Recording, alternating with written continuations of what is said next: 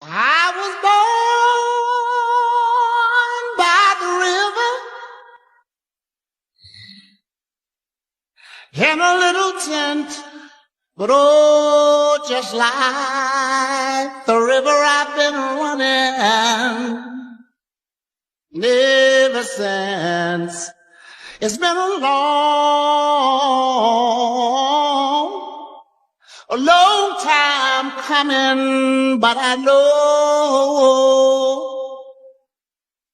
a change gonna come. But oh, yes it will. I wanna be with you. I wanna be with you. I wanna be with you. I wanna be with you. I wanna be with you. If I didn't ride blade on curve, would you still? If I'm in my mind at work, would you still? Keep it 100, I'd rather you trust me than to. Keep it a whole 100, don't got you, I got nothing. I got something. No time for tears, wasted water's all it is, and it don't make no flowers grow. Good things might come to those who wait, not for those who wait too late. We gotta go for all we know. Just the two of us. We can make it if we try. Just the two of us. Just the two of us. Just the two of us. Building castles in the sky. Just the two of us. You and I. I got diamonds proving to see slides in both ears. Dice falling on the Las Vegas trip tonight. Slip that on and we might miss the fight. Fuck a night, I keep the koala in my shorty bag. You know she want a mom when she tattoo that ass. I'm a lover boy, she love the toys. Keep it coming, we're right up. This that roll myself a J and count my figure shit. This that stepping out, I feel like I'm that nigga shit. I drop 30 on this room, we ain't gon' sleep for shit. If I catch you nothing off, then it's gon' be your body. Is this real? Temperature's rising, I don't wanna feel I'm in the wrong place to be real. Whoa, and I'm longing to love you just for a night. Kissing and hugging and holding you tight. Please let me love you with all my might. The reasons is that we're here. The reasons that we feel our feelings won't disappear. After all the reasons why, all our reasons we're alive. All the reasons love. I don't know if you could take it. No, you wanna see me naked, naked, naked. I wanna be a baby, baby, baby. Spinning in his sweat just like he came from Maytag. Like a wrist on the brown. When I get like this, I can't be around you. I'm too little to dim down the night. Cause I can do some things that I'm gon' do.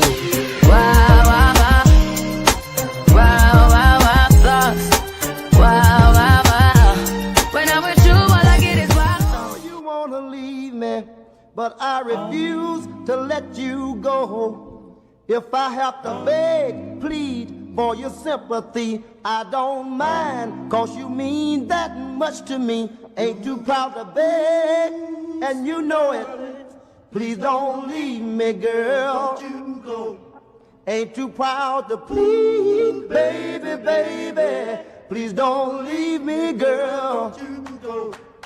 Now I've got a love so deep in the pit of my heart, and each day it grows more and more. I'm not ashamed to come and plead to you, baby. If pleading keeps you from walking out that door, ain't too proud to beg, and you know it. Please. Nah, that's just passion. We'll talk, but fuck your feelings. Elijah 1, 2 overrated, Kobe still a realist. Top 10 all time, now how they cut the line. Magic Johnson, Draymond Green, one in the same kind. Fuck your feelings, fast break, stop and pull a J. He got how many rings, nothing else to say. With the team, live streaming, play by play. This the dream, full steam on the road to 100K. FYF, blow the whistle, man, we too official. Better check the film, we not one of them. The greatest to ever ball above the rim. They wasn't with me shooting in the gym. Cut the small conversation, debate on major levels. This the playoffs, baby, bring that pressure, we never settle. Crossing spin, getting it in, I wanna win. That teamwork got us headed to the ship again. Started small, then turned into big dogs. They treat me like the GM, I just make the call. No matter who my op is, I'ma stand tall. Then pull up to the game, fresh like I just left the mall. 100K, 100K, 100K, check the score. We gon' bust the shot clock, fans running to the floor. All I hear is go this and go that. Man, your team suck, hang it up like a coat rack. I love the game, I admit it, I can't quit it. Step in front of me, man, your ankles gon' get the business. Been a legend like Moses Malone, way ahead of my time. This the greatest sports show ever, I just had to remind. FYF, FYF, blow the whistle, man, we too official. Better check the film, we not one of them. The greatest to ever ball above the rim. They wasn't with me shooting in the gym. Cut the small conversation, debate on major levels. This the playoffs, baby, bring that pressure, we never settle. Crossing spin, getting it in, I wanna win. That teamwork got us headed to the ship again.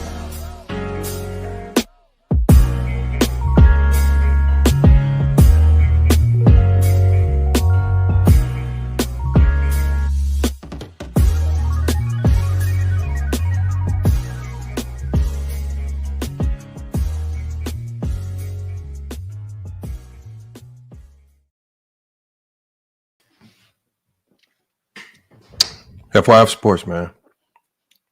Lamont, man, we back. Appreciate everybody being here, man. Salute to Michael Jordan. Fans are the best. Politica's Rex, man. We got to get you on the panel one of these days, man. Hopefully today, man, if you got time. T Perfect as well. Salute. Salute to everybody. Again, as I said on the last stream, salute to everybody that really supports and watches the stream from the embedded video on Newsbreak. Just as I said on the last stream, and that you guys did a really good job of coming over here to YouTube. Just make sure if you want to stay on Newsbreak, that's fine. Just come over to YouTube, hit the like, give us a little bit of engagement over on YouTube just to help. And then you can get back over to Newsbreak and cook it up. I'll drop the link over to Newsbreak if you guys want to actually go over there and cook it up. But everybody's here, man.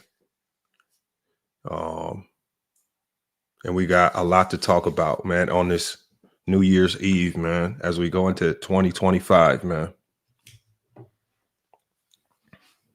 A lot of stuff going on in the NBA right now. A lot of trade chatter, a lot of trade noise.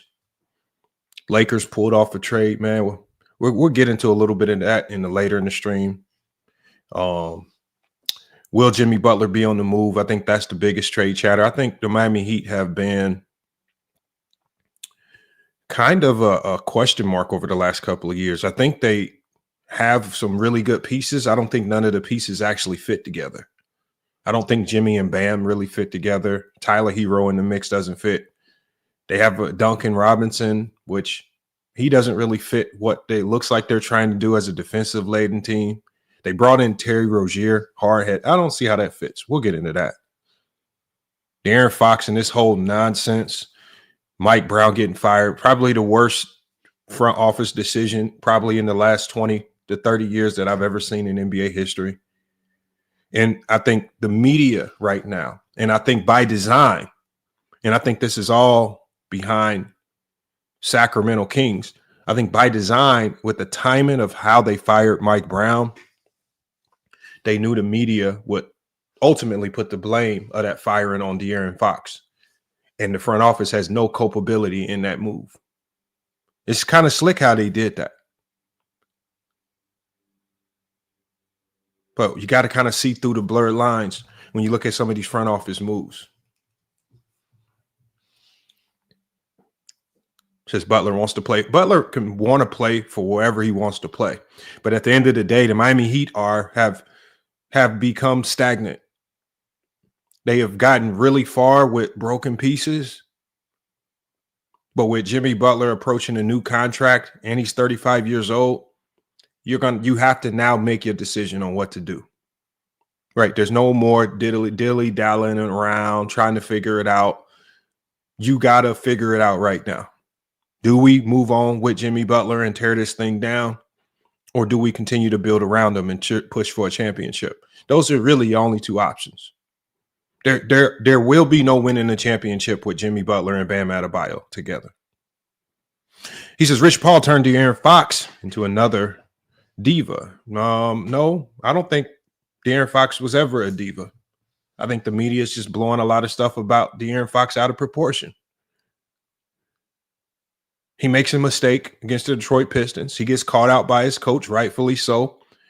And because I believe that the Sacramento Kings have their eyes on another head coach based on the direction that they want to go with the team, they just thought this would be perfect timing to go ahead and fire Mike Brown, and the media will put all the blame on De'Aaron Fox. They knew that the media will believe, okay, he just called De'Aaron Fox out. De'Aaron Fox needs a new contract. The media is just going to push the narrative that De'Aaron Fox asked us to fire Mike Brown, and we capitulated so we can keep him. That's why I like when Lou Williams, who has some insiders, expose some of the inside chat. He said, no, not no De'Aaron Fox. He says Mike Brown went to DeMar DeRozan. He said, it looked like we need to bring your ass off the bench. Either way it goes, man, it was still the worst front office move in the last 20 to 30 years.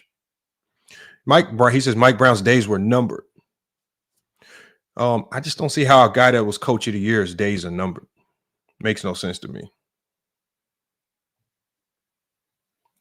Salute A-Star. We're going to get to the meat and bones of what we here for today, y'all.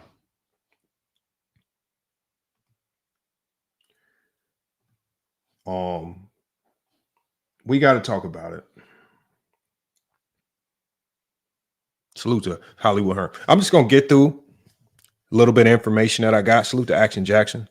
Everybody that's pulling up today, man. Make sure y'all, before we even get started with this, y'all, as we get into the new year, man, we're going to try to cook up a lot more of these lives.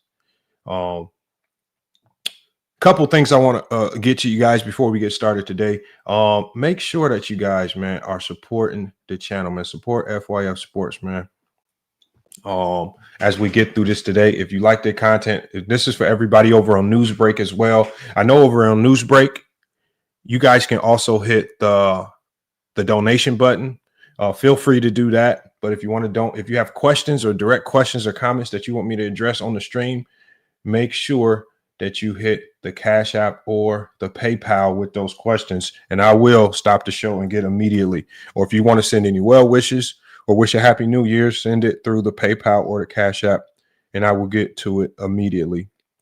Also, before we get started, and we're going to be dropping a promo pretty soon here. We have partnered with a new company called Try Layup.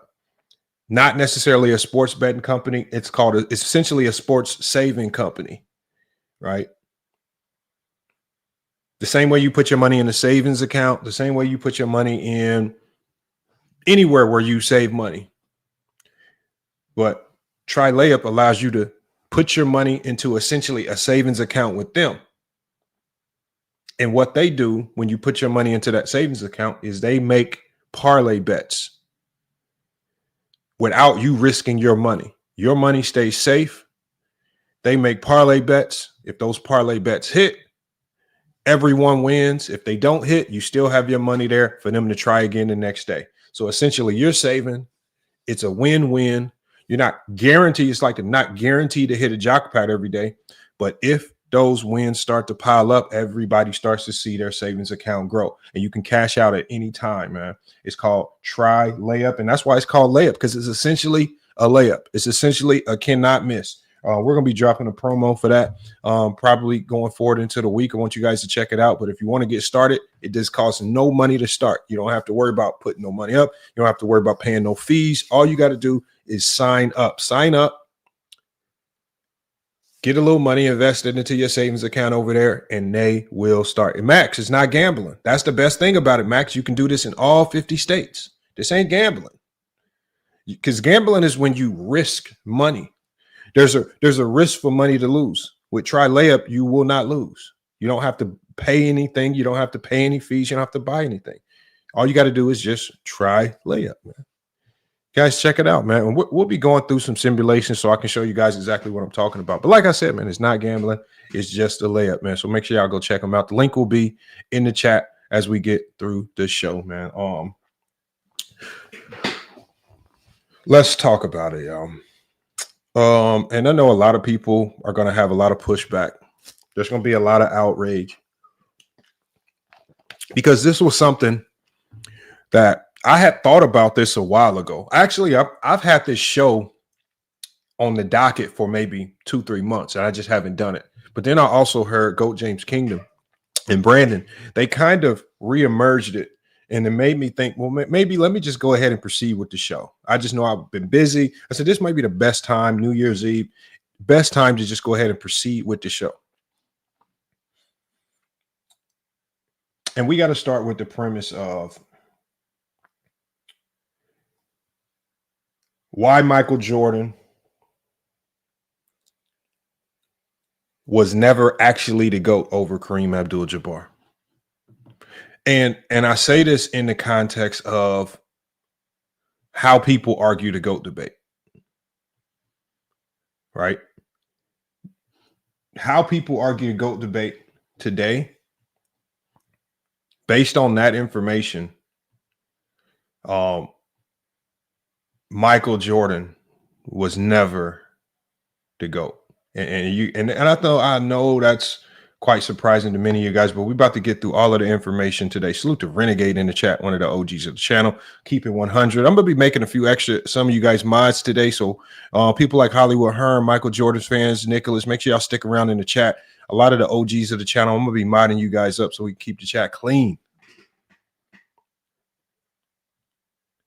Hollywood Hearn says, now I agree with Lamont how people use the GOAT debate because their reasons are crazy. And yeah, well, I mean, the problem with the GOAT debate is, and the biggest problem with the GOAT debate that I've seen is that people, oh, my bad, Sturdy. I thought you had a wrench, Sturdy. Let me go ahead and do that right now. Let me get you guys modded up in the chat. Make sure y'all keep spamming up in the chat so I can see y'all names. And I'm going to go ahead and make you guys mods right now. That's my bad. I don't know how this happened, man. Let's get some of you guys modded up. There's Hollywood Hearn.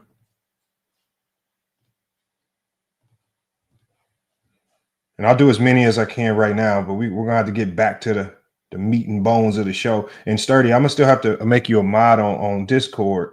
I know you said you want to clean the Discord up. I'll get to that as well.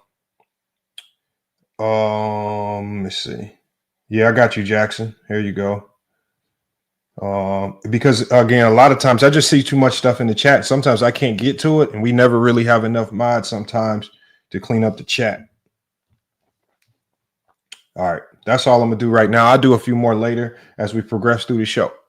All right, so when we talk about this, y'all, right, the GOAT debate is like, I know, especially on the internet, as people have been trying to, there's been a lot of people who've been trying to distance themselves from the GOAT conversation, primarily because there's a reality at the end of the GOAT conversation that they don't want to surmise. So there's the new way to avoid the GOAT conversation that I've been seeing on the internet is, oh, the GOAT debate is toxic, man. Y'all shouldn't be doing the GOAT debate. Why y'all doing this? It's disrespecting players of the past. No, it's not. I only hear people saying that when there's a reality that's starting to get birthed that a lot of people just don't want to accept. Right? He says, Kareem, the GOAT. I can listen to that. Well, this is not necessarily saying Kareem's the GOAT. What I'm saying is Kareem has always been over Jordan. No, I don't care where, you know, and that's That's my biggest. So I don't know where you guys have Kareem. I don't know where you guys have Jordan. But ultimately, we know that Jordan has been the GOAT for the majority of people, especially as the 90s era has passed. And we have a lot of those people in mainstream media pushing and propagating that narrative. Jordan just so happens to be at the top right now. My biggest thing is, how did he get there and why? Right? You got people like Kobe. I don't believe he belongs in the GOAT conversation. Obviously, Bill Russell gets glossed over a lot. But when you talk about Michael Jordan and Kareem Abdul-Jabbar, Jordan supporters, what do they normally do? Jordan fans frequently talk about his 6-0 finals record, his scoring titles. And at the end of the day, really, that's it. You know, but when we dissect criteria often cited by fans, titles, MVPs, accolades, statistical dominance, there's a very stark reality, man, that starts to emerge.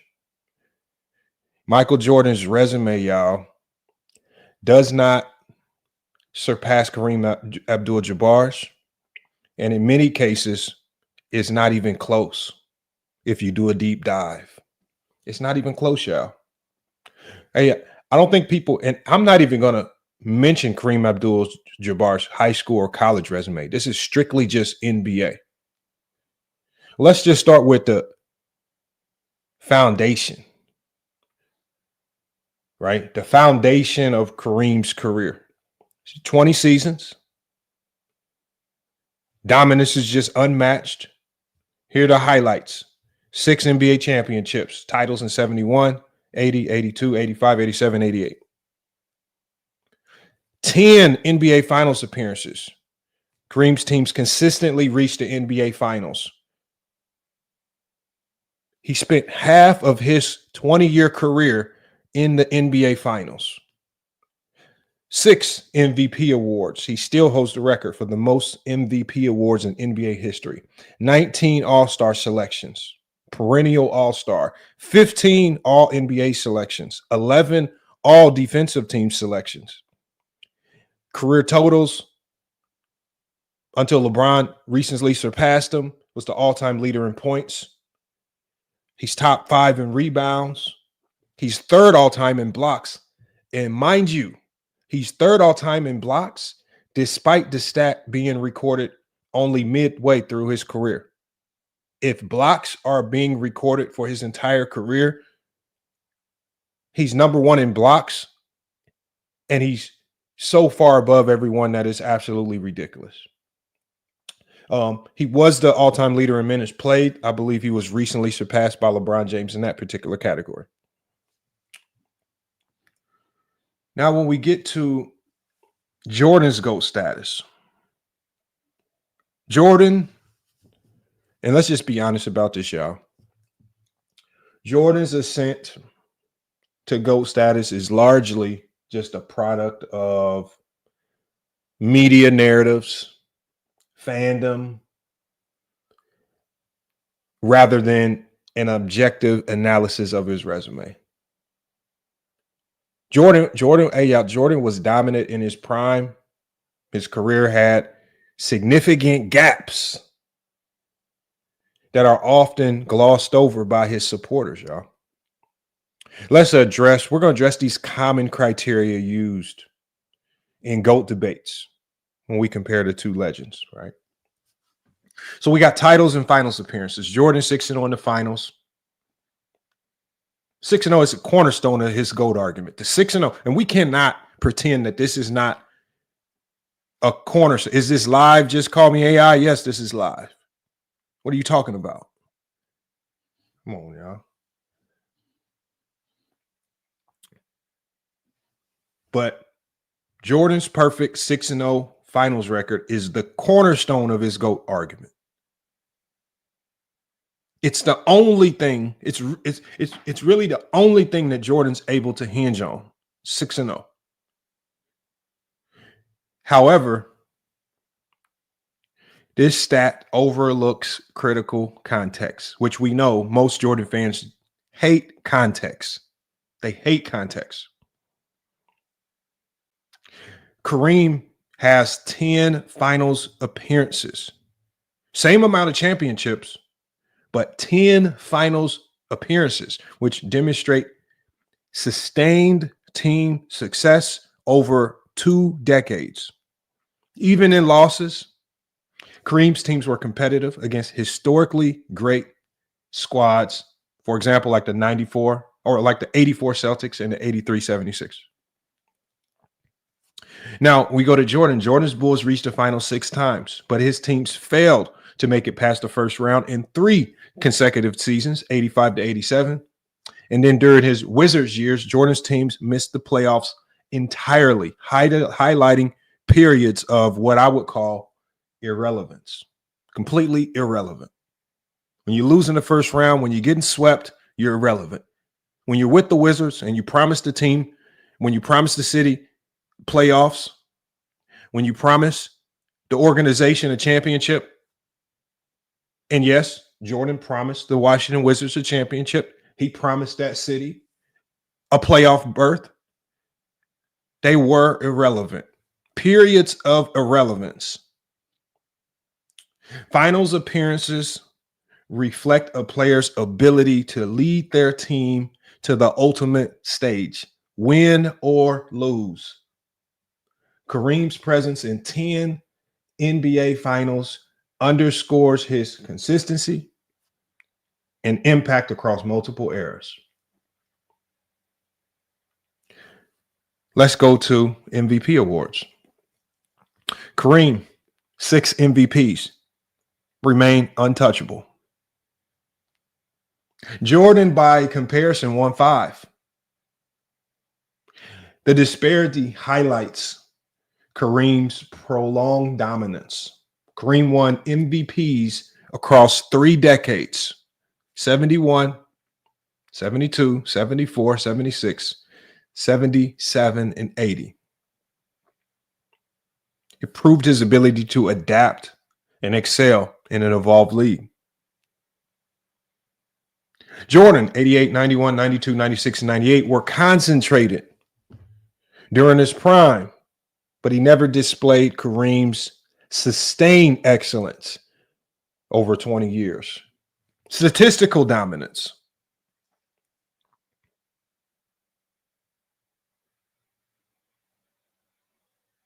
Kareem, 38,000 career points. It made him the all-time leading scorer until 2023. And let's not get fooled. Let's not be fooled, y'all. Let's because there are going to be a lot of people in this chat that are going to pretend, as we've seen them pretend since 2023. There's going to be a lot of people in the chat that are going to pretend as if Kareem and the all-time scoring record was just another record. Let me tell you guys right now, when Kareem had the all-time scoring record, it was the most significant statistical accolade in NBA history. It was looked at as the most unbreakable record in NBA history. It was believed that no one would come close because we never believed we would see another player be that great for that long to even put themselves in the conversation to catch Kareem Abdul-Jabbar. It was the greatest statistical accomplishment in NBA history.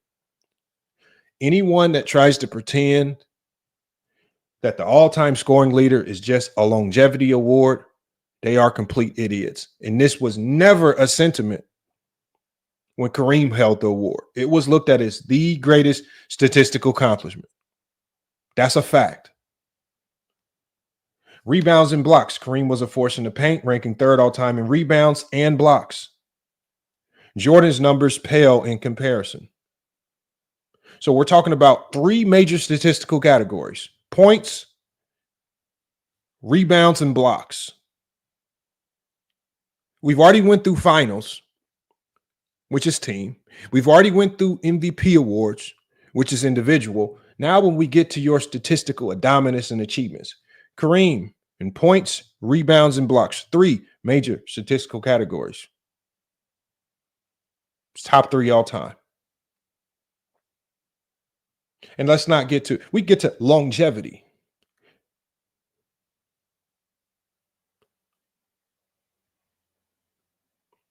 Kareem played over 1,500 games, maintained an all-star level of play and production well into his late 30s. Jordan played 15 seasons, including 2 stints of unremarkable play with the Washington Wizards.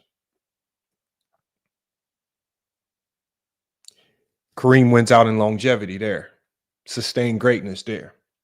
Let's go to accolades and defense, y'all. Jordan has 9 all defensive team selections. Kareem has 11. It demonstrates his prowess on both ends of the floor. All NBA teams. Kareem has 15 all NBA selections, which surpasses Jordan's 11. It reflects sustained impact on the game. We go to all-star selections. Kareem's 19 all-star appearances dwarf Jordan's 14, further emphasizing sustained excellence and consistency.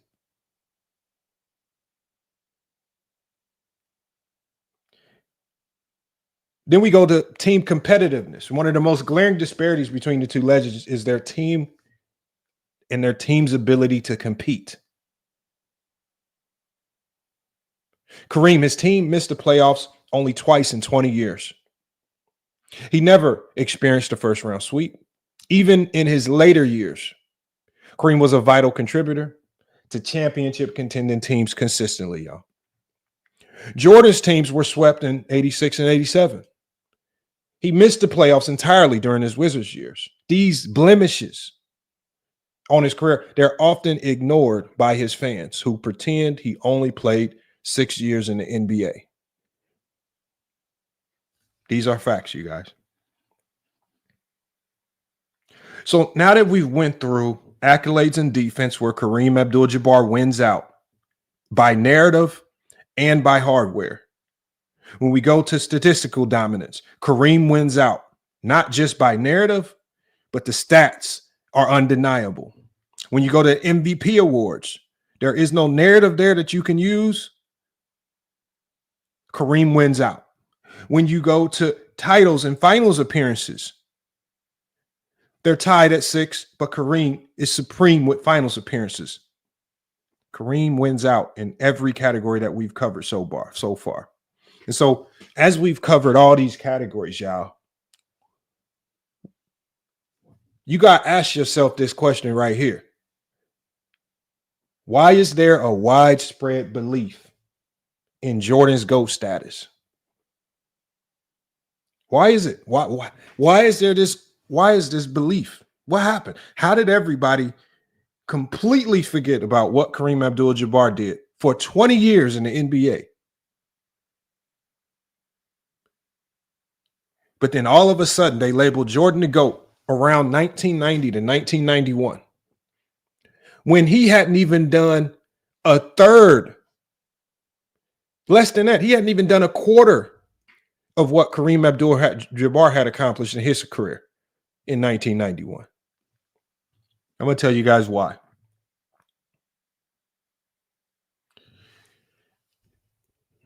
It was media influence. I did a live stream last week, you guys, and I talked about the importance of local media and how local media drive fandom. But you know what local media also does? Is they also help shape the minds and the belief of what we believe these players are. I talked to you guys about how in Indiana, if you were an Indiana Pacer fan in the 90s, the media made you believe that Reggie Miller was the first version of Steph Curry because of how great they talked about him. When we talk about Jordan, Jordan's rise coincided with the NBA's global expansion under Commissioner David Stern. Right? The league marketed Jordan as the face They capitalized on his charisma, his marketability, and the partnership with Nike. Campaigns like Be Like Mike. It turned Jordan into a global icon. We saw this when Jordan went overseas with the Dream Team. And it started to kind of transcend basketball.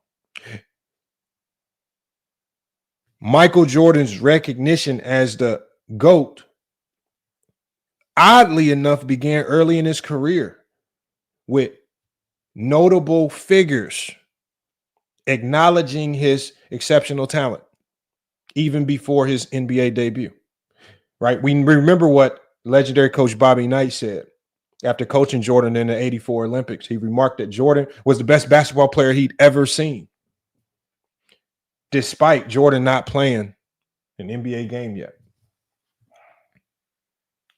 And we're going to progress through Jordan's career.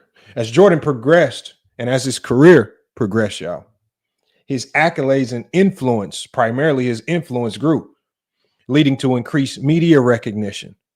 By the early 90s, following his first championship in 1991 and subsequent titles, the media began to widely refer to him as the GOAT. This narrative, and mind you that it was a narrative, further solidified by his global marketing presence, including partnerships with Nike.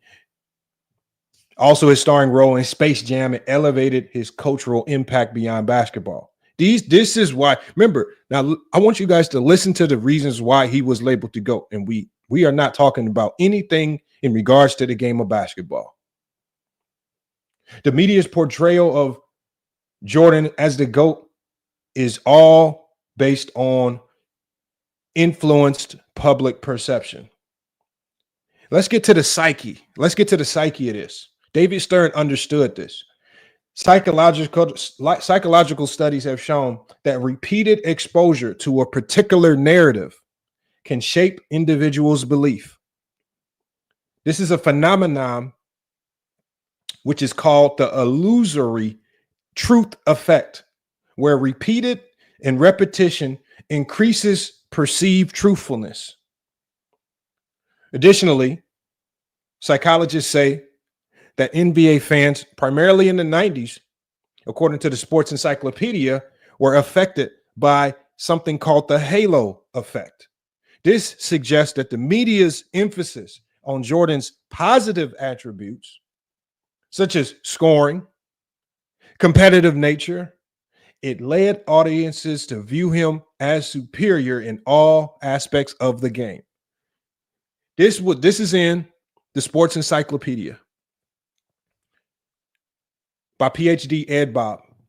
I'm going to read that. I'm going to let you guys know again. He says that fans of the 90s are affected with something called the halo effect, where there's a strong emphasis on Jordan's positive attributes, primarily scoring and competitive nature. I want you guys to ask yourselves, when Jordan fans talk about Michael Jordan, what are the two elements of the game that they speak of most? Competitive nature and his scoring. Even when they talk about other players, if you can't score in the mid-range, they don't believe you're great. This entire era of basketball is being subjected to 90s fans who still have the halo effect in their brains. They're crying because these players said, instead of shooting this long contested mid-range, how about we take a step back and just take a three and we get extra point? But because 90s fans are deluded with the halo effect, they believe for you to be great, you have to shoot it in the mid-range. You have to shoot it contested.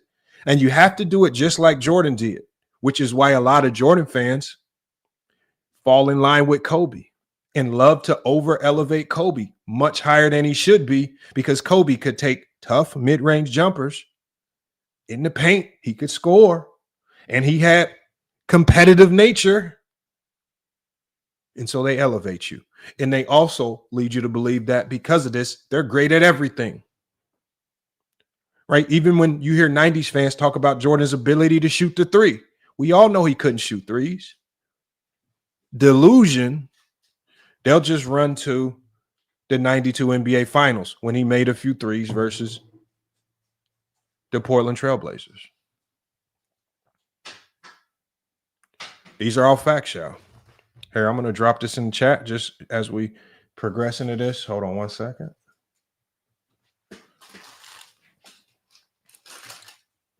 And we're going to get through this. Here it is right here. Make sure, y'all, as we get through this, y'all hit the Cash App or hit the PayPal. Support the channel. These are all facts we drop in the day. If you have any questions that you want us to address and you want us to address them immediately, just drop it in the Cash App or the PayPal and we'll get to it. Let's get back to this right here, though. So these psychological principles highlight how media narratives shape public opinion. And how do we know they shape public opinion? Because many people that say Jordan is the GOAT have no clue how the game of basketball is played. They don't have any understanding of what good and bad defenses are. They don't have any understanding of offenses, offensive sets, offensive structures, and what it takes to be good on either side of the floor. Many Jordan fans just hate to admit that they are supreme casuals that lack a true understanding of the game. And they don't understand that everything that they're regurgitating about Michael Jordan as the GOAT stems from what they heard in the media. This is facts. So in Jordan's case, while his achievements are remarkable, because we're not saying any of this to say that Jordan is trash, he's bad, he's not top 10. It's just that the media's portrayal played a pivotal role in elevating him to GOAT status, sometimes at the expense of players with equally compelling resumes, if not superior resumes. Kareem, on the other hand, played in an era with limited media coverage and had a more reserved personality. His dominance was understated, overshadowed by flashier players, and the NBA's desire to promote new stars.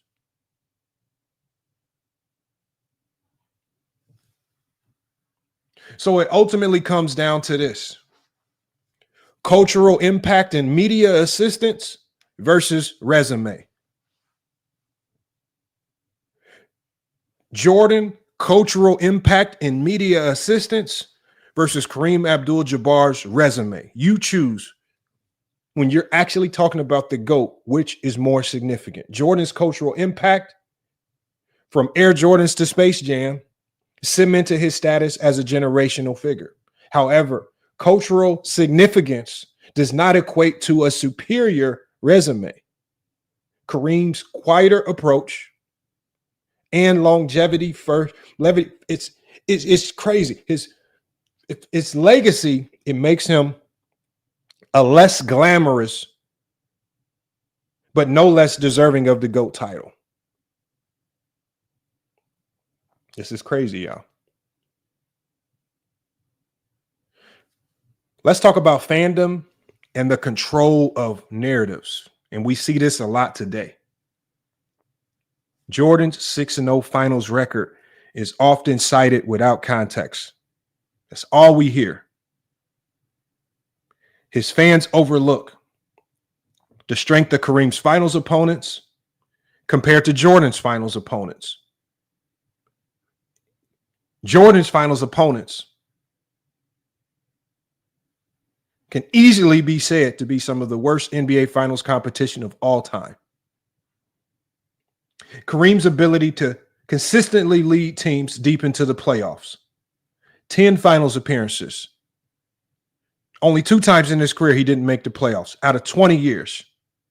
The fact that Jordan played in a more media-driven era, allowing his narrative, y'all, to dominate the conversation.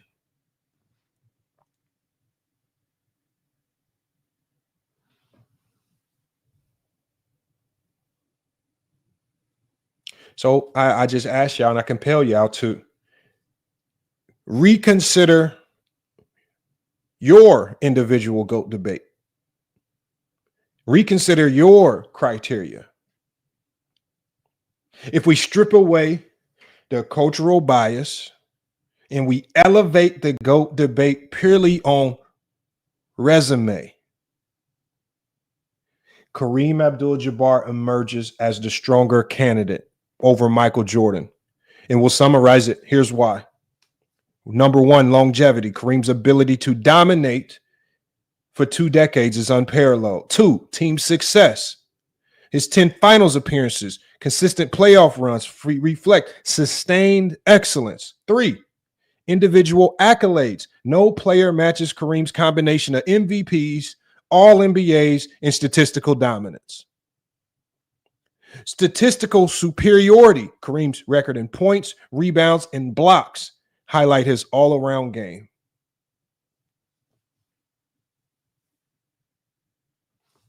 The argument, y'all, that Michael Jordan surpassed Kareem Abdul-Jabbar as the GOAT is largely rooted in fandom and media narratives rather than objective criteria. Jordan's cultural impact, undenied, but Kareem's resume remains unmatched in NBA history. Now, we all know that LeBron James adds another dimension to the conversation, but his resume often, because his resume often bolsters Kareem's case for sustained greatness. I need you guys to really think about that. Jordan fans, you need to think about this. So the first question that I'm going to ask everybody as I drop the link, the first question that I'm going to be asking everybody is, at what point in time in Jordan's career did he become the GOAT for you, and why? There's a reason why I'm going to ask that particular question. Because we all know when Jordan, according to the media, told you guys he was the GOAT. But when did you personally believe he became the GOAT? I believe it's all been a lie and a myth. It's all been a lie and a myth.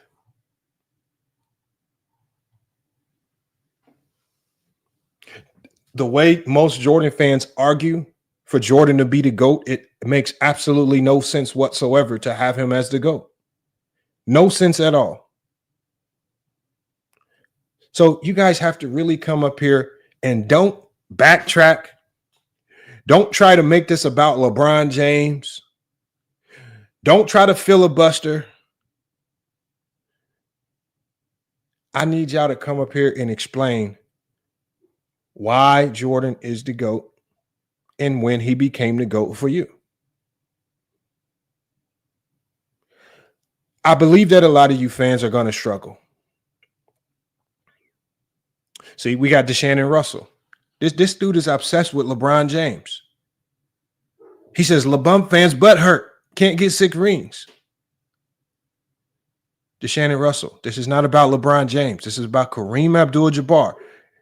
People like you are the exact reason why players like Kareem Abdul-Jabbar can never get his flowers.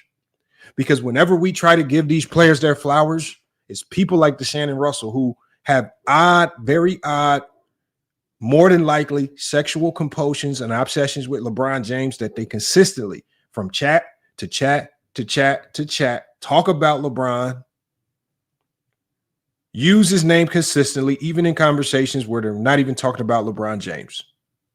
Because DeShannon Russell is a child of one of these Halo-affected 90s fans, and they've passed that disease down to DeShannon Russell. He's messed up in the head.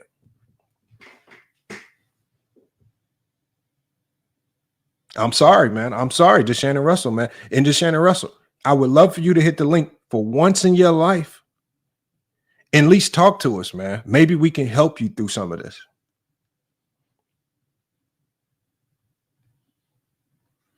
Let's go ahead and get the link up, man. Let's get the link in here, man. I'll get you guys up here to cook.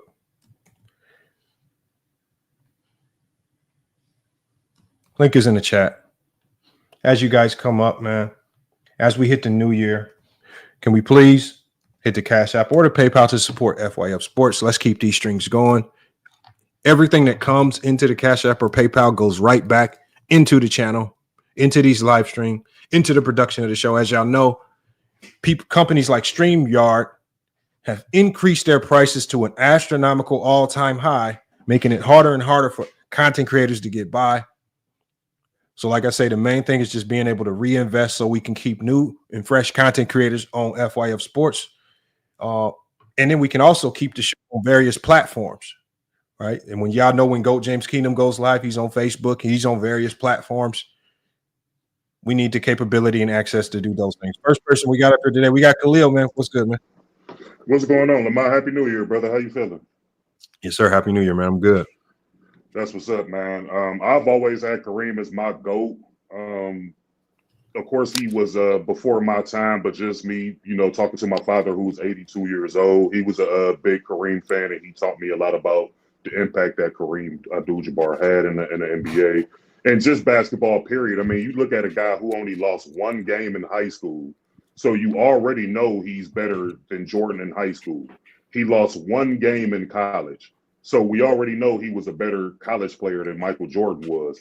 And he has more stats, more everything than Michael Jordan. So I'm trying to understand, when did this happen where Michael Jordan passed up this guy on all three levels of basketball, not just the NBA. People are saying that he's better at college and in the high school, when we know that Jordan was cut in high school. So they can't even be honest about that.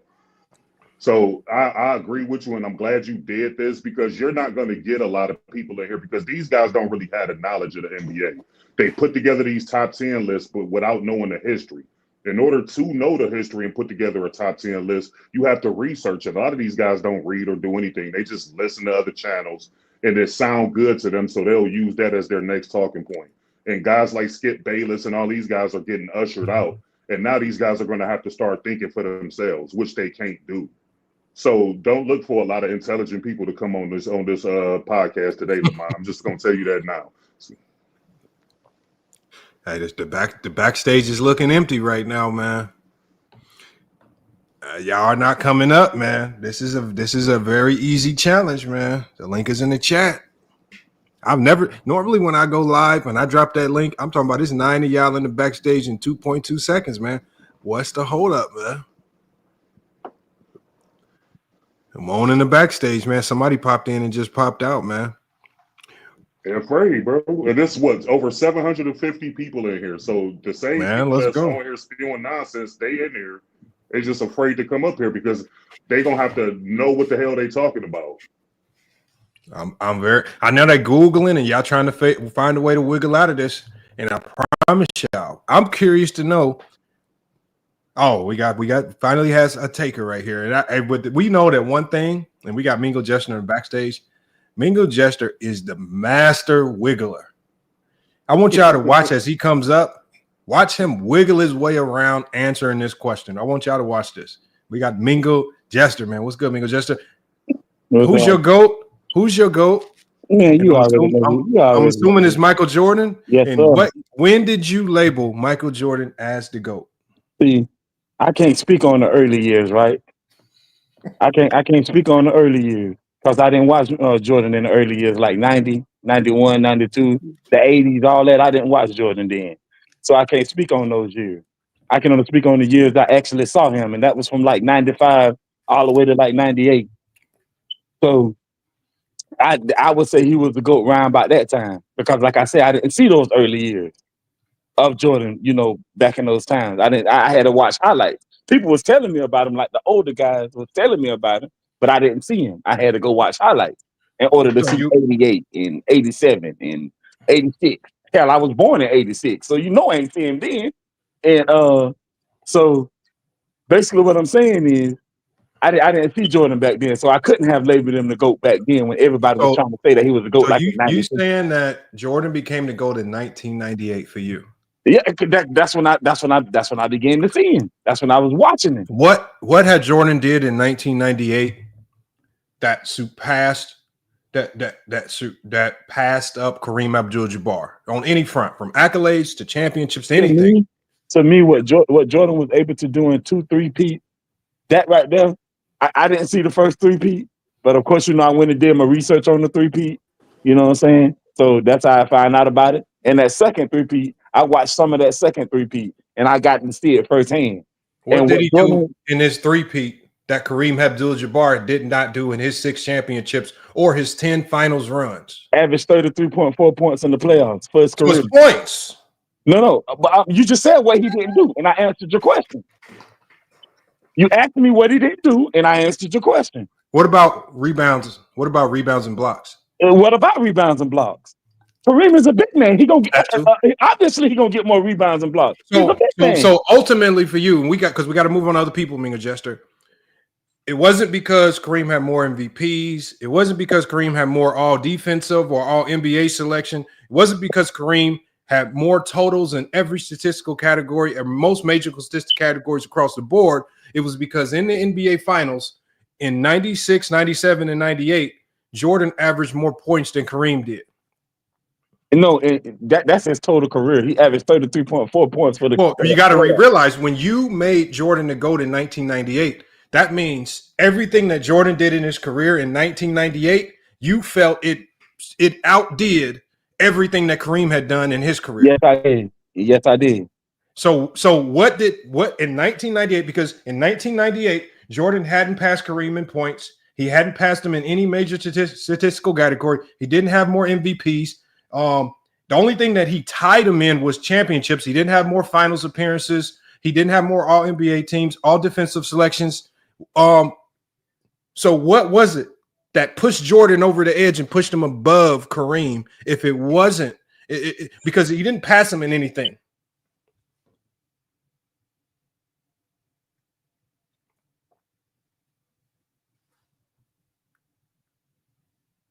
What happened? No, we waiting on you. What did Jordan pass Kareem in make you say he's the GOAT? See, for me, it was like I said, I went back to the 2-3-peat. What Jordan was able to do with that was amazing. But what did he do? Even if you don't like him, that was amazing. Now, moving on. We know it was amazing, but what did he do? Wait a minute, you can't ask me a question, then start interrupting when I answer. No, but you just said moving on. Yeah, moving on. Go to the next point. Okay, so hold on. You keep talking about 3-peats. I said in 1998, what had Jordan did in his career that outdid or surpassed Kareem? And what measure are you using outside of media narrative? Because the term 3-peat is a media contrived narrative. But it fits though. It's narrative. No matter what it is, it fits though. But isn't it was so what's so great about it? Because the 3-peat doesn't beat. So great? Did you really just ask me that? The 3-peat doesn't outdo Bill Russell's 8-peat or something like that. That's Bill Russell. But what I'm telling you is, all I'm saying is, it's the reason why the 3-peat only been done and once. What did Jordan do that outdid Kareem Abdul-Jabbar? Wait a minute, Lamont. It's the reason why the 3-peat only been done once. What did Jordan do that surpassed Kareem Abdul-Jabbar? Jordan did it twice, and Kobe and LeBron. What did Jordan do that ever outdid Kareem Abdul-Jabbar? That should tell you something. Okay, what did Michael Jordan do that ever outdid Kareem Abdul-Jabbar? I just told you. You're not listening. You keep saying 3-peat. That's not nothing. That's not nothing. No, it's just it's a medium term. That ain't nothing, bro. You talking nonsense. What? Okay, 3-peat is just another. It's 3-peat is just three. 3-peat is just 3 championships. Yes, they're tied in the championships. They're tied. They both have 6. They both have 6. Hold on for a second. So Mingo Jester, you saying basically. Hold on, you saying basically that a team accomplishment is better than anything Kareem did individually? Bro, all I'm saying is, and plus he got all the Finals MVPs with those 6 championships. Okay, that's what matters. You keep going to championships. I'm gonna tell you this, Mingo Jester. Once Kareem changed his name from Luau Center to Kareem, the media kind of went away from him. And they, like Lamont said earlier in this soliloquy, they were looking for another player to promote and make this media darling, and Jordan fell And right in line. Hold on. So Let he me started move to on. get that Hold on. attention. I want to move and on to I want to move on to Politicus rest because he was second up here. That's a dumbass take, Right. Nigga So Jester. right no now, That's hell the it ain't. stupidest No shit hell I've it hold ain't. on. You heard. just hate it Yes, because it you is. Hold because on. your man's didn't Nah, do it. don't nobody. You Hold just on. hate it because your Hold on, man y'all. didn't Hold do on, it. y'all. Let's not let it. We're gonna not let this conversation get off the rails. Mingo Jester basically is saying Jordan is the champion.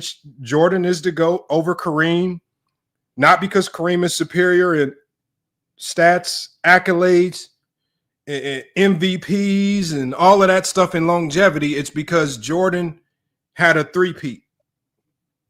So Jordan's three-peat is superior to Kareem's entire career. That's what Mingo Jester says. Let's go to Politica's rest, man. What is your thought on this, man? Well, I wanted to just touch on a couple little things real quick. George Mikan also had a three-peat.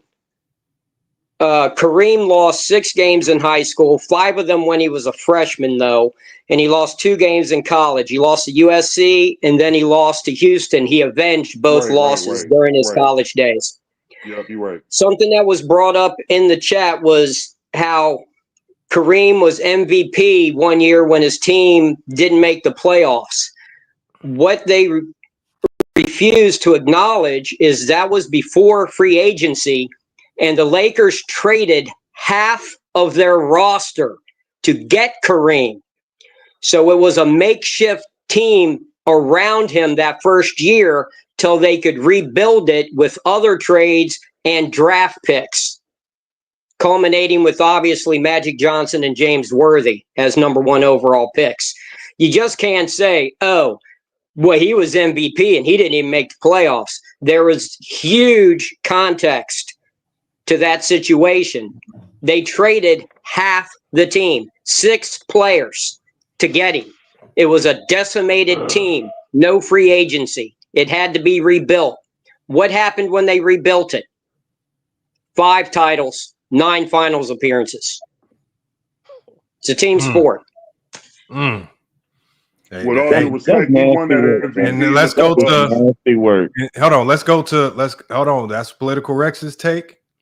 Let's go. Maybe Mac Def won't wiggle as much as Mingo Jester. Mac Def. Well, I was trying to say, I was trying to move on. I know, Mac. I don't.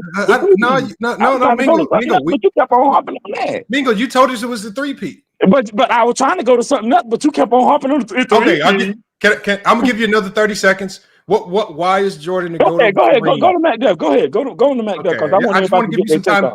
I want to give you time to think it through. No, man, so I you want don't everybody wiggle to as get their take much. off. Go to Mac Def. All right, Mac Def.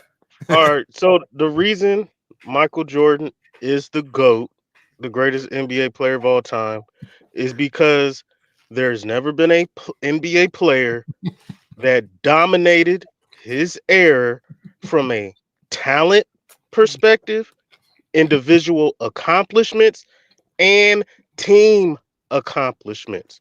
Wilt Chamberlain was the greatest of his era as far as talent. He did not dominate championships. He did dominate individually. He has 2 out of the 3. Bill Russell dominated in championships. He was not the best statistically or individually.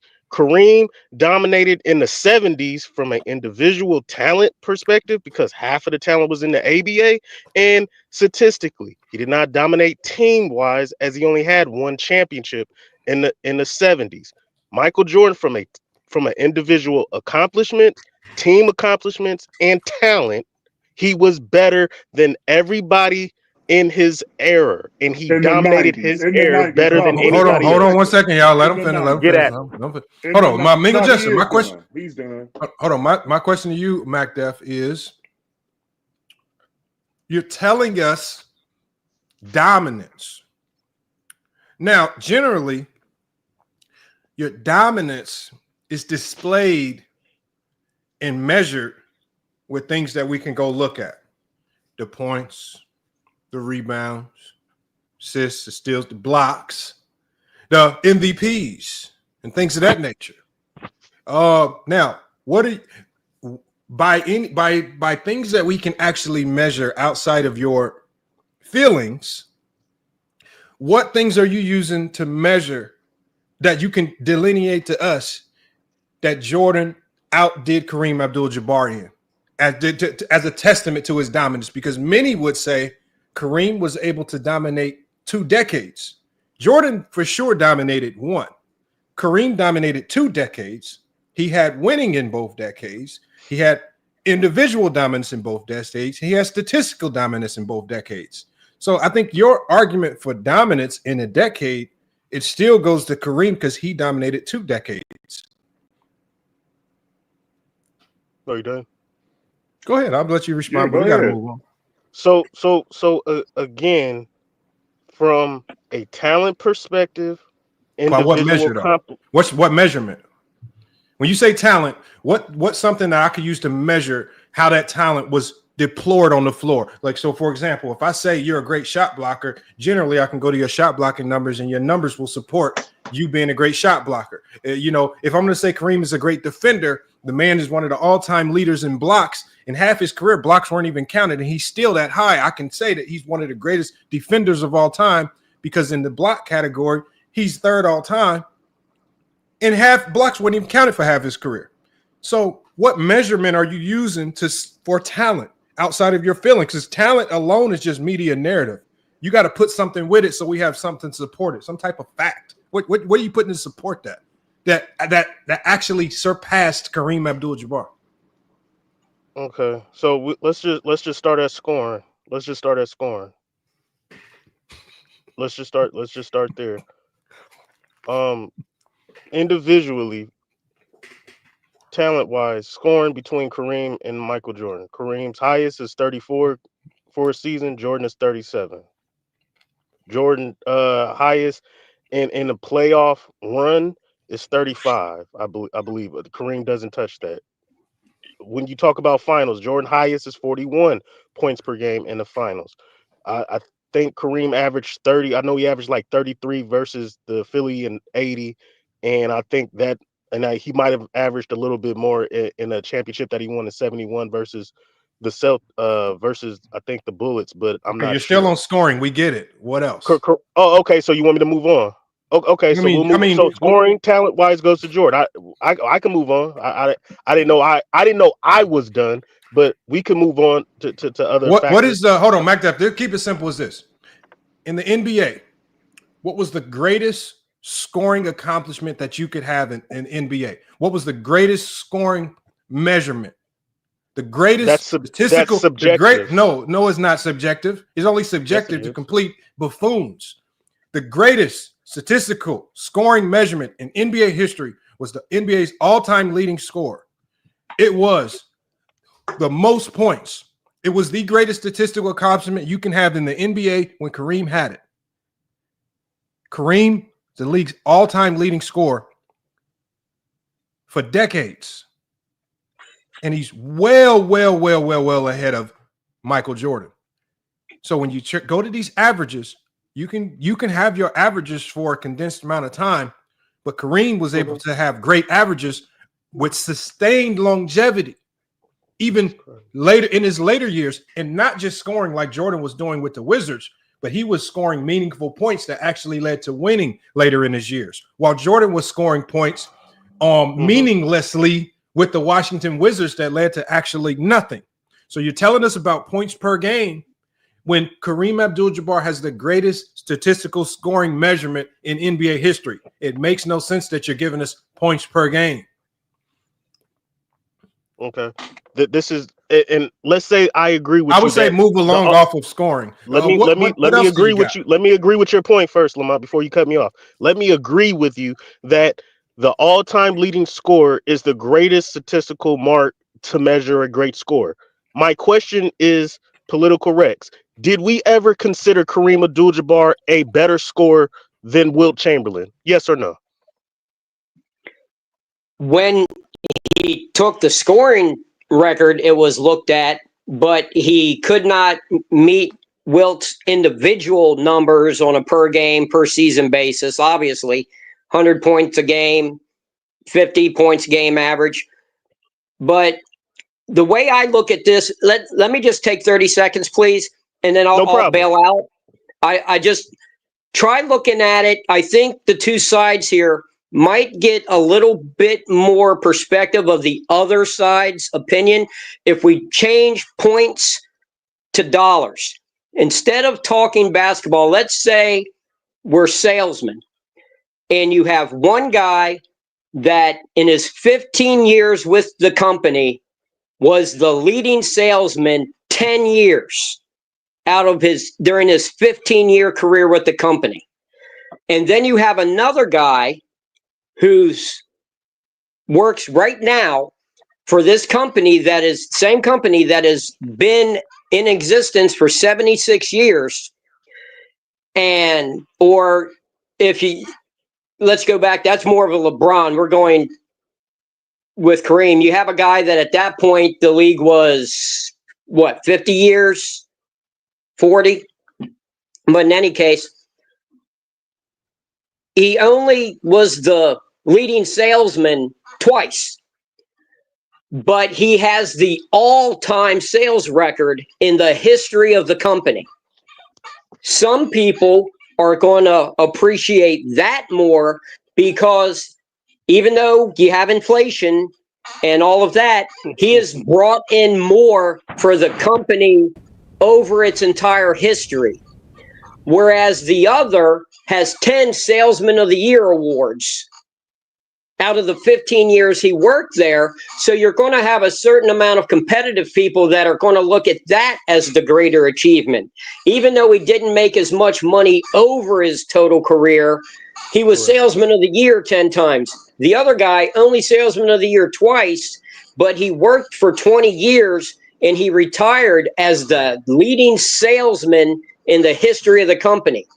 Does that help y'all understand the other side's view a little better? And let me just say Correct. this real quick Go before ahead. you go on, MacDev. You ain't gonna be able to get out of this. So you broke down that Kareem dominated in the 70s without no championships, but you didn't bring up that Jordan dominated in the 80s with no championships. All his championships came in the 90s. So why didn't you separate his career like you did with Kareem? No, because I said error. I don't think Kareem was the best player in the 80s. I think that goes to Magic and Bird. I think Kareem, even though he played in the 80s, I consider Kareem's era the 70s, where he dominated from an individual standpoint. So when I mentioned the three aspects, individual accomplishments, team accomplishments, and talent, Kareem at his best with those three categories was in the 70s. In the 80s, you're not going to say Kareem was the most talented center. Moses Malone, Akeem Olajuwon. Statistically, he didn't dominate, but he did have the championships. You see what I'm saying? But he doesn't have the other three measurements in statistical dominance and individual accomplishments, because most of he only got one MVP in the 80s, and that was 1980. After that, he didn't earn anymore. So I wouldn't even, to measure how great Kareem is, you have to look at the 70s. You have to look at that entire decade. And if I Well, was why to can't measure you just Kareem in put the his whole 70s, career in retrospect, no, MacDev? I'm not Why can't you? putting his whole career. I'm just saying those three categories from an individual perspective as far as talent, from an individual accomplishment, and championships.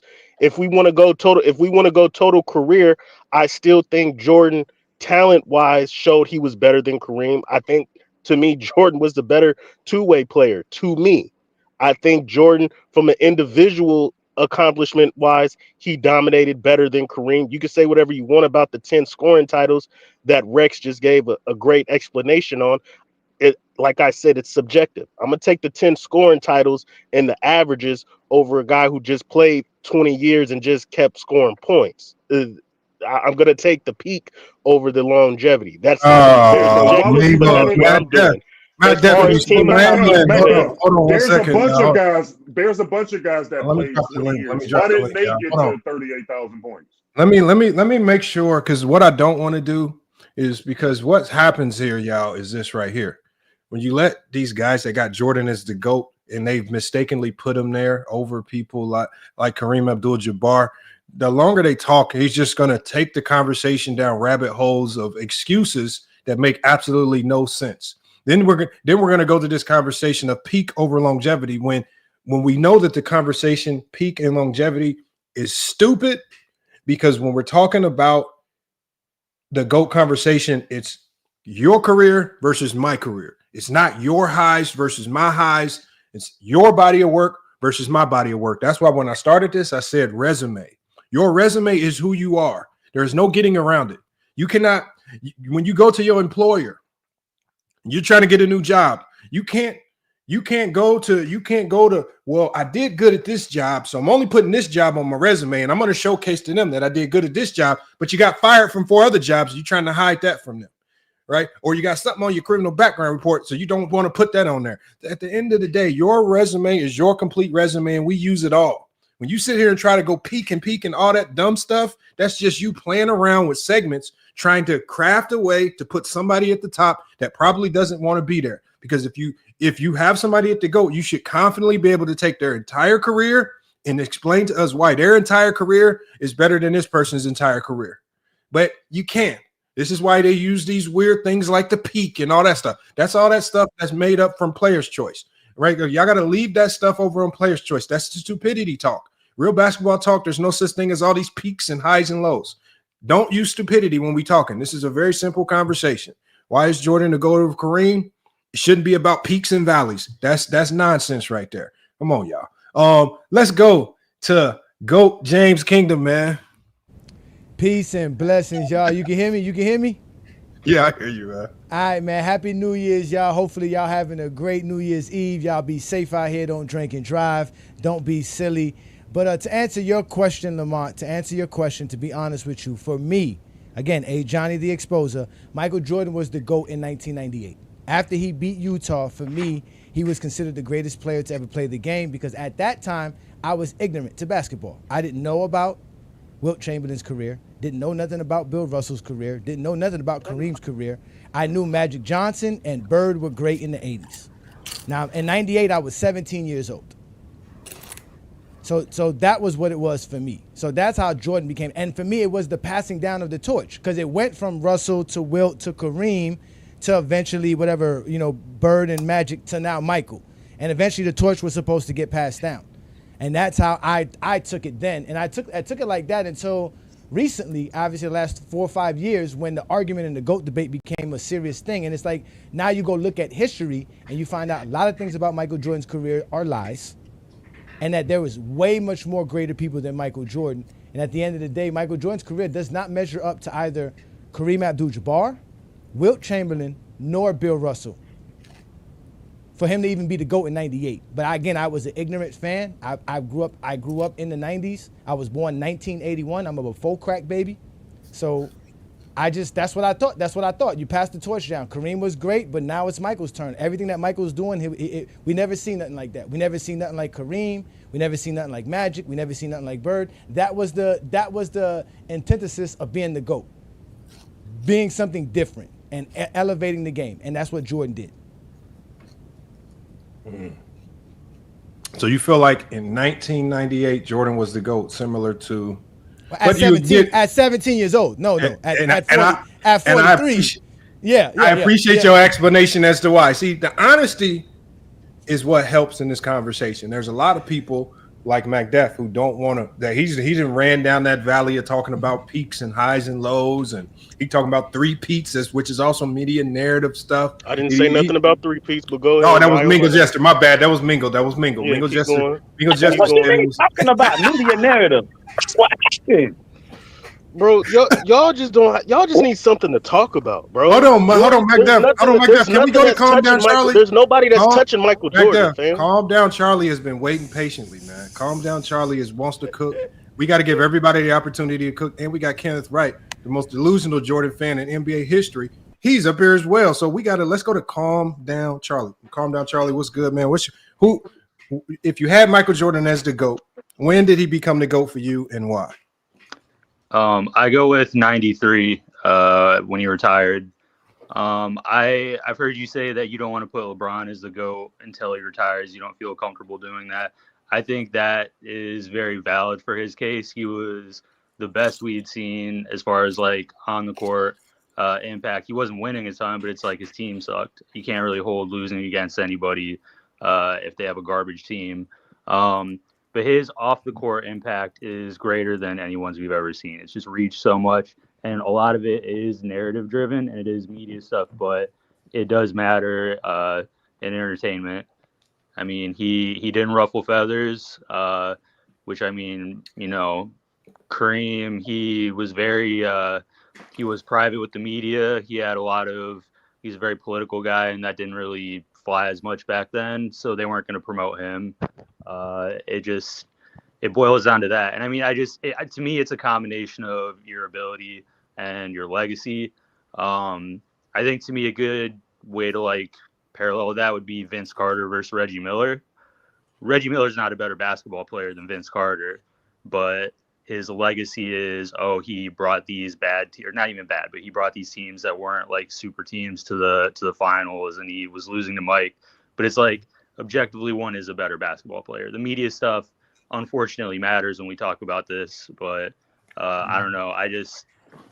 I'm also from Chicago, so to be fair, I'm a little biased, but I just think the on the court, off the court combination is what. And so, and my question to you would be, is there anything on the resume at the end of 1993, if we're just strictly talking about Jordan's resume versus Kareem's resume in 1993, basketball wise, and not necessarily narrative wise, because we understand, as I said before, that the media helped create a narrative that put Jordan as the GOAT, and it wasn't necessarily the basketball resume. In 1993, was there anything basketball resume wise that Jordan had done that has supreme Kareem Abdul-Jabbar that would allow him to be labeled as the GOAT based on resume? No. Damn, that's tough right there. That's crazy.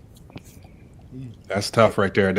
Hey, I appreciate the honesty there, and not really trying to combat it with nonsensical narratives like Mac Def and Mingle Jester, which was way Scoring in 3 Bro, that is not no nonsense. Get out of Scoring here in with 3 that. feet. Hey, Lamont, nonsense, bro. Hey, Lamont, check the private chat right quick, brother. Okay, I got you. Let me go while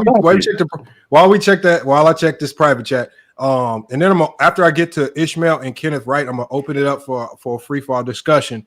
But let's go to Ishmael since he was in here next. Let me go to Ishmael. Let me get his thoughts on this, and then we'll go to Kenneth Wright. Peace to panel, y'all. So yeah, I think LeBron is the GOAT, but before I thought of any GOAT, if I did think there was a GOAT, it was Kareem Abdul-Jabbar. I used to be taught through like the old heads and my father about the greatness of Kareem, and I thought that I was also taught that the greatest scorer of all time was the person who had the most points, the one who contributed to their team throughout the extent of their career, and so that's pretty much it from there. I thought that his body of work always was the telltale sign about how great of a player he was, and him spoke levels to how great he was and how levels he was above everybody else. But I never really thought Jordan was the GOAT. I always liked Jordan. I never thought he was great over everybody. I always liked his competitive nature and his will to win and everything. But I don't really see it because like when you compare it to careers, it's not really close. I think Jordan is definitely like a top 5 player of all time. He does have the resume for that, but it's just not in comparison to like players like Kareem Abdul-Jabbar. I kind of agree. I think if you get away from narrative and things that aren't measurable, it's tough to say that he has the resume to be in that conversation over Kareem. And not, like I say, I also think I agree Kareem with has you more on that. MVPs. I think a lot of people have to like Jordan total. I think Jordan has more MVPs. I think Jordan does not have more MVPs have, than Curry. cherry pick and undermine like the consistency of a career. They have to cherry pick like Jordan's specific years to make him better than other people, or they have to say things like, "Oh, he was the best basketball player that I ever seen." And I hate when people do that because it also disregards adaptability and growth, and it just makes it seem like as soon as you get into the league, you play 3 years, you're the GOAT all of a sudden. I think body of work is really what encompasses the better player. I agree right there. Hold on. Let's go to. That's nonsense. I know it's nonsense, Mingo Jester. It's okay. It's okay, Mingo Jester. Just stick to the three peats. We'll rock with that. No, I was going to go further than that, but you just kept on interrupting me. You wouldn't let me talk. My bad. Hold on. Mingo, Mingo, I tried to give you an extra 30 man, seconds. whatever. Go ahead to the next person. All right, I'm sorry. How I get involved in this? What the hell I do? What the hell? Man, shut your ass up, man. All right, let me go to Kenneth Wright. Hollywood Herm in the building. All right, we about to open it up for free for all in a minute, but we got Kenneth Wright, we got Hollywood Herm, and we got Michael Jordan fans are the best. Kenneth Wright, man. When did you put Jordan as the GOAT? And based on resume, what propelled him to the GOAT and why? I think I had Michael Jordan as a GOAT after 96. When he came back and led the Bulls to the all-time record in wins, the championship, I was like, yeah, I mean, you win 3 championships, retire, come back, and to me, even be more dominant than you were when you left.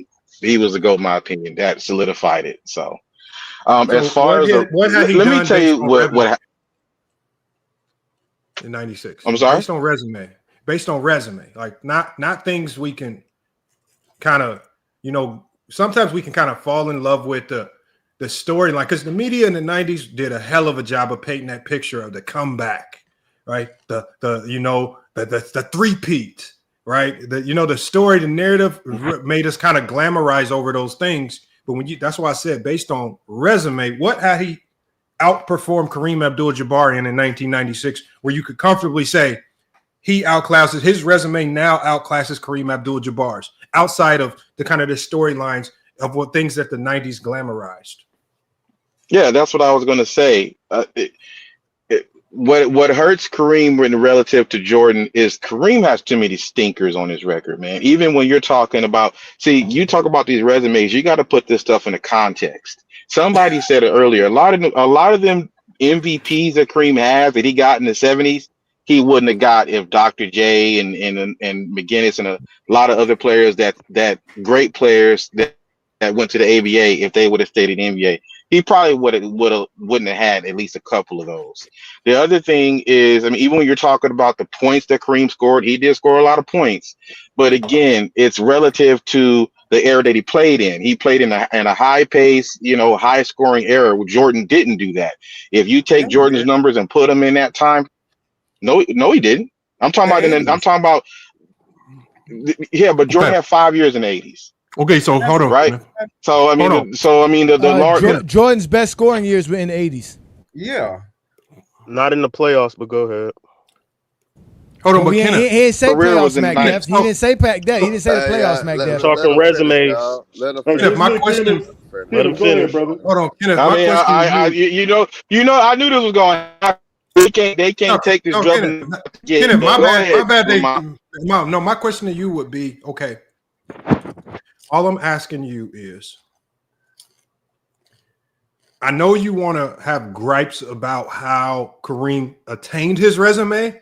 So your gripe is to say, oh, I don't like how he got his MVPs. I think the fact is, once you get something, you have it, right? Once you win something, you have it. Once you score the points, you got the points. And it's not on me to judge how you got it or who you did it against. Your resume is just your resume. Irregardless, like I said, like I tell people all the time, I think the competition in the 90s was some of the weakest competition of all time. I think the rules didn't permit for the game to be played properly, as Rod Thorne had also cited with the illegal defense. But at the end of the day, Jordan's resume is still the resume, and I cannot remove or take away or discredit because of my feelings. So again, in 1993 or 96, when you say Jordan became the GOAT based on resume, what had he outperformed Kareem Abdul-Jabbar in, outside of how you personally feel of how he attained his resume? Because we know you didn't watch enough 70s and 80s basketball to really get a true grasp on it. When you say he has stinkers, well, all players have stinkers, including Michael Jordan. So if we're talking about resume and we're not talking about stinkers and things that every single player in NBA history has, what on Jordan's resume did he surpass? has Kareem Abdul-Jabbar in for you to confidently say he was the GOAT outside of the media telling you to do so? Yeah. So once again, this is where we have the issue, because when I'm applying context, which is in all facets, that's what you have to do with sports. And you're going down a slippery slope, because if I was to say that John Stockton is the greatest passer ever because he has the most assists, right? The best point guard ever, let's call it. You know what I mean? No one in their right mind would take John Stockton over Eddie Johnson or Oscar Robertson or a few other players. But the point is, you got to apply context. Facts. You ask me a question, I answer it. Understand that the consensus, it's not just these people that saw Kareem play and saw Jordan play. They say, hey, Jordan is better. Hey, Let's take it a step further. When you're talking about these championships, Hey, my guy, just fix your Your mic a mic little is bit. choppy. Yeah. Fix it a little bit. It's kind of like No resumes talk. You're still not talking resumes. Somebody saying Jordan is better. Hold on. Doesn't make him better than Kareem. And Go James Somebody Kingdom say is it. correct right there. I'm gonna tell you why he's correct. Because, for example, I'm not arguing one particular individual category. For example, you brought up John Stockton's assist, saying he's the better passer over Magic. That's an individual skill category. I'm not talking about an individual skill category, because you Jordan fans are so caught up on scoring. You try to make this into a scoring debate where who is the better scorer, and you think this is hyper focused on Kareem Abdul-Jabbar being the best scorer versus Jordan and his points per game. This is about your resume. Your resume is your career body of work. Everything from winning to individual accolades to statistical dominance. And then also longevity, unfortunately, is the reality of it, and sustained dominance. How long were you great? And so when we talk about resume in 1996, I'm going to ask you, it looks like he dropped out. My main question would be, what had he done according to his resume that surpassed Kareem Abdul-Jabbar? And I think a lot of people like Kenneth just struggle with saying he ain't passing in nothing. Jordan's resume is better. Jordan's resume is not better. No, it's not better, McDuff. It's really not. It really is. Here, I'll show you it's right really here. not. I'll put it up on the screen. I got it right here. You can put up the stats. Go ahead. it's not stats. So these are what he accomplished. So this is what his resume looks like, McDuff. 19-time All-Star. He was a rebound champion, 75, 76 seasons. Six-time champion. Oh, yeah, we got to get to 11-time All-Defense. Rookie of the Year in 1969, 1970. Six-time MVP. Four-time block champion. Fifth-time All-NBA. Two Finals MVPs. Named on the 75th NBA team. And two-time scoring champion. Like, this dude did a way more to do. Like, I don't know what y'all looking at. Now, McDuff. This is just a small portion of it. They have the same amount of championships. Jordan has more Finals MVPs. Kareem has more MVPs. Kareem has more All-NBA teams. Kareem has more All-Star appearances. He has more All-Defensive selections.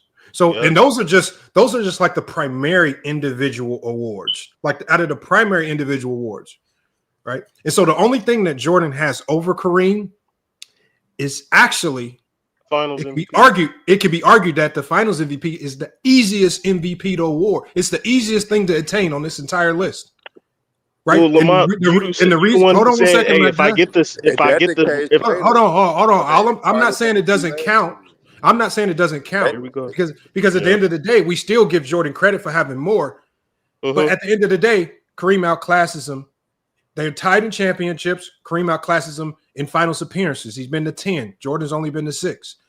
Jordan outclasses him in finals MVPs 6-2. But MVPs, Kareem outclasses him. All NBA, Kareem outclasses him. All-Star appearances, Kareem outclasses him. All defensive selection, Kareem outclasses him. So when you say he has a better, and then that's not even going, we haven't even then mentioned the statistical dominance where Kareem outclasses him in statistical dominance. So what I'm saying is that's your career. Your career, unfortunately, happens to be totals. And because you guys want to do points per game and just specify certain peaks and highs and lows, you cannot do that in this particular conversation. Can I address something on that chart? Player Oh efficiency man, rating man. is not a Well, metric. that's why I didn't mention analytics. I didn't mention no analytics here Well, because I know you that, can't but compare at least, analytics across errors. It does but at not least, work. Where's my 10 scoring titles? well, hold on, Magda. But what I want to say is that if you're going to use a metric that Damn, analyzes I can't career, go, win huh? shares will be it better than player efficiency because player efficiency. Yeah, but I don't want to use I don't want to analytics. hear this I shit. don't believe in No, you using got it. analytics But, across errors. but Analytics this ain't the free for comparing all yet. Let everybody go. comparing one person analytic in one error to another person's analytics, another error. That's a flawed use of analytics. Analytics were designed to compare players within their own era. They were not combined. They were not created to compare analytics, your win shares from 1970 to somebody's win shares in 2000. You'll get flawed results and mixed results every time you do that. It never works. But let me go to Hollywood Herm. Well, Kenneth did come back. We'll get back to Kenneth here in a second. And we got Salute Michael to Jordan y'all. fans are the best.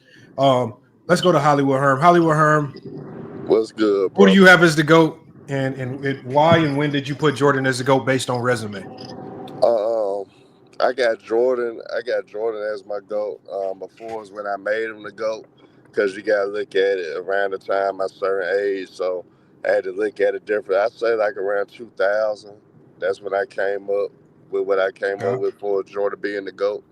But honestly, when it comes to that whole GOAT debate thing, I think it's, especially when it comes to when you compare Jordan to Kareem and even LeBron James, I think it's more of a preference for his longevity versus peak dominance. I think when it comes down to But it, Herm, you're that's wiggling how right now, Herm. I just need you to tell us one thing. I, What based on resume in peak dominance 2000? is part No, of the no, no, no, resume. no, no, I no, no, hope no, you no. realize it. Hold on one It's part second. of the resume No, too. hold on. No, but what I'm choosing, what I'm asking you is this. You can go peak dominance. If you chose to use a segmented portions of Jordan's career, that's fine. But my thing is, I'm asking you this. Based on their complete resumes in the year 2000, what had Jordan outclassed Kareem Abdul-Jabbar in on their resumes that made you confidently say he outclassed them in these measurements that we can see with our own eyes, and that's why he's now the GOAT, outside of narrative things? What did he outclass Kareem in based on resume? I mean, it's not a narrative thing. If I break down Jordan's peak dominance from the mid '80s into the '90s, in which he did dominate the whole '90s. So, with me talking about how he dominated individually, and then how he correlated it with the team's success as well, that's part of that peak dominance that I'm referencing to. So when I look at it from that aspect, that's why. When I look at Kareem, yes, he's great. I think he's more, they made him to a villain because of his religion. So he doesn't get enough respect that he deserves. I feel like he's one of the most disrespected superstars ever. But So Harm, are you just admitting that you don't use anything on their resumes to I elevate mean, Kareem but or what I'm Jordan? saying, You you just can't made it up in your head, kind of. you can't just use numbers and just say that's the resume. Everything matters when it comes to resume. Everything matters for us Yeah, peak yeah, dominance, no, that's why for us I'm the using the entire accolades, resume. for us the stats, for us everything is included with it. So we can't Okay, just be Herm, selective. hold on, And which I Herm. think, and All I'm asking, Herm, if you didn't no, but use what I'm saying, Herm, if you bro, didn't use any y'all are resume, being just say I didn't use the selective. resume. No, but what I'm Just saying is all I'm asking you is what did y'all you are being use based on selective. resume? Y'all are being selective when it comes to what is part of a resume. So I used the that's entire being resume. selective, What I didn't leave anything out. and that's I didn't not see being no right. scoring And, then, titles. and I didn't see scoring titles or none of that. I didn't see about Ford's that best peak. I didn't see Kareem's peak included into none of this as well. So Okay, it's being Herm, selective of Herm. what you're doing. Okay, so Herm. Okay, So so what I'm Herm, saying. Herm. You just wiggling and dancing and shucking and jiving, and you ain't saying nothing. Yeah, Herm, nah, you quit ain't because you wiggling. want me to go. Herm. All I want you to do is tell us one thing, because there's one thing that you're I'm struggling with going right with now. Jordan's Hold peak on, y'all. dominance. Hold on 1 second, Herm. Hold on 1 second, Herm. I don't want to put nobody in the backstage. This is a very simple question, y'all. Y'all got to stop running around, wiggling and shucking and jiving and dancing and doing all this stuff. Just tell me what Jordan outclassed Kareem Abdul-Jabbar based on resume. It's hard for me to define what peak is, because I can ask 10 people what peak is. One person is going to say 1 season. Another person is going to say 2 seasons. Another person is going to say 5 seasons. And what you guys do with peak is you like to pick and choose what specific years to use to make it gloss it up and look good for you, and compare it to what you think you should choose for the other player to denigrate and drop them. That's why I said to avoid the biases and how we use their years. We just use everything. Use the entire body of work. Quit picking and pop based on Jordan's entire body of work in the year 2000, because he really hadn't played for the Wizards yet to really put more scars and ugly marks on his resume. What had he done that outclassed Kareem Abdul-Jabbar based on resume? Things that to and track and see. That's all I want. Herm dropped out, y'all. I put him in the backstage, but he dropped out. He probably don't want to come back. All I'm asking for you to do, give me things that we can actually really talk about. Peak is narrative, because you get to pick and choose and play with what that is. There is no set definition on what peak is. Individual accolades, bro. He's better than Kareem. Kareem has more individual accolades. No, you didn't put no 10 scoring titles or my skills titles up there. Yeah, but Kareem has 2 scoring titles. He has 4 rebounding titles plus block titles. So he has 7 to Jordan's 13. He doesn't make him more. It still doesn't give Jordan more accolades than Kareem. Wait, time out. You said 2 scoring titles. Hold on. No. I'm not letting Mac see. Remember, as I said, go James. As we progress through this conversation, go ahead. All he's doing is searching for new stuff to use. When I asked Mac Def in the beginning, he wasn't saying all this stuff. He's adding it on as we go. No, you're adding, because if that's the case, you never said scoring titles, skill titles, and all this stuff. You never said any of that. Okay, no, but Lamont, not only that, what did I say? Lamont, even on top of that, even if we add scoring titles, dancing with Mingo, even if no, we I add wasn't. scoring I titles, said from an individual statistical standpoint, from a talent perspective, and team accomplishments, he dominated his era. Show me in the numbers. Wait, Mac Def, what's more important? Mac Def, what's more important? 10 scoring titles or the all-time scoring record? Subjective. Take the 10 scoring no, titles. I'm asking you. And I'm taking the 10 scoring titles. Hello. Yeah, hold on. Michael Jordan fans are the best. Hold on, y'all. 11, 12 points toward the end of his career. I forgot about Michael Jordan fans are the best, and he was sitting there patiently. Let me get to Michael Jordan fans are the best. Who do you have as the GOAT? I'm assuming it's Michael Jordan. And when did you place him as the GOAT? And what, based on resume, did you use to bolster him up over Kareem Abdul-Jabbar? Well, first, hello, everyone. Michael Jordan fans are the best. And so I'm just going to preface this first, and I will answer your question. I believe that it's more than just within the basketball which defines greatness, but I'm going to answer your question. I'm not going to talk any more about it. So I think what really goes, and in respect to resume versus resume, the individual statistical titles, the length of it to include the longevity, let alone the individual impact per year, with the 10 scoring titles, the 3 steals titles, the 6 championships, the all NBAs, and then the all defense and the MVPs. I think the compounding of them together with the championships over that time supersedes what Kareem did with the longevity in respect to all NBAs, MVPs, scoring titles, all defenses, while winning them all at the same time. If I'm not mistaken, I think he's got the farthest difference between winning an MVP the first time to the last time. And then on top of it, the retirement, the gaps. If you want to talk specifically the resume, the gaps of years played, and then to be able to come back and perform at the high level that he did, to still come back and win 2 MVPs, 3 scoring titles, and then all defense. It's something that I think supersedes what Kareem did. Now, he obviously has more total stats. Now, a lot of those total stats have to do with the positions that they play on both sides, to include the steals, even though Kareem could steal the ball as well. The point of it is that they're 2 different positions. Kareem was a center, so he's going to naturally have better rebounding and blocks, generally speaking.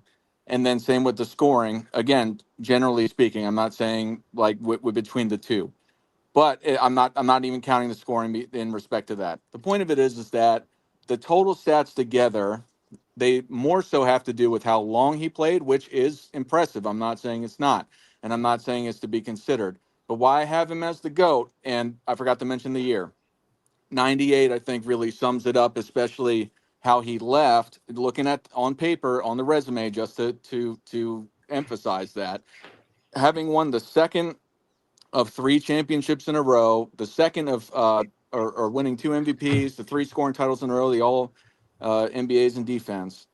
I think that the compounding of all those things together, Kareem Abdul-Jabbar did not do that to the magnitude that Michael Jordan did. And even with the total stats, even though it was not as much as Kareem, I think it's comparable in respect to the positions that they played and the length of time that they played. So that's why I have him in the one-on-one discussion between him and Kareem in a nutshell as the GOAT, or as the GOAT and over Kareem. So you included, it sounds like you included all of the smaller titles, right? Which I give you that. You included the smaller titles, steals, scoring titles, and things of that nature. Did you include that when you considered Kareem Abdul-Jabbar? So remind you, if we just go off the base resume of the things that I already talked about, Kareem outclasses him when you just look at the base resume before you get to the smaller types of awards. So Kareem is superior. I don't think it was really even close. He outclassed him in all NBAs. He outclassed him in all defensives. He outclassed him in all stars. He outclassed them in finals appearances. They have the same amount of championships. Jordan's 5 finals MVPs to Kareem's 2. That's really the only area where Jordan really outclasses Kareem in anything. But did you consider the smaller titles that Kareem Abdul-Jabbar had, on top of the fact that he had a superior primary resume and the secondary resume with the scoring titles? It might edge out to Jordan, but is it enough to propel Jordan over Kareem Abdul-Jabbar? Yes. Well, yes. Let me repeat what I said. It's the compounding of all those things together in a per year, and this is me for I'm including everything for some things that, or I don't want to say everything because I'm sure, somebody can corner me or something. But I'm trying to include the total stats that I weigh less on, the second and third team All NBAs in defense, and respectively for which one that has the second or third team. But the point of it is that the compounding of all those things together at the highest level, so to have the scoring title saying that you are, in the NBA's eyes, that you are the scoring champion. That is your title per the year. You're the scoring champion. You're the MVP. You're the most valuable player. You are the first team of everybody in the All NBA playing together, and you're the first team on defense as well. So to do that 4 times, Kareem never did that with the compounding of it. I think the compounding of all those things together, let alone the rest of the things, and I explained some of it without going on a whole diatribe, which I frankly don't have all the information for. So again, if I get cornered, that's fine. But I think the compounding, and I think 98, while retiring again a second time, to do those things But for you, together, because for me, is what put him over as the GOAT. When we look at the smaller titles, really, it still comes down to what the media portrayed the heaviest, which is the scoring for Michael Jordan. Because the only thing, as far as the smaller titles, if you want to add them in, the smaller wins that you want to tack onto the resume, Jordan has the 10 scoring titles. But outside of the 10 scoring titles, Jordan has the steals titles, but Kareem has the blocks titles. More than likely, a lot more if the block category would have been counted.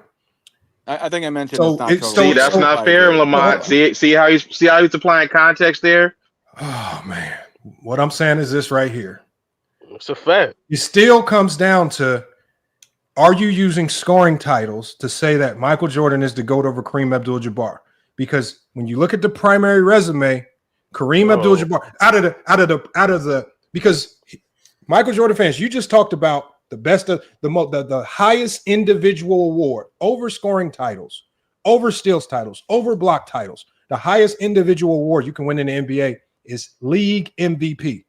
Kareem has 6, more than Michael Jordan. So if it's about individuality, the highest standard of individuality, being the best player in the league, Kareem has more of those than Michael Jordan. Why then defer from that and then go to secondary things like scoring titles, steals titles, and try to weigh that more heavily than you would an MVP? Why do you weigh the smaller things more heavily than the more important things on your resume? I thought so. So this is what you say. Now, like I said, I'm trying to include everything. Now, I do think that scoring titles are important. I think that a lot of these things are important. For me to speak individually, I think that the first teams, the MVPs, whatever the first aspect of it, the championships, first teams, etc. So, I mean, again, I know this is a debate show, and I'm just going to push back a little bit. So I'm not gonna try and push hard. But if you were talking total career, I think that matters. And to show that you were competing with everybody else and you were considered the best or the greatest, however you want to look at it, I like to consider it the greatest score of that year by the scoring title. And again, as I mentioned up front, is that putting it all together in the winning aspects, because basketball is purely, in my opinion, is the fundamental aspect of basketball is defined by competition. So if you're not first, it doesn't matter as much as everything else. First matters. Everything else is just putting context. For anything, you've got to have a tiebreaker too. That's how And then, so that's how Michael I Jordan feel. fans, that takes me to this question. If it's about competition, and I brought this up in my soliloquy, it ultimately, you said, if it's about competition and who comes out ahead of the other more times than not in their careers, who came out ahead, more competitive, more times than not in their careers? Kareem Abdul-Jabbar or Michael Jordan? In what context? So In context of like this, for can I just example, follow up? I it's the meant what context of and this. my I just want It's to no, we clarify can't, what because my point is. no, I get you, but if your premise is about who comes out ahead more times than not in almost any particular category, right? Just for their careers alone, and we can start from just a winning perspective on a year by year basis. Whose team came out more competitive or ahead on a year by year basis more times than not? Kareem's or Jordan's? So if you like I said, the tiebreaker, if you want to say, because they both won 6, the 6 is No, no, what's no, no, no, no, important. no, no, no, But no. I'm not just talking about the years where they I'm went to. explaining where I'm I'm coming not, from. but I'm not talking about the years where they just won the NBA championship, It would be because we're looking at Kareem. their entire To careers. answer your In their question, entire careers, whose teams were more competitive on a year in, year out Shit, basis he had a because of the top star five player Kareem player of Abdul-Jabbar? all time with him, it would Magic be Johnson. Kareem. He played Then longer. He you had made the Oscar playoffs a couple Well, Robertson. times. okay, but Yeah, more help. that's the Shit. thing is, if you want to say that he had more regular season wins, I don't know how it No, no, matches no. up What I'm to. saying is, so I think Shit, he had more I help. think the standard of, for example, and I think we can, especially since we're talking about the GOATs, I think the standard should at least be get into the NBA Finals. Kareem spent half of his career in the NBA Finals 10 times, won 6, the same amount as Jordan. Then we can go down to MVPs, because like you said, MVPs is about who came out on top, irregardless of how you got there or who you did it against. Who won more MVPs? When you talk about being competitive, who had more MVPs? You are the best in the league, more over everyone else. Who came out as the overall best player in the league more times with the league MVP? Kareem or Michael Jordan? Yeah, Kareem's got one more. So we go from there. So but one more is still one more, makes you better, and Jordan never surpassed that. Okay, Yeah, I go didn't So ahead. what it seems like is those are the primary considerations on the resume. And it seems like and then we can go to the other ones. We can go to other ones like all NBA teams, because what does all NBA team classify? All NBA teams classify that you were at least a top 5 player in any particular year, or essentially a top 5 player, depending on how you want to put it, at least subjectively. But you were one of the top players in the league. So when you go to all NBA teams, Kareem was on, I believe, 15 all NBA teams compared to Jordan's 11. That means more times than not, no matter what you thought about the league or how he got there, more times than not, Kareem was an all NBA level player more than Michael Jordan, which is superior. When you go to all defensive teams on the other side of the basketball, Kareem came out on more all defensive teams over Michael Jordan. That's superior. 11 and 9. Correct. These are all primary considerations. So Correct. you guys overlook all of the the most difficult things to accomplish in the NBA. You overlook All-star all of that. appearances go to Kareem as well. Come on. Lamont, don't be so dense. What they're basically telling you is that no matter what Kareem did, Jordan did it better. Jordan didn't That's have to not do what more. we're saying. He That's just not did what he it said. better. It's more impressive Can I for what respond Jordan to what I'm did. saying versus Yeah, the yeah. guy who keeps Thank ducking you. me on That's this not what he debate? said. My Keep bad. going. Let me. It's not really a debate, but I just Ain't want to hear nobody you. ducking you on a not debate. you, FYF. You a I'm talking coward. about You don't want no TJK. debate. Stop doing that. You don't I'm want a not a coward. I debate. call you out I done every had time I several come on your debates since you show. are offered a debate. Where have you been? In Hawaii lying. Stop lying and just worry about Hawaii Michael Jordan lying. and Kareem Abdul-Jabbar, my friend. You talking about you want a 3-on-3? Why? So I got to go get two other people so I can beat you by myself? I I told you, one-on-one. You said you wouldn't do it. I told you we would 20v1, do it on our show. 20v1, 20v1. That includes you and 19 other zesty Jeffries. Go get them. I'm ready. I'm hanging out in the dugout. Anyway, Lamont, can I respond to what you were saying? Go ahead. Yeah, so I'm not denying that Kareem has more in the totals for the all NBAs, the MVPs, and then he made more finals appearances. What I led up from the front is that I think what's more impressive is that Michael Jordan compounded all of those things, and then I added on things like the retirement compound. I know you flashed that word, but the point is that putting it all together for him to do that, I think is wildly impressive. And to me, I think, to what I understand, in comparison, Bill Russell would not match the All NBAs, excluding all defense because it didn't exist back then. The All NBAs and then the MVPs. He lost all the All NBAs to Wilt.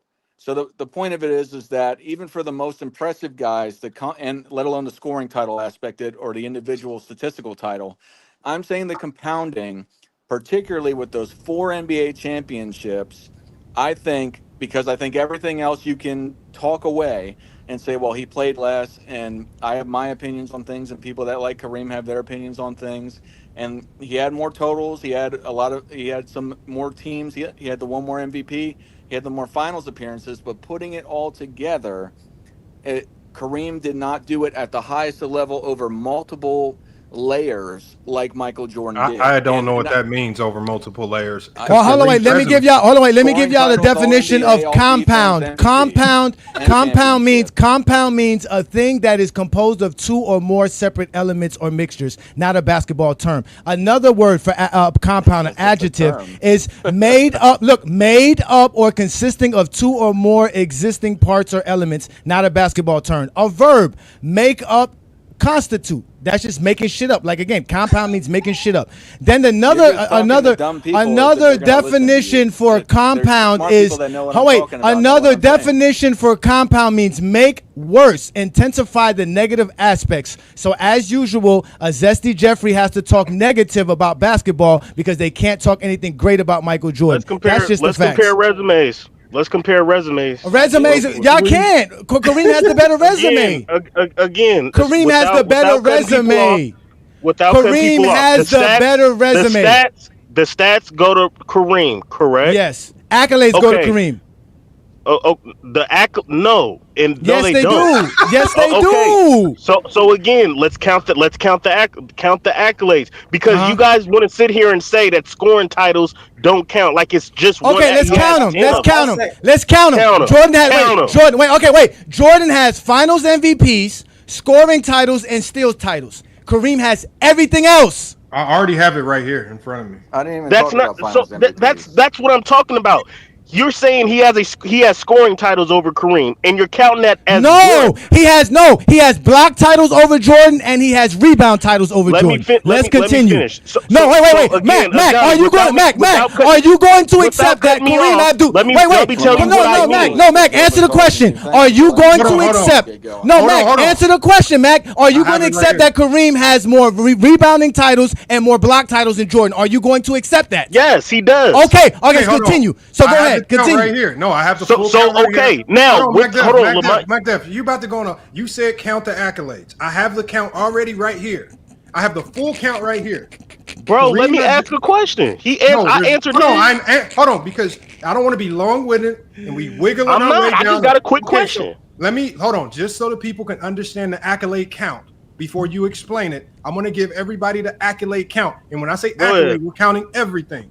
Kareem Abdul-Jabbar's total accolades amount to 65 total accolades. That includes scoring titles, steal titles, first team All-NBAs, all of that stuff. It's 65.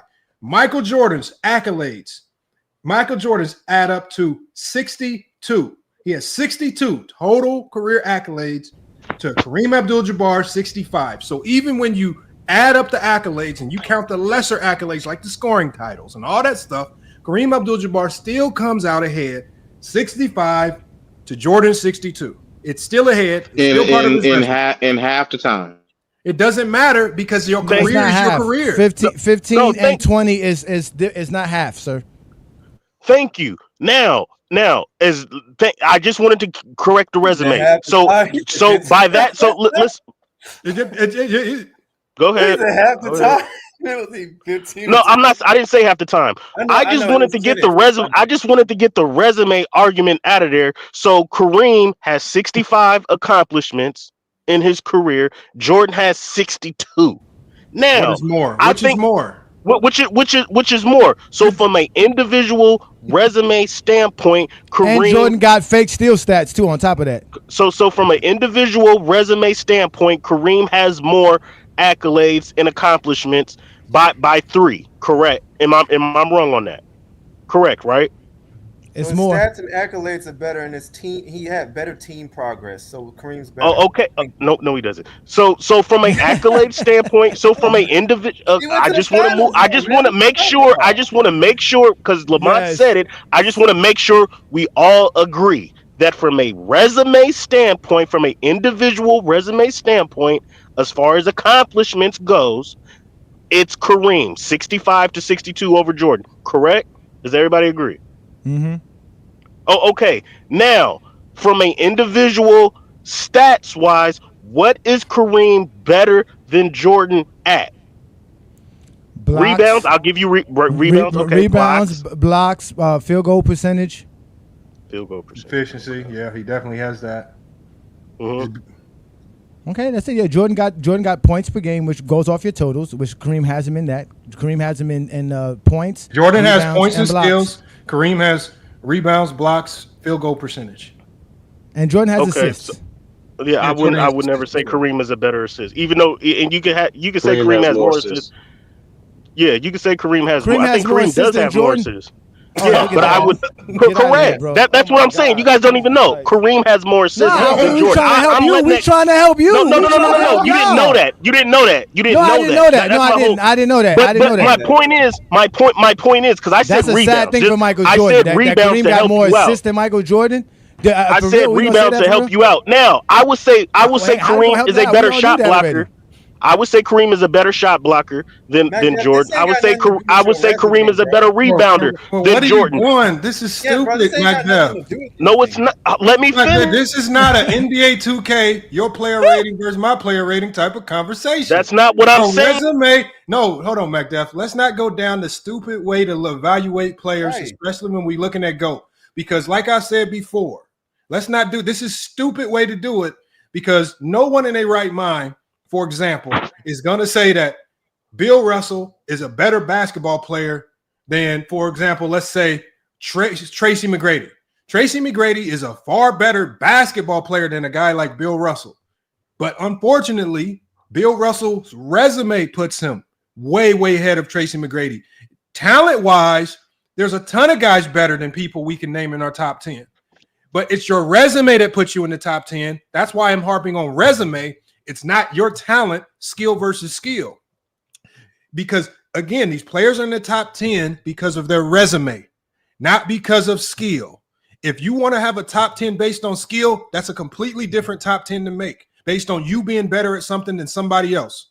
Your resume puts you in the top 10. Quit avoiding the resume. Stick to the resume because that's what makes you top 10. Without a real resume, you're never going to be in the top 10 like some of you guys pretend Kobe is. How you try to make up a pretend resume for him just to put him in the top 10, even though he doesn't have a top 10 resume. You don't have to make up a resume that are generally in the top Kobe. 10. No, we're not hearing the nonsensical arguments about he's a better scorer. He's a better rebounder. He's a better shot blocker. That's the stupid way to evaluate it because that's not how we put together top 10 lists ever in NBA history. So, Mac Def, once again, let's go back to what really puts you in the top 10, which is your resume. The primary consideration that Jordan fans gave Michael Jordan on his resume to put him as the GOAT was the 6-0. It wasn't skill. It wasn't his mid-range jump shot. It wasn't he could get some steals. It was the 6-0. So again, let's stick to the real things that put you in the GOAT conversation, not all of these other things that you've never really compared player versus player with these two players. That's stupid. So stick to resume, MacDef. Quit running from the resume like you're trying to wiggle up out of. Resume versus resume. How did Michael Jordan pass up Kareem Abdul-Jabbar because you thought that the scoring titles would propel him in the accolades, and it doesn't because Kareem Abdul-Jabbar still has more accolades. He has more MVPs. He has more All-NBAs. He has more All-NBA defensive teams. They have the same amount of championships. What the hell are you using to put Jordan as the GOAT based on resume? Please answer that question. Check your email. Like what you were doing earlier, Lamont. Lamont, check your email. Check your email, bro. All right, man. It's always gonna you can't. First of all, these accolades they all don't hold the same amount of weight. That's the first thing. Okay, a Steals title ain't gonna hold the same amount of weight as a league MVP, right? I mean, we can go. It's that I don't even know why we're having that kind of a conversation. Are equivalent to block. Hold on, steal titles are equivalent to block titles. Kareem has 4 block titles. Jordan has 3 steal titles. So if we want to just go with defensive accolades, right? But I mean, who has more defensive accolades? Who has more defensive accolades? Kareem. Hold on, bro. Who has more all defensive? Kareem. Here's the point. Yeah, just hold on. Let me finish my point. That's what you start off with as a GOAT debate. That's not the end all be all. Your personal feelings should not be involved. Right. That's what you start off with. You know, Lamont, when you get no GOAT conversation without no resume. Everybody knows that. Like that. Let me finish my point. Idiot. How many Steals titles would you be willing to give up for one MVP? None. We're not getting. What the hell is he talking about? We're not doing that. I'm trying to prove to you that they don't hold the same weight. So when you're sitting up here saying, "Oh, well, this guy has the Steals title," we're not caring what holds the same weight. Both of y'all talking at the same time. I can't hear. That's you and MacDef. Y'all trying to defend each other, and y'all talking over each other. One of y'all got to talk. And secondly, I never compared a Steals title to an MVP. I compared Jordan's MVPs to Kareem's MVPs. I said, if you want to go to defensive accolades, you could compare Jordan's steal titles, which he has 3, to Kareem's blocks titles, which he has 4. You can compare Jordan's defensive all NBA teams versus Kareem's all NBA team. But the problem is Kareem keeps coming out ahead in all these categories. So now you guys have to make up a reason as to, well, I just like to look at Jordan. I'm making up nothing. Jordan just looks like a better defender. Jordan got because that was the point I was trying to make earlier. That was the point I was trying to make earlier. So you're saying that my feelings point that I was trying to make. Yes, it's your feelings. That's exactly what it is. Because I'm listening to you. Like for it, his mic is messed up. Hold on, let me finish my point. Your mic is messed up, Kenny. Can you guys can hear me? No. Yeah, can you hear me better now? Yeah. Go ahead. All right. No, see, you might messing up again. That's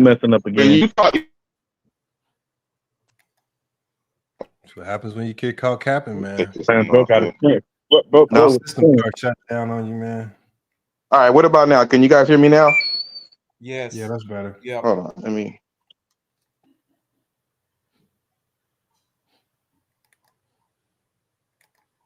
Yo, Lamont, you check your email? Yeah. I'm getting it right now. Somebody wanted me to put this graphic up, y'all. Let me put this graphic up for y'all. Maybe it'll help you out. There you go, right there. Jordan got a Defensive Player of the Year award too. Yeah, we already counted that. He still has 62 accolades to Kareem 65. And mind you, Kareem was not even allowed to win that for the majority of his prime of his career as a defender. Can we count I know this is a joke, but can we count all-star MVPs? Hey, if they want to count accolades, we can count them all. They don't want to really go down that rabbit Well, hole. no, Because Jordan. No, then if that's the case, it's 65-65 because Jordan got 3 All-Star MVPs. Kareem has none. Can we count conference finals? Now, wait, Lamont, if you want to count, like you said, we always got to count the lesser things for Jordan because Jordan always does less. We got to count the slam dunk contest as well. Count the slam dunk contest. Oh, you mad because LeBron didn't win the dunk contest? No, bro. The reason we never looked at accolades Again, and the stats conversation as is an not end-all, about be-all LeBron because in James. the Don't worry about the real 1960s go to basketball, Man, sir. who cares about all that? Bro, we can't win never a dunk we contest. never looked at a guy's resume as the end all be all because Yes, we we knew did. that stat Yes, we we knew did. that That's stat lies. was not a part of the 1960s. Nobody's gonna look at Akeem Olajuwon Keep and say he's the cooking, greatest man. Keep blocker cooking, because we Mac all Def. know Bill Russell and Wilt Chamberlain got that. But because the stats didn't exist, we never looked at Akeem's resume and said he's the greatest defensive player or this, that, and the third. Resume is what you start off with. You start off with a guy's resume, and then you go from there. You got to have a top 10 resume to be in this conversation. Hold on. Let's do that, MacDuff. Let's start off with resume. It's on your screen right here. So according to this resume right here, Jordan should not be in any conversation with Kareem Abdul-Jabbar because Kareem Abdul-Jabbar so severely outclasses him. There Hit is him no with the conversation. context. So Hit the him with problem the is with you, MacDuff, is when we compare resumes, it completely eliminates Jordan from even being in the conversation because he doesn't even move to step 2, which is the context, because his resume don't even come close. That's the problem. You don't have my scoring titles. So by default, you've removed Michael Jordan from the GOAT conversation because resumes aren't even close. Where's my scoring titles? But wait a minute, why does the 10 scoring titles matter when I got 38,000? because it's a part of my resume. And here's the No, we can add that, but it's not better than being 38,000. It's not better than being the all-time scoring leader. It's not better than that. When Jordan had the most points in the playoffs, we never looked at Jordan's total points in the playoffs like, oh, he's the greatest scorer. We looked at the 33 points per game average. That's what we looked at. We didn't care that he had the most points. NBA fans looked at 38,000. 38,000 said you were the greatest scorer ever, not Jordan's 30 points per game. No, it did not. Yes, it People didn't did. even have Kareem as a better scorer than Wilt Chamberlain. Nobody believes that. So show me when they celebrated 31.5 points per game at. Where they celebrate that at? What are you talking about? Before at the end of Chicago Bulls, at the end of the greatest scorer at the end at the end of Jordan's career, at the end of the Chicago Bulls Jordan career, he averaged 31.5 points. Where was the celebration for Jordan's 31.5 points? Where was the celebration or the honors or praise for that anywhere? You say to Hey, y'all, can we just talk one at a time, man? Come on, y'all. I mean, if you don't like Go James Kingdom, at the end of the day, but this is for everybody. This is not for you personally. All I'm saying is just talk one at a time so we can keep the audio clean. I know y'all don't like Goat James Kingdom's talking points, and he be killing y'all sometimes. Y'all trying to get y'all get back. Come on, man. You're not gonna. This is probably not the topic to try to get you get back on. This is why you guys are stretching and reaching to all. I mean, I didn't think y'all would go down this rabbit hole and digging so deep, man. Y'all trying to run at anything to say you accidentally put Jordan as the GOAT because the media told you so, and you don't want to admit it. We've only had one person come up here and just admit Kareem has the better resume. The media put it in my head that he was the GOAT. Go James Kingdom also said the same thing, so I put him as the GOAT because I thought he was the hottest thing smoking that I've ever seen on the basketball court, but the media failed to tell me about Kareem Abdul-Jabbar. That's what happened. Yeah, but Lamar, if he going up there, here's what happened. That's not what happened. If A. Johnny going on a rampage on a rant saying that when they celebrated Michael Jordan, the nigga nobody celebrated scoring titles. He's right. There's never been a celebration for scoring titles. You are lying. There's never been a celebration for. This is one of the main reasons why. Hold on, Herm. Just listen for 1 second while you complaining and crying about Go James Kingdom. Why you crying? Hold on. While you crying about Go James Kingdom, he is right. There's never been a celebration for scoring titles. If there is even an award that's given for a scoring title, we've never seen what that goddamn award looks like because they never make a big deal about it. We've never seen a celebration for the steals title. We've never seen a celebration for the blocks title. Yet you're bringing up these secondary, lesser accomplishments and accolades as if they are primary, like a league MVP. like they're a primary, like a first team All NBA. Like they're a primary, like all of the primary ones that you see on this screen. So you keep bringing up all these other ones that really nobody even makes a big deal about as if they're supposed to be a big deal. So quit pretending like we dumb. We know that the scoring title is just a scoring title. Nobody really makes a big deal about it. Yes, it's great to have, but it's not as big as being the league's all-time leading scorer like Kareem Abdul-Jabbar. Like when they stop games to present you with an award when you achieve it. They stop the presses, the Because whole world watches. that's tough. Well, Jordan got a trophy for 30,000 points. Y'all just got to stop lying, man. All I'm saying is No, you what just they gotta do stop is they lying. retire jerseys. How many? All I'm saying is you got to stop lying. Quit pretending, trying to get us to believe that scoring titles were so meaningful that they stopped the presses when you won one. So much so that you guys even devalue scoring titles in today's era when a guy like James Harden wins a whole bunch of them. You will devalue it for players of today. You guys don't hold scoring titles in this high regard because when players of today win it, you find ways. Oh, Nobody has even he just no. Y'all, hold on. Y'all got to stop pretending like we don't hear y'all talk basketball every day. We see how y'all pick and choose when to use scoring titles to build up a player like Jordan, and you pick and choose to tear down scoring titles when players of this era win scoring titles like a James Harden. None of these guys have 10, though. Don't sit around and pretend like scoring titles is a big deal now just because Jordan has 10 when it's not a big deal when anybody else wins a whole bunch of them. Nobody got 10, though. That's my No point. matter. Nobody has Okay, so let me give you this, Mingo Jester. Who is second behind Jordan in scoring titles? I think give me the top. No. Give me the top 5 in NBA history in scoring titles. Since it's such a big achievement. You don't put me on mute and ask me a question. What kind of stupid shit is that? Can you answer that one question? Come on, bro. Give me the top 5 in scoring titles all time, since it's such a big deal. Listen, all I'm saying, you said we're the second. We're the second with 7. Jordan got 10. Wilt got 7. I think Kevin Durant got 4. James Harden, I think, got 4. I think AI got 4. That's 5 right there. Harden got 3. Harden got 3. AI got 4. Kevin Durant got 4. Give me the top 5. Give me the top 5 in scoring titles. That's 5. That's the 5. I just okay. So who's number 2? Wilt is number 2. And so he got 7. Wilt got 7. So you saying Wilt is the greatest player of all time next to Jordan? Hey, Wilt up there. He up there, man. Come on, man. Y'all pick and choose when to use scoring titles, man. I'm not saying scoring titles is the be all. You can't discredit those. And then if you want to use, because remember, Kenneth was saying use context. Do you know how easy it is to pick apart scoring titles and the validity of scoring titles if you wanted to be petty? Especially in a 90s era where no other players could get to 30 points per game other than Michael Jordan. He had no comp at the scoring titles. Unlike today's era where you got 5 and 6 and 7 guys averaging 30 a game and you battling it out to the end with other guys who can actually score the ball. Jordan had no comp. So the thing is, you're talking about frivolous secondary accomplishments that mean nothing. And if you want to contextualize it like you want to contextualize everything with Kareem Abdul-Jabbar, Jordan had the easiest 10 scoring titles in NBA history out of any player because he had no comp as far as scoring in the 90s. We got to stop lying, man.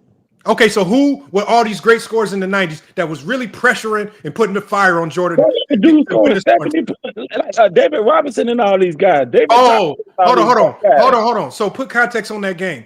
Did they not gift David Robinson 70 points, or did he get a bona fide, legitimate 70? They gifted him 70 points. Did you watch that game? It was the biggest gimmick game. The game looked like last year's All-Star game. So don't pretend it was a game versus the Clippers. They and all they did was force feed the ball to David Robinson and started turning it into a joke because he was just trying to win a scoring title that actually means nothing to his career because it did not elevate him in any particular way in anybody's list. And on top of that too, Mingle, according to Dominique, who was on the team at the time, he says David Stern called the Clippers and told them that to not play their starters for majority of the game. And if you watch that game, not only you want the clip? Yes. Okay. It's facts. Bro, it seems like all of a sudden now these primary resume builders no longer count. Y'all dig into the depths of this stuff to try to put Kareem down. This is crazy, man. Not putting Kareem down. This is Definitely not putting. this It's is new hard to to you. put Well, wait, Kareem Lamont. down. This is new to you, Lamont. This is It's new. hard to put Kareem I down. just There is didn't no think. metric. Oh, you know what? But you know what, Go James? I didn't think that once I outlaid the information in front of them, they would have so much rejection and denial. This is crazy. This is Nah, the Kareem is tough. It's hard to put Kareem down. and Go Kareem is James. You tough. know why there's a lot of rejection and denial? To me, Kareem is the greatest Go basketball James player to knows ever why. play Because basketball. there's somebody else Kareem is the creeping up best on player. retirement who's building up a The resume greatest. the same way. He's the best and the greatest. There's no metric that you can show me that Kareem is the has greatest anyone basketball surpassing player to Kareem. ever play basketball. If you're talking about from AAU to the Yeah, that's what I to the mean. big That's what I leagues, mean. there Yeah, is no one surpassing him. What Kareem Kareem is the did greatest in the big basketball player leagues, to ever play winning in basketball. year two, which y'all claim that y'all care so much about. No, nobody else besides Magic Johnson, who was his teammate, can claim that they did that. Kareem is the GOAT. Hey, I And wouldn't then when argue you with King you. Angel, You because got him as the GOAT. I ain't arguing. King Bill Angel won his didn't get his first year. take. King Angel, what I'm saying is, where do you feel when people started traditionally labeling Jordan as the GOAT?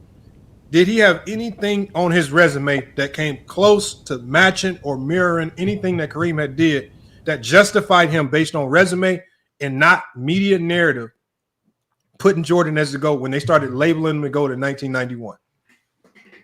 91? Yeah. No. How the hell is Jordan going to surpass somebody with 6 chips?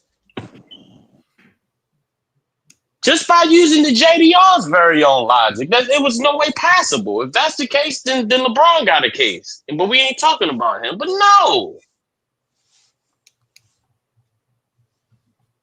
I didn't see Jordan in '91, so I don't know nothing about all that. Really?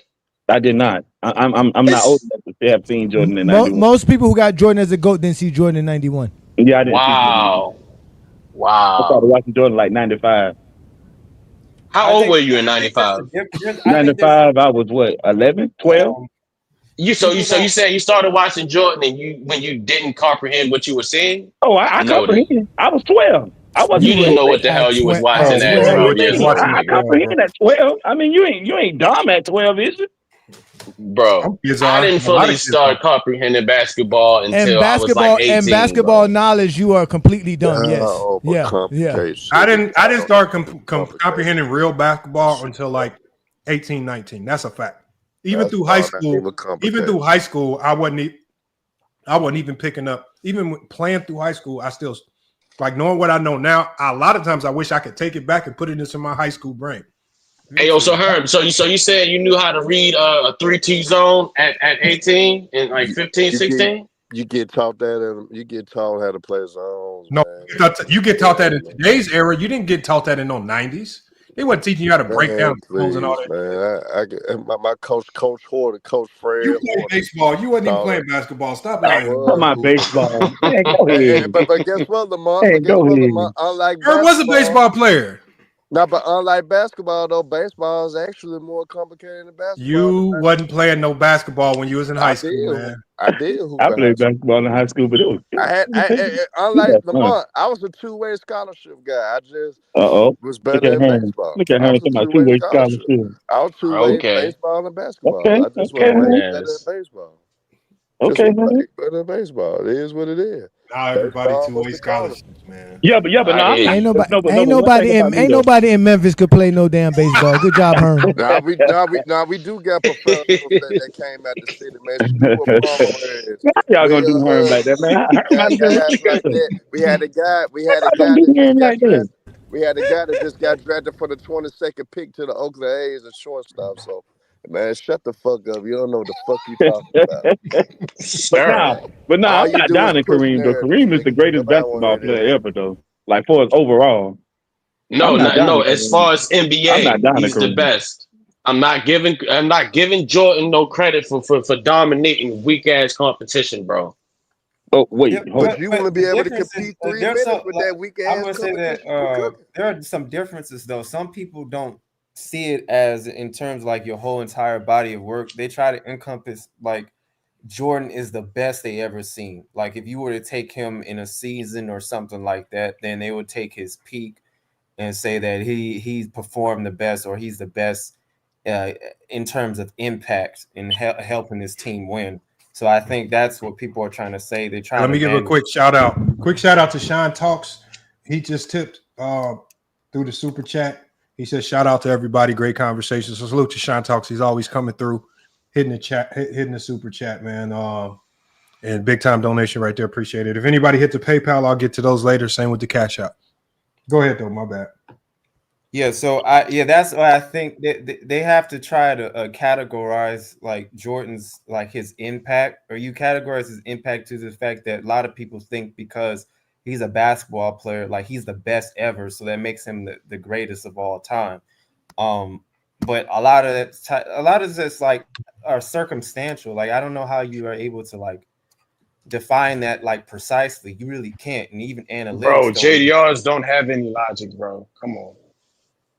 Yeah, I understand. Hold on. That. Let me apologize. Some of the guys like Mingo and McDuff and Herm, I want y'all to feel like I didn't give y'all say so. So I want to give y'all another opportunity to better explain what the hell y'all was talking about, because I didn't understand what y'all was talking about when y'all I was confused with Mingo gesture with the three peats. He said the three peats made Jordan better. No, I didn't I did not. understand that. I wasn't saying that ain't the only thing. That's a part of it, but it ain't the only thing. But that's still 3 rings. So if that's a part of it, so when does a 3-peat be the 8-peat? If by that logic, that's still 3 rings though. It that's doesn't matter. 6 rings. Can you count? No, when is you a 3-peat? You got 2 3-peats. But you said this. You said that you started watching in Yeah, '95. So you only saw one. But he got 2 3-peats though. I mean, yes, I started watching in '95. Hold on. But You know what? 2 3-peats. 2 3-peats is 6 championships. Yes, I just said that. Okay, so what's greater, 6 championships or 6 championships? 6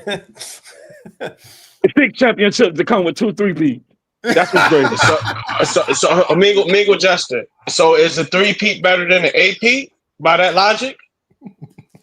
Like I told you, Lamont, the 6 is better. I thought Jordan we did the 6 better. I thought we were just talking about Kareem. I thought we weren't talking about other players. Jordan because did the 6 better. But see, when I brought up LeBron, they say we weren't talking about other players. So we're not talking about other we're players. not talking about Kareem LeBron. I just asked for you. So only we reason talking why about I brought up Kareem and Jordan. We're I not brought talking up the about Bill 8-peat Russell. because that's the only player that We're not has talking more about than Bill a Russell. We're 3-peat. talking about So by that, Kareem and Jordan. okay, We're not talking about Bill Russell. which is better?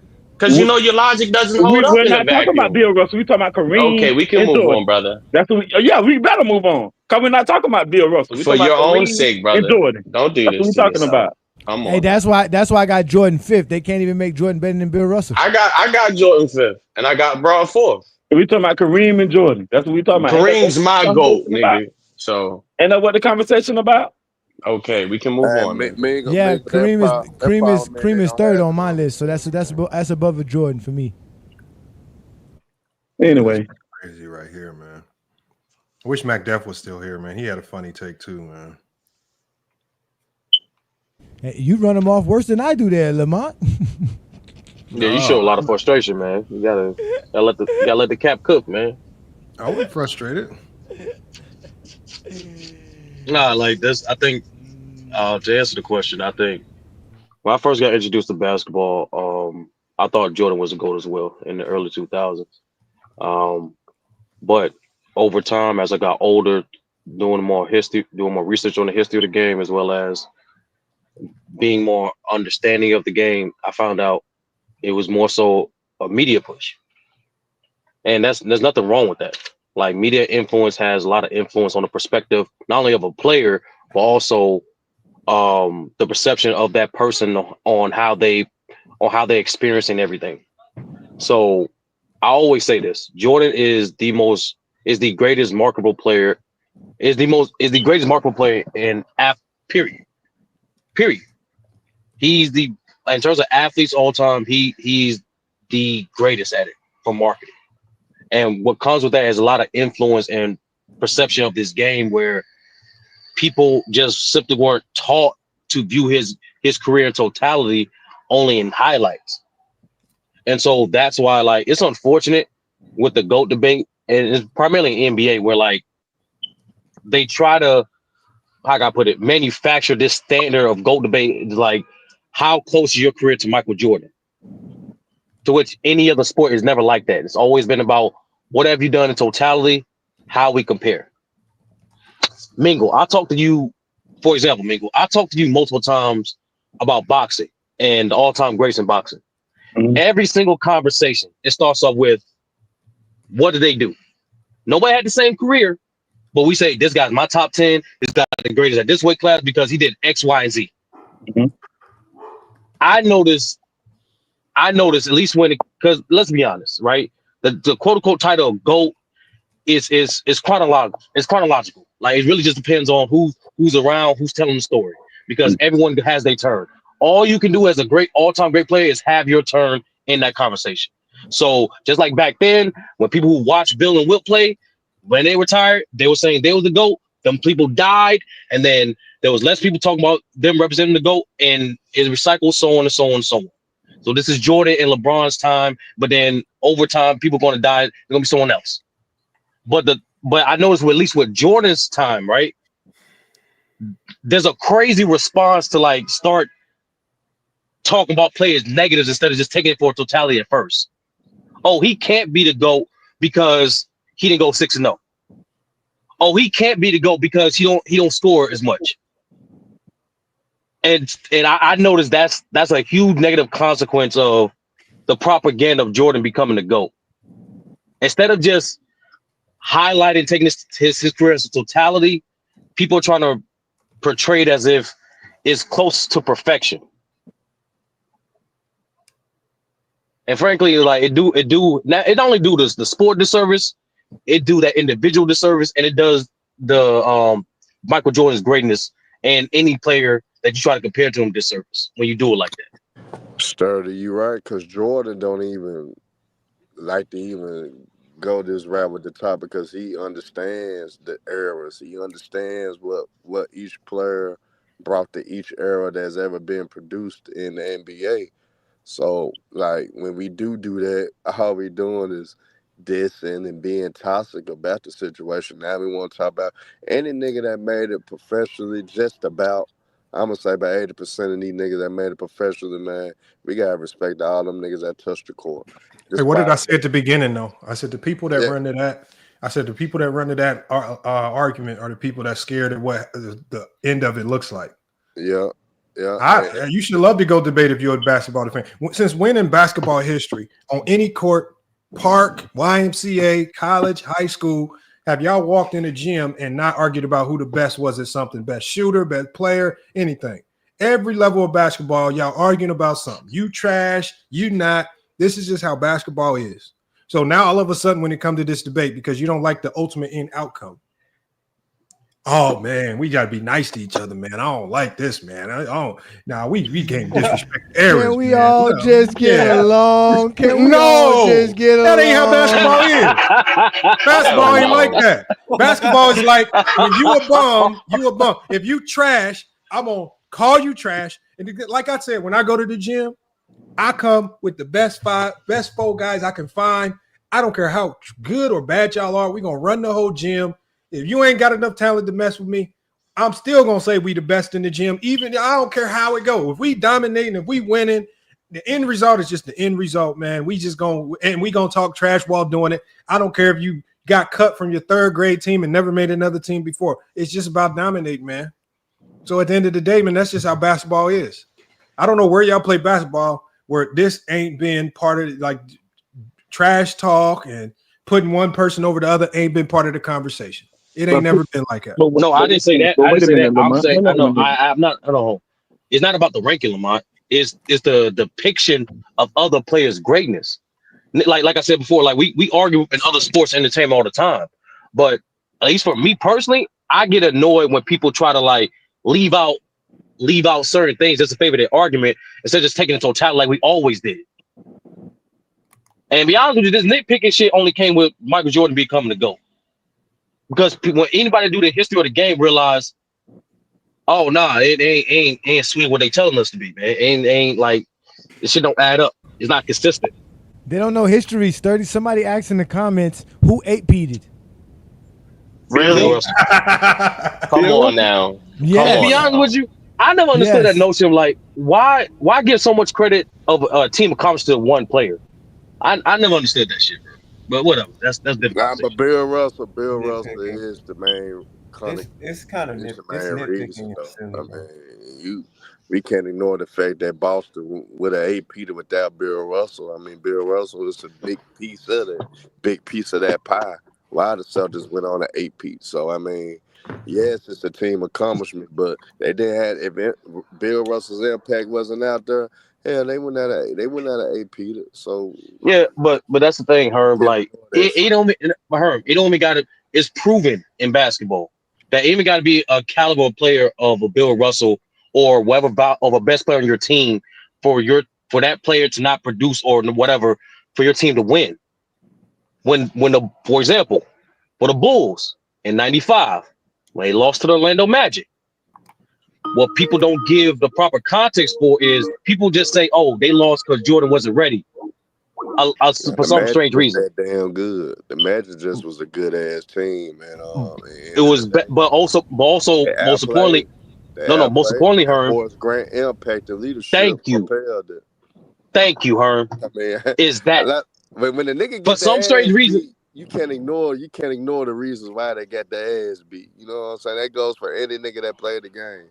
All these niggas they got their ass kicked, so we don't have to make excuses for the niggas of why they got their ass kicked. That be my thing too, man. We don't have to tear down teammates or say that, give excuses for niggas. Because honestly, Sturdy, we've been talked about this as well. We've been seeing these cats for years, and whoever fan base it is, whoever that player it is, they make excuses for that favorite player of why they didn't accomplish anything or why they didn't succeed in that certain situation. That's all we hear. No, I mean sometimes the team just hit you in the mouth and you get your ass whooped. But to me, the failures is what make these niggas legacy, and facts, especially how they bounce back from their failures. So facts. I don't get these niggas, man. And then these niggas try to overcomplicate shit just to sound good. Man, you ain't got to overcomplicate the shit, man. If niggas value longevity, value it. That's important too, because for able to play. No, but Herm, the part of this conversation that I'm trying to get through to y'all is that the people who don't value longevity are the people that don't want to honestly look at a player's entire career. Longevity, the only thing is longevity is just a longer career. It's your entire career. There's no value in longevity or not valuing it. All I'm saying is value the whole career. Don't pick certain parts of the career that you want to value over other parts of the career. We value it all.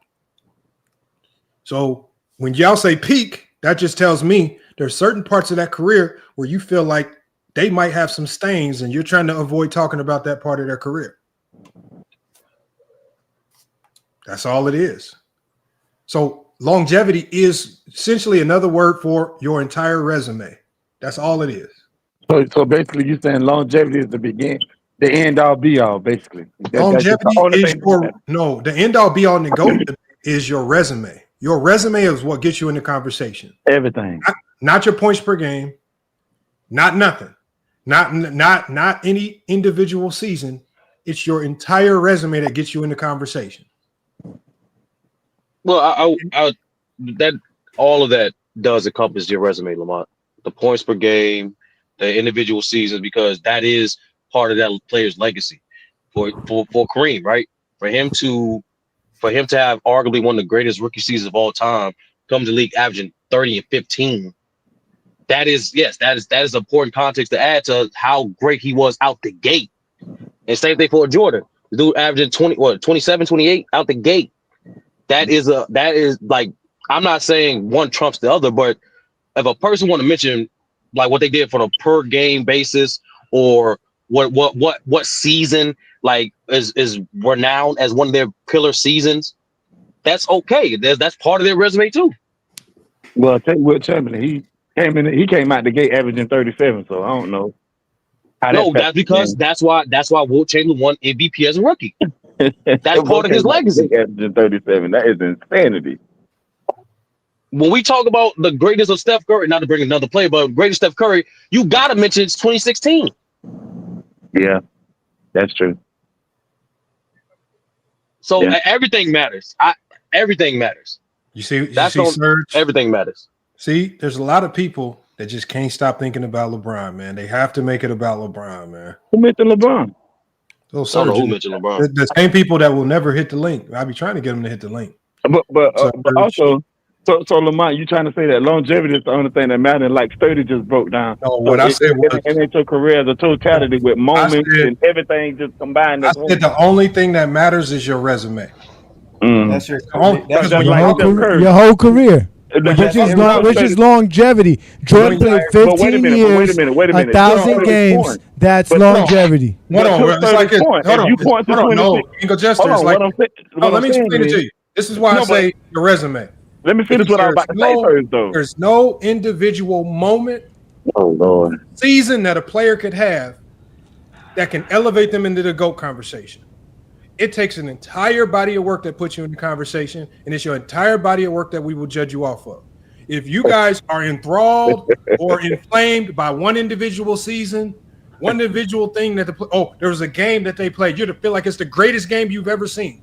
Yeah, one game, one season, don't put you in a conversation. All right, okay, I'm glad you said that. Because now I'm finna talk about LeBron. What did LeBron say? Oh my God! No! Wait a minute! Wait, Mingo, wait. What did LeBron say in that interview? When he was talking on the side, what did he say? That right there. He didn't say his career. He said that right Jordan there. can't be the GOAT without LeBron. Jordan can't be the GOAT. Wait a minute. Whoa. And when he said that, did you believe him? That one moment, did you believe him?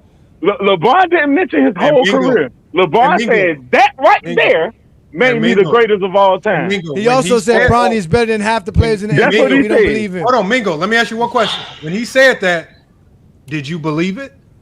Yes, he believed him. I didn't believe it. Hold on. He believed it. Wait, you believe LeBron was going to win 8 championships when he said he was going to win 8 championships? Not 1, not 2, not 3, not 4. Mingo. You brought up a good point. You said when LeBron said that, I asked you, did you believe him when he said that? No, I did not. Hey, now, Mingo Jester, why did you not believe him? What's your reasoning for not taking that seriously? I don't believe him because Jordan had better moments. Better than that moment that he's talking about. What's the moment? He's talking about a year. He's talking about winning a championship in a single season. He's not talking about a moment. So, he was talking about that coming down from 3-1. He was talking about that. Mingo, don't mess. You just brought up that LeBron said a single season, he feels like it made him the GOAT. You're killing yourself because what I'm trying to say is I literally just told you no single season or moment can make you the GOAT. You didn't believe it because you know single seasons and moments cannot put you in this conversation. So I don't believe that. That ain't why I said that. Resume. That's not what I said that. That's not why I said that. Man, yeah, bro, you're so confused. LeBron said LeBron didn't say that because of the whole. Here's what LeBron said. LeBron only said that because of that finals run when they came back from down 3-1. That's when he said that right there made me the greatest of all time. Why does that matter when nobody took it seriously? Because we know it takes the entire resume. Some people took it seriously. Some people took it seriously because they made them to go. Who took it to go? Some people took it seriously. Give me one person. Actually, I'll give you one just for giggles. B. Lee. B. Lee is on GJK recorded saying, "Well, LeBron did 2016, in my opinion, made him to go for me." Like, there's people that like. What I'm saying is, Lamar, I'm not saying you're right. No singular moment or season defines like who a player is, but sometimes though, I know B. Lee, and I know he's not a buffoon and idiot. No, what you're doing is B. Lee is just putting that as the icing on the cake on top of all of the resume. Because B. Lee is not gonna. You cannot tell me that B. Lee is just looking at one season of LeBron James and saying that's why he's the GOAT. That's the icing. That's the icing on the cake beyond everything else that he's seen. Because B. Lee talks basketball too seriously for me to believe that only one season made LeBron the GOAT, and none of the other stuff matters. None of the other. That's not what I'm saying, Lamont. I'm not. Once again, I agree that. Hold on, Lamont. Hold on. I agree that no singular moment in one single season is enough. However, and don't try to put that on B. Lee. Wait. Why my whole premise is those moments, those seasons, the culmination of it is part of that person's resume. All these all-time greats resumes are extended, and there's times where you could personify or give descriptions of moments of their greatness and use those as examples because those are part of that person's resume. You can't. And for example, Lamont, you know why? You know why? You know why this is Mhm. all unfair? Because this only favors players who played in eras where games were televised significantly, and we have film to go watch and recover it. So at the end That's of the not what I'm day, referring to. at the end of the day, all these moments, nobody knows Kareem's moments like that unless you were living through that era and you actually had the capability of watching the games or going to the games. So at the end of the Or do day, your homework. the only thing that we can judge Kareem on, because we can't go back and rewatch or relive or get the emotions of its individual moment or season. We can't get that back. We can only judge him off of the resume. All that other stuff is emotion. How you feel about a single season or how you feel about this performance, that's your emotion. It's your resume that puts you there. Take the emotion. No, I'm not talking about. I'm not talking about emotions. I'm talking about How when you're you describing. Well, I'm saying when you're describing a player and how great a player is, there's nothing wrong with using examples. That's part of their resume. That's all I'm saying, Lamont. Like no one's saying. I don't need examples if your resume should speak for itself. Like, for example. No, it doesn't. Well, yes, it do. Your resume alone does not speak for itself. Hold on. Hey, John, stop. Your resume speaks for itself. I tell everybody, you can't just take a player on paper. You have to at least do some type of homework to understand that fucking player, bro. Like you can't just like, oh, black and white on paper, that's it. No. And y'all know that's facts. There are certain things on paper that don't need explanation.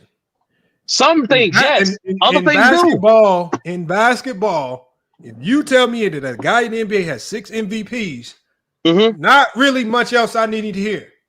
That's one of the greatest players right there. Yes, we can have all the other conversations. When you tell me the guy is a 15-time All-NBA player, not much else needs to really be said right there. When he's an 11-time All-Defensive Team, I don't really need to. When he league leader in blocks 4 times, league leader in scoring 2 times. All these accolades and stuff. What the hell we need? What the hell we need your additional context for, other than you trying to wiggle your own player into the conversation somehow? What are you talking about? No, I'm saying what's wrong with doing your homework and seeing how that player accumulated those production, how that player was perceived in the era to get those. No. That's unfair. That's not unfair. Because that's unfair. That's unfair. That's not unfair, Lamont. Because the only thing that happens when you start opening that door is all people do is say, "Oh, you played in a weak era. I don't like how you won that award." And then I didn't say nothing about competition, Lamont. That's what happens when you open that door. I'm not talking about competition.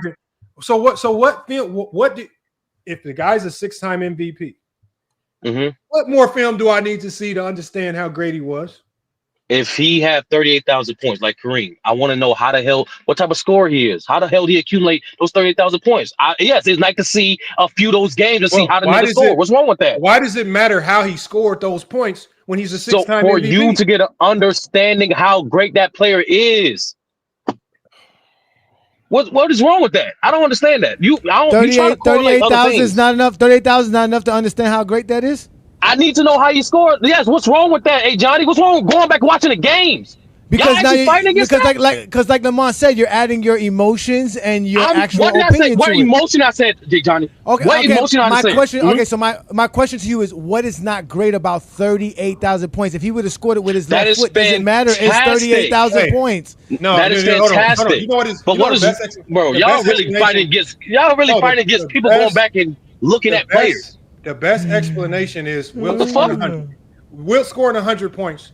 I don't need to see the game. I don't care who he did it against. It's still one of the greatest scoring game in NBA history, because we know scoring 100 points in a basketball game, I don't care what level of play, is difficult to do. And it's still looked at as one of the best individual games. It could be looked at as the best individual game in NBA history, right? Wilt scoring 100. When we talk about Wilt scoring 100, I've never heard somebody saying, I don't really want to consider that 100 points because I need to go back and watch who he did that against. How did he score? A lot of people do say that shit. They hate us. Wait, Lamont. Say that shit. The Zesty Jeffries does that. The Zesty Jeffries does that. A lot of people Zesty do say Jeffrey's that done though. that. They do. I've heard people say that. I've heard people say that. No, They don't a believe lot of it. people try to debunk myths. No, a lot of people try to debunk that game is bullshit. Jordan never scored 100 points. That's And why. that's not what I'm No, referring to. no Kareem fan is doing that. No LeBron fan is doing that. No 100 points. What you talking No, about? no Kobe fan is running around saying Wilt didn't score 100 points. Only people who have Michael Jordan as the GOAT think Wilt didn't score 100 points. Listen, man.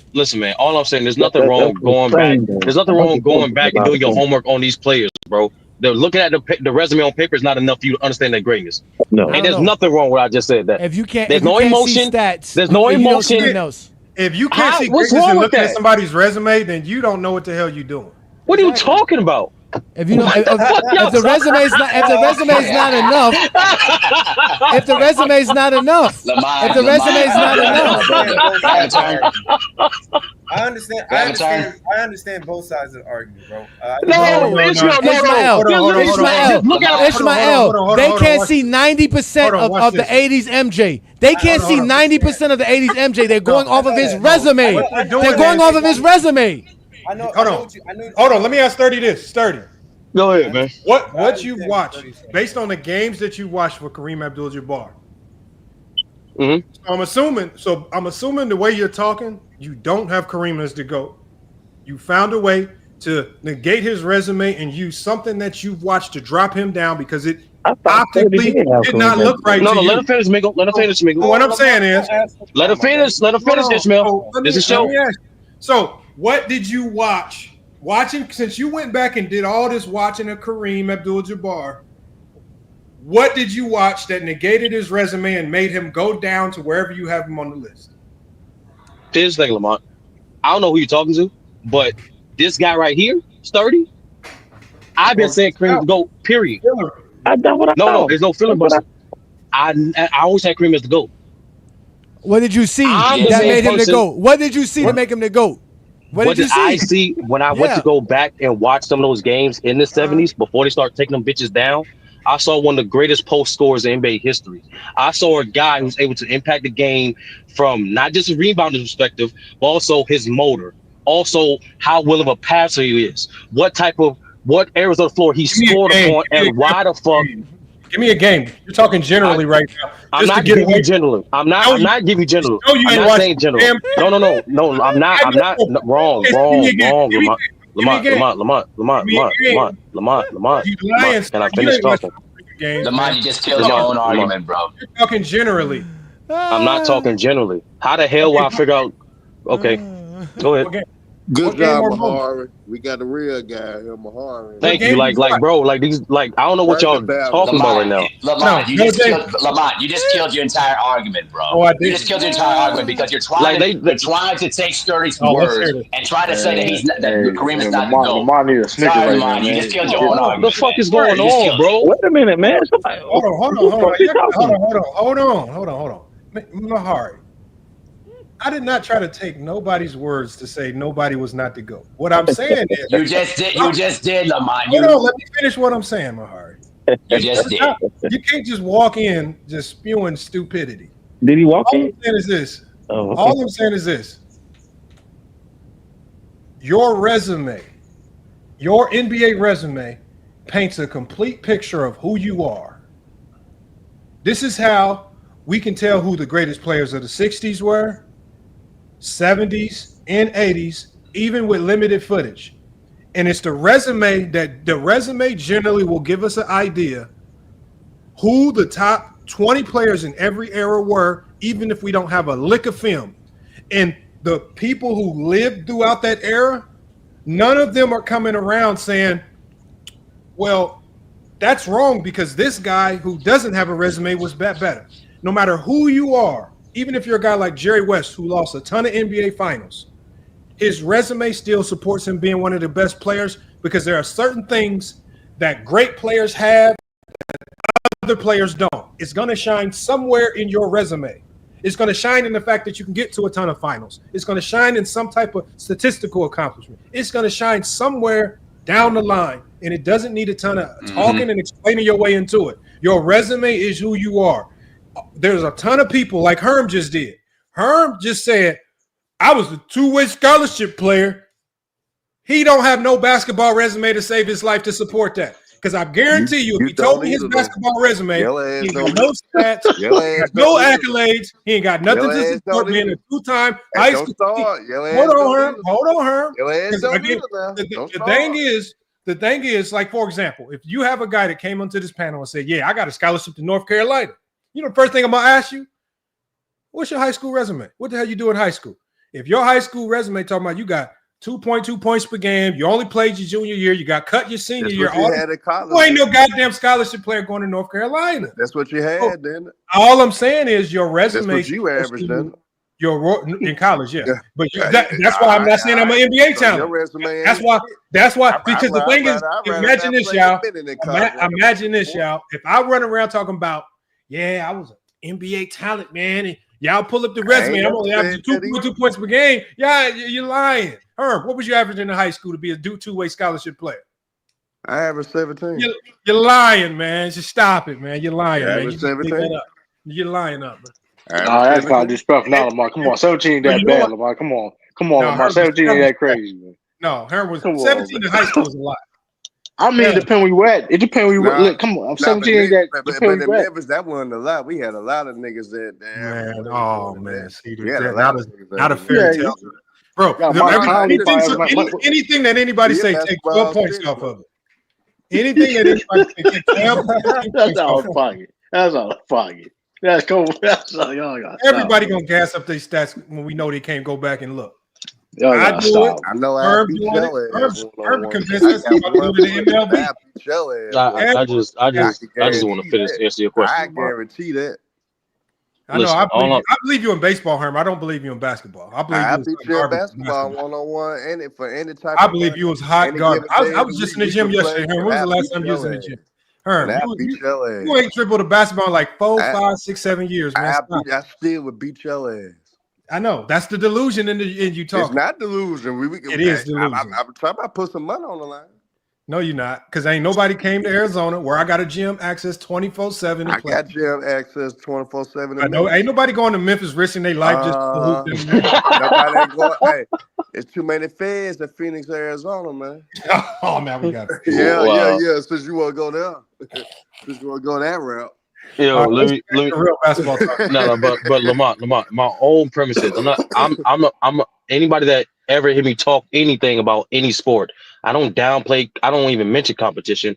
I don't mention I don't downplay errors. I go off what those players did in that era, and I am saying to everybody, it is not enough for you just go off what the hell is on a paper.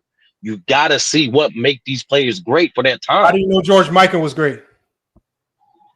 I know George Mikan was great. I don't rate George Mikan, Lamont. I don't, because I ain't seen a single game of George Mikan. That's why I don't talk bad or good about George Mikan. How do you know Jerry West and Bill Russell were great? Because on the few games that I've seen, them niggas got busy, Lamont. Oh, no, they didn't. In the few games you see about Bill Russell, he running around looking like a ninth grader that just learned how to score layups. No, that's foul, Lamont. No, what I did see was some of the tactics and testimonies players and coaches were saying of his defensive that he was implementing. You can still find some, and that's the thing, Lamont. Stop telling these people you can't. Like you can still find some finals games of the Lakers and Celtics. Oh, sturdy. What are you talking about? If you be honest, that's why I tell people stop telling these young kids to go back and watch. Because when you go back and watch, the game was so early in its advancement that it looked hot garbage. There ain't no way with all the basketball that we've seen, and you can honestly go look back at basketball in the 60s and 70s and think it looks like quality good basketball. Moses Malone looks like a sorry ass Andre Drummond. That's all. I'm not watching it for the aesthetics, Lamont. But I'm watching it to understand the game. Man. I understand. No. Please, Ishmael. No, this is understood. I get you. No, because I do this in every sport. No, stop. Hey, Johnny, please. No, there's only if you're a real sports fan, bro, if you're a real sports fan, you do your homework. We're not talking about real sports fans. We're talking about the masses of JDR casuals who don't know how to really take in the game. So, you're not talking to one. If you're talking about a diehard, right, who studies the game, right? Okay, you're gonna have those few. But when we're talking about the masses of casuals who went with the narrative that the media gave them that Jordan was the GOAT, If you tell them to go back and watch, all they're going to do is do what casuals do best. They're going to discredit it and say it looks trash. Let's just be real about what casuals are going to say when they look. You tell a casual to go watch Kareem or you watch Bill Russell. What have they told us about Bill Russell? They told us, yeah, that was the weak 60s. Yeah, them were plumbers. It was trash. This is what 90s fans were telling us. They the ones told us Bill Russell's era was trash because when they saw it, it didn't look like what they saw in the 90s. So if you tell them to go back and watch, they going to come back with a flawed report of what they saw. That's why Lamont. That's why as the sports fan, you supposed to off resume. No, Sturdy, that's hold on, bro. Sturdy. I think the issue is that even I understand you're trying to take the nuances of the game. You're trying to see the challenges players did. Only basketball junkies care about the nuance. Right. But the thing is, like, not ain't no everybody casual talking about the nuance of no game. Not everybody could take their objectivity, unfortunately, and try to have a trained mind to see what was the challenges those players went through historically. Like that's not going to be an easy thing to do. That sounds good and all, but we're talking about Jordan fans who went with the media narrative. The media told them Jordan was the GOAT. The media told him over and over. They said be like Mike. They gave him Gatorade. They gave him all this stuff. They said he was the GOAT. That's why most 90, I would say 99% of Jordan fans from the 90s say Jordan is the GOAT because the media told him that he was the GOAT, not because they actually really watched or really cared who was the GOAT. They immediately forgot the greatness of a 20-year career in Kareem Abdul-Jabbar. I do agree with that. Immediately went into the garbage can. And I said that earlier too. Of course. The media told them that Jordan was the GOAT. But that's why. But hold on, but real quick, please, sir. I gotta say this. This is important. I need to give a shout out real quick, y'all. Hold on. Let me give a shout out to Frank with the Cash App. He says for FYF in the Cash App. He didn't have a question. And then let me give a shout out to Herm. Herm came through in the Cash App. He said for longevity versus peak dominance. Simple as that. Salute to Herm and salute to Frank coming through with the donations in the Cash App. Appreciate you guys. We do this like literally. Everybody that's in the Discord notice. Like every week, there's a person that don't know about a great player. What we do, we show them that great player. We don't just give them the resume. We also show, okay, this is what they doing to how great they are. This is exactly how they get their bread and bones. We did it like on a weekly basis for different sports. Yeah, we do get breakdowns. Like, bro, that's why that's why I said earlier, Lamont, yes, like that's why I believe majority of people think Jordan's GOAT because how they pushed him in the media for the 90s. It was needed to. Yeah, you're not Sturdy, sir. Like Sturdy, you're not wrong. Like, sure, we do this every week, bro. Yeah, come on, bro. Like, but it's here's crazy. The thing, Sturdy, you're not wrong. But Lamont's standpoint is though, you're not going to change those people's minds. You're not going to change certain people's minds if they're already brainwashed. I think that's what Lamont getting at. I'm be honest with you. I've been saying nothing about watching hold up. Now, granted, my bad. Now, granted, I'm not gonna go to extreme saying that I ain't gonna ever tell nobody to necessarily like go back and watch. If you call yourself a basketball junkie, you really love the game. I'm not gonna go that far, but I will say this though, to that. Hey, listen, if I'm looking at motherfucker, if I'm looking at basketball, listen, in the day, NBA is NBA. No matter what area you is, a lot of people can't even make it to the NBA. And your resume is your resume. I look at it like this: whatever you do in that resume, I ain't even. I do that. Listen, I'm gonna be real with you. I'm not gonna lie saying I told people don't go back and watch. But listen, I got Bill Russell to go, and I told people, hey, listen, look at his resume, look what he did, or Kareem. Hey, I'm not arguing nothing. If you want to sit there and try to compare Bill Russell to Andre Drummond, well, last time I checked, Andre Drummond got 5 MVPs. I'm not going really back and forth. It is what it is. All I'm saying is the only thing that happens when you tell a lot of people who don't know how to watch it right to go back and watch, they'll start comparing Bill Russell to Andre Drummond, as opposed to just looking at Bill Russell's resume, you are who your resume is. And if your resume, for example, Bimbo Coles played in the NBA, don't have nothing on his resume. There is nothing film will tell me that he was any greater than his resume of absolutely nothing. He was a complete scrub at the NBA level. Well, he did play with Wally though, so that makes he must be good. That's it. That's it. That's what I'm saying. But you get what I'm saying? So if you give me a player without a resume where the film supports he's better than his nothingness of resume. That's what I'm saying, Lamont. Nothing about Kareem's career that A-Study is going to go look at in 1977 to 76 is going to change all that he done for his resume. Like that, nothing's gonna change that. It's No one that's said it. that, Johnny. No, but the whole point is this, right? Because Dart's gonna bring up Bob Cousy. Bob Cousy could. That's nasty word. That listen, motherfucker didn't do listen, anything. listen. Yeah, He's these gonna shots, listen. bro. We're gonna. Hold wait. There's footages of Bob Cousy doing behind the back passes, doing stuff that nobody in that era was able to do. But it's just not as good because we've seen it from now. No matter what y'all tell me, the Roger Rabbit movie was a great CGI movie. It was great for special effects in 1990s, but it doesn't match Avatar. That's the point. So you're never gonna go back and look at something and make it think that it's better than what you're seeing now. At the And end that's of the your day, problem, Johnny. That's your problem. how? Wait, Can hold I on, keep saying wait. that? Is Roger? Wait. You do. Oh wait, Sturdy. You do movies. Sturdy. You do movies on Discord. Is Roger Rabbit's special effects better than Avatar special effects? Is not, but that's not. That's the problem. Hold on, please, hold on. That's the problem, Johnny. You're comparing from a visual and aesthetic aspect across eras. That's not what that is about.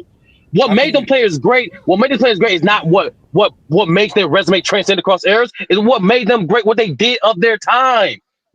This is a great conversation right now. Like, is that well, hold on? What's wrong? Hold on, that's crazy. That's in their resume, Sturdy. That's in their But stop, hold resume. on. This clear. I'm not saying you should not over. I'm saying you should not trust the resume. In your time, other than looking at your resume, you can't go back I'm and not watch every single game. You hold on. I ain't saying every single game, but some games do illustrate the greatness of a player.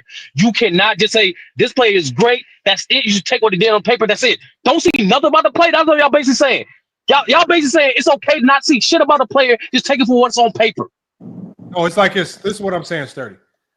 If I say, is there any person that you know in NBA history that has the label of being a generational or all-time great scorer, and he don't have anything on his resume to support that? That's a good question, though. That's a good None. conversation. Is there anybody that had that? Is there anybody who you can say is a generational or all-time great defensive player, but he don't have nothing on his resume to support that? I would say nothing, but he don't have a lot to dignify. No, even though he's the Pippen greatest, no defensive player of the year awards, he has a whole bunch of defensive all first teams that support him being a generationally great player. Is you cannot hide it. The resume, there's nothing you cannot hide anything on your resume. Your resume either shows us what you were good at or what you were. Hold on. For example, hold on. Why is Bill Russell regarded as the greatest defender of all time, Lamont? 22,000 rebounds. Oh, I'm sorry. I know rebounds is only defensive. Why is Bill Russell regarded as the greatest defensive player of all time, Lamont? They didn't count offense in what's it called, rebounds. Once again, hey Johnny, I didn't know defense. I know the only way you accumulate rebounds is only on the defensive side. Why was Bill Russell regarded as the greatest defender of all time, Lamont? Defensive rebounding. Once again, why is Bill Russell regarded as the greatest defender of all time? I just told you.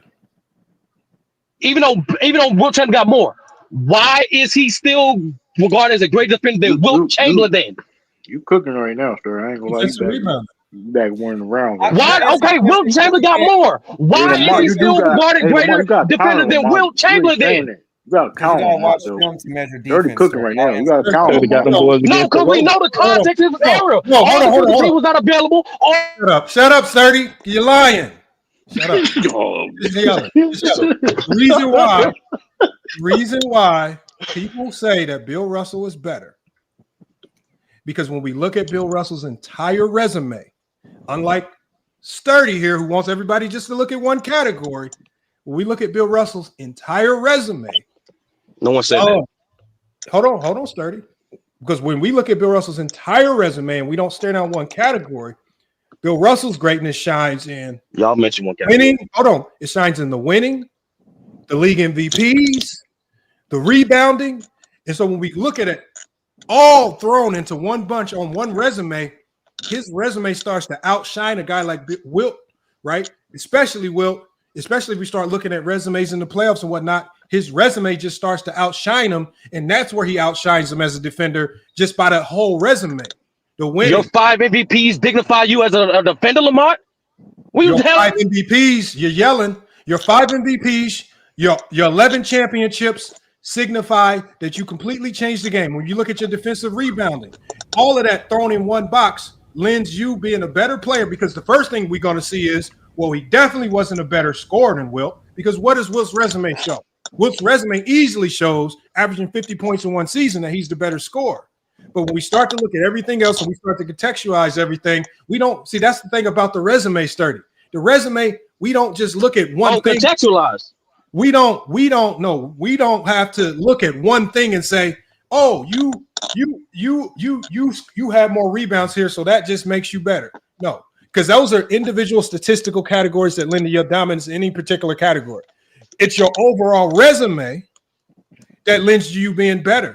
So when we look to if the all defensive teams existed, the defensive player of the year awards existed, your ability to win existed, getting to the NBA finals consistently, those things lend credibility to you being better at something, not just staring down one category like you want to pretend that we're doing. When me and Go James Kingdom say your whole resume, we're saying look at the whole resume.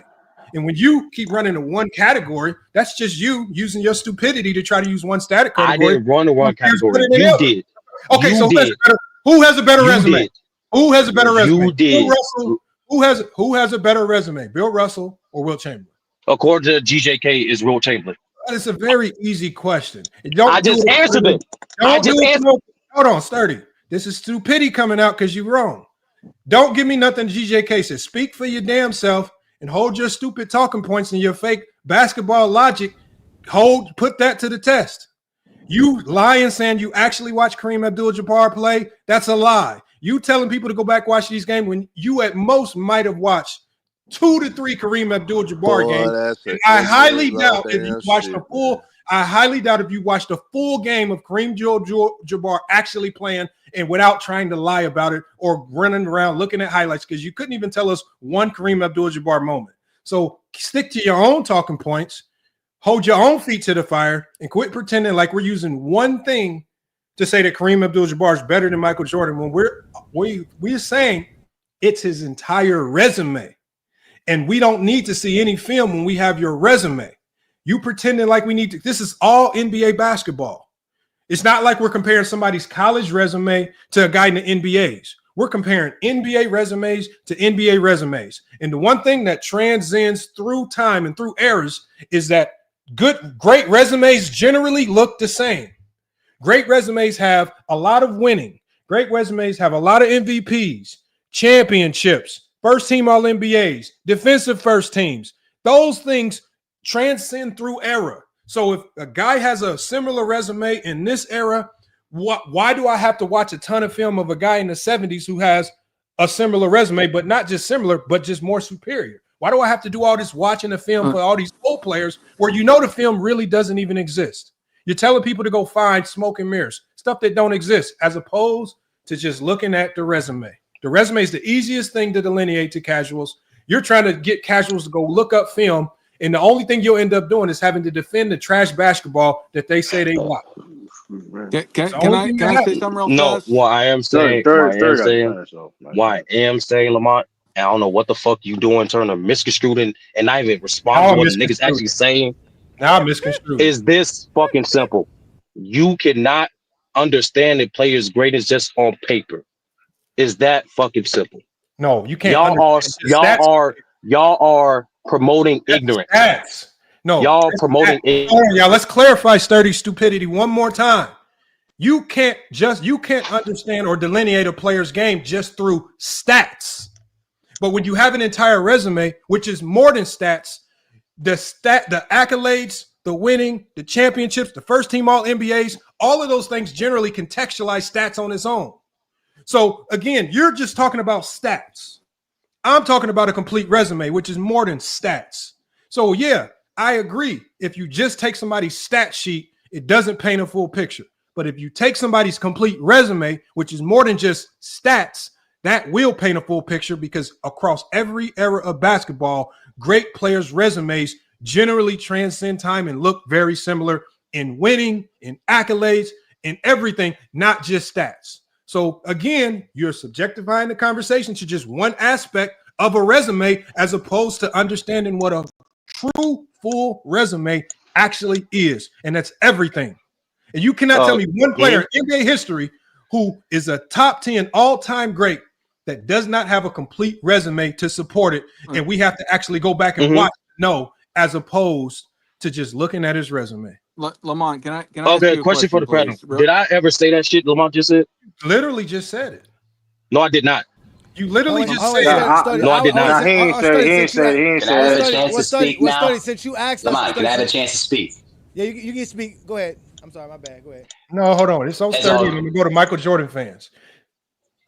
No, so Lamont, my here's a. question is that my so Come just on, real man. fast. I'm not trying to take it away. All right, So go I'll ahead, hand go it ahead, right go ahead. back to you. Real fast. How important is for the points that I brought up by taking layers of different aspects of greatness and dominance within a career, within a season? How much does that affect you guys? Because I know, or at least I've seen, let me put it that way to be fair. And again, I'm not putting this you on Lamont, although there has been a lot of GJK on your channel lately. What I've seen with them is that they like to separate and categorize, but they don't like to connect the dots between, like I had mentioned before earlier on in the show. So how much does that impact greatness to say that you did multiple When you things say on connected top of dots, it with individual greatness, the awards, and the team success? How much does that impact greatness to you? Or does it only matter if you separate these things and categorize them and then say everything is equal? It doesn't matter if they all happen at the same time, but they all happen in a total of a career. Are but y'all just Michael looking Jordan at a fans. total of a career, or do you look at the things that overlap each Michael other? Jordan fans. I didn't say everything was equal. Your on your resume, that nothing. A lot of those categories are not equal, which is why I said when you talk about the greats of all time, you have a primary category of things that all greats generally have. A whole bunch of first team all NBAs, a whole bunch of all NBA defenses, a whole bunch of MVPs, the finals MVPs, the championships. Those are the primaries. Then we go to the secondary things, the things that matter, that still matter, but they're not as important as the things that are above. Scoring titles, steal titles, block titles.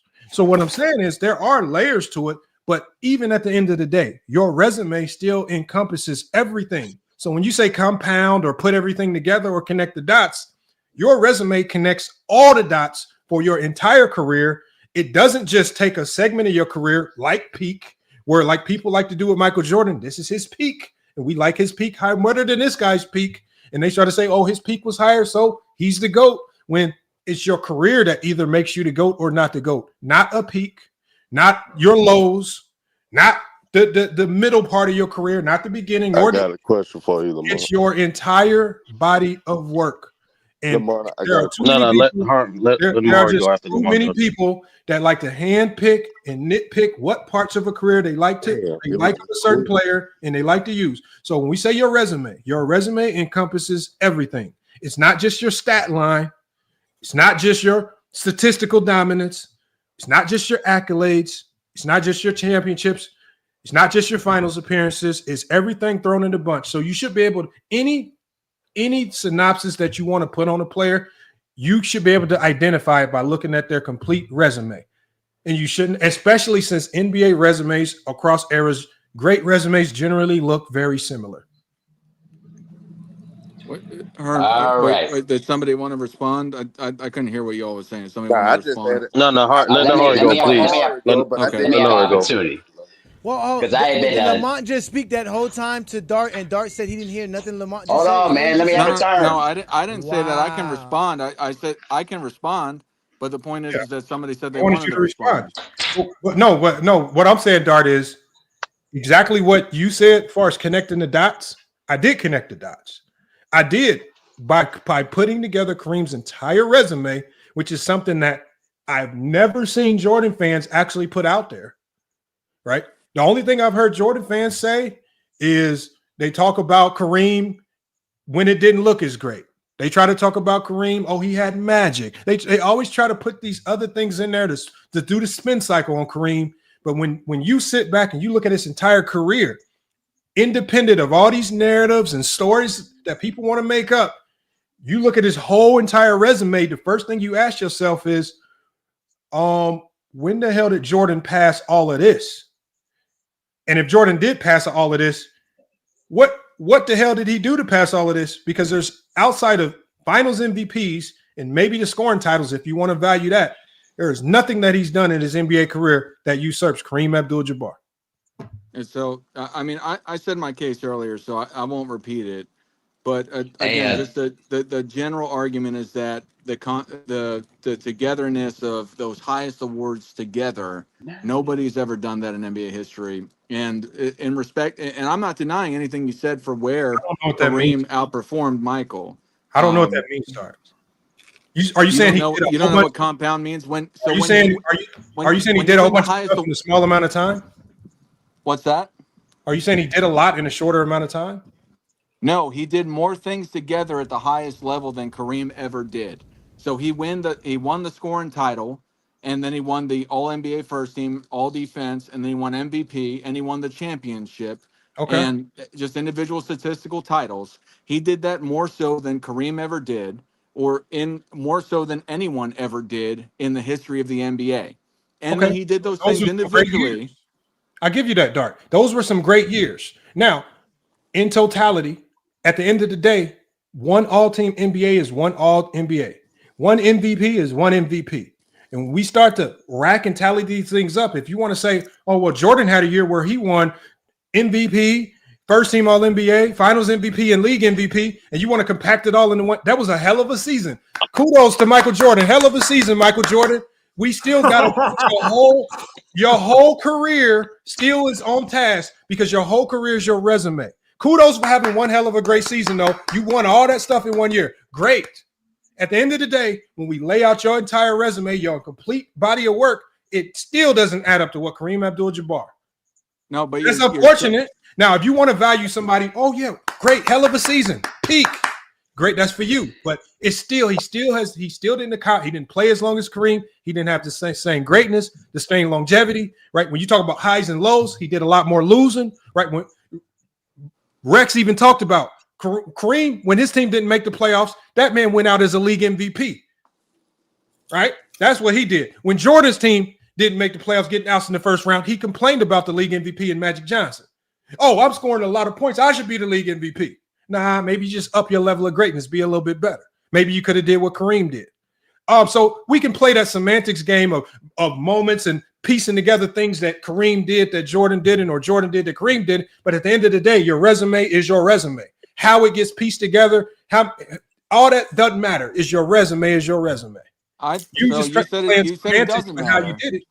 You playing semantics with when it happened and how it happened. That's just you and your emotions about. I think Jordan did it a little bit. That's better. not emotions. He Those won are all facts. sports in one season. He did all this in one great season, Jordan. His resume still don't look like Kareem. 4 times. Great season, Jordan. Your resume still don't look like Kareem. Kareem. Kareem never did it, dude. No, but great for Jordan. You still don't have the resume that Kareem has. Great. 4 years is not better than 20. My point is that you guys like to separate and categorize, which is fine. But then you leave it at that as if it's all. We don't. He all blamed us for that. We don't separate and no, categorize nothing. That's not we true, use bro. stats, That's not true. accolades, and achievements. We use everything on the player's I'm not saying resume. you don't use all of them, but you separate and categorize them as that they're all unbiased. They're not. When you compound them, in They're my all opinion, unbiased. It's not my fault. Jordan fans can't be unbiased. It's not my fault. You can't be unbiased. In my opinion, objectivity is not your turn. More impressive, and I think 99% of the people would say if you do more than one of those things. What 99% of what people? More What impressive. 99% of what people? bro. No, he accused me of something, so I got a chance to address it. Be cool. I'll be cool. Thank you, George. Happy New Year's. I understand, Dart. I understand what you're trying to say, but it's still at the end of the day, it's your resume. It doesn't matter how if it's achieved. Jordan could have achieved a bunch of awards in 5 years, but it's still your resume at the end of the day. It's what you've shown. Like what else can you argue about that? You write your own resume, dude. I don't know if you've ever written a resume, but you sell yourself. So if you're able to sell yourself in that capacity, okay, Dart, check this out, Dart. Hold on. I'm gonna give you a better example, Dart. You're a businessman. You're a businessman, right, Dart? Okay, let's say you're trying to hire a salesman for your company, and you have a salesman with a track record of 20 years, killing the market, greatest salesman. I'm just talking about dominance, killing the game. But then you have another salesman, short amount of time, dominance. See, in the real world, experience over time is king. The person with more experience over the years. In the real world, people with less experience over the years, each calendar year, which we can consider each NBA season, that's considered less experience. You're not as attuned or well versed as this guy. See, That's not true. so what I'm saying is, hold on. First of all, experience over time trumps everything. Your experience trumps everything. And you know what they call the people that get the jobs over the guys that got more experience? They call them Bronny James. They say you got here because of nepotism. When the supervisor brings his son in who might have got a college degree, right, with straight A's, valedictorian, but he ain't got no experience in the workforce, and he gets hired for the managerial spot over you because he ain't got the experience you got. So again, in any walk of life, experience, longevity is king, except when it comes to basketball. In basketball, cramping everything in to a short amount of time, doing it all in a short time span, that seems to trump longevity for whatever reason. It makes absolutely no sense whatsoever. Longevity in and of itself is greatness. Sustained. Does that make Emmitt Smith the best running back of all time, longevity?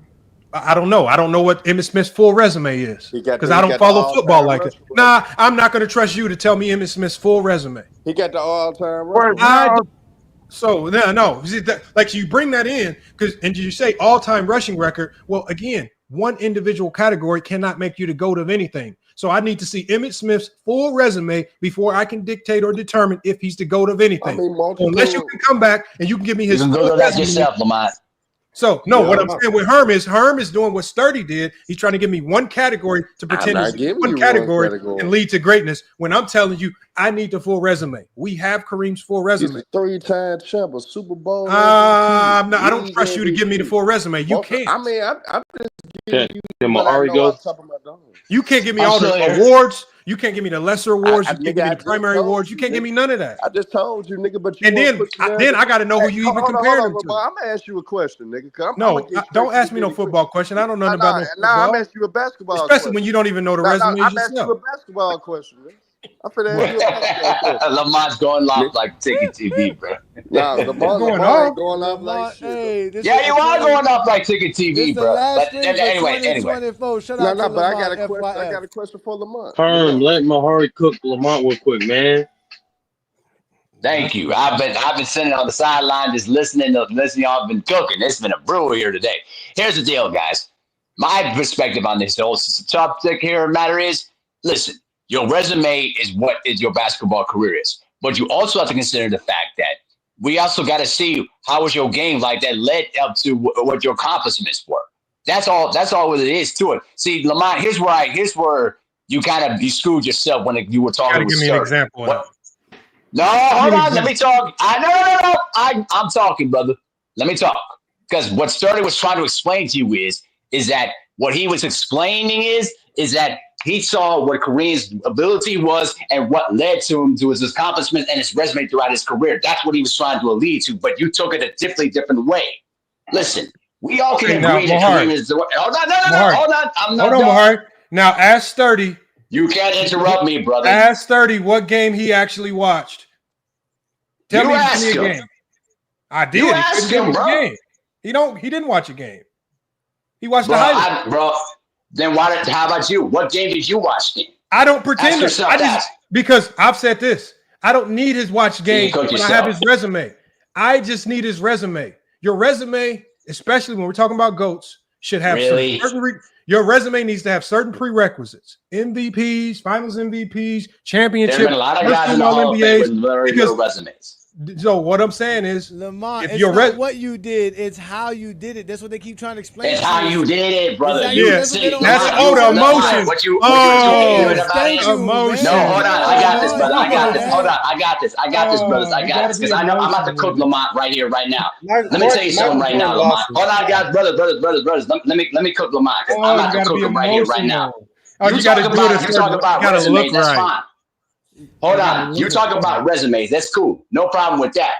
What I'm trying to tell you is we're trying to tell you we are looking at what led up to his resume, what led up to his accomplishments that could certify his greatness as a basketball player. That's the point. What led up to Kareem's dismissing that point? So answer that question for Kareem. What led up to Kareem's greatness? What are you talking about?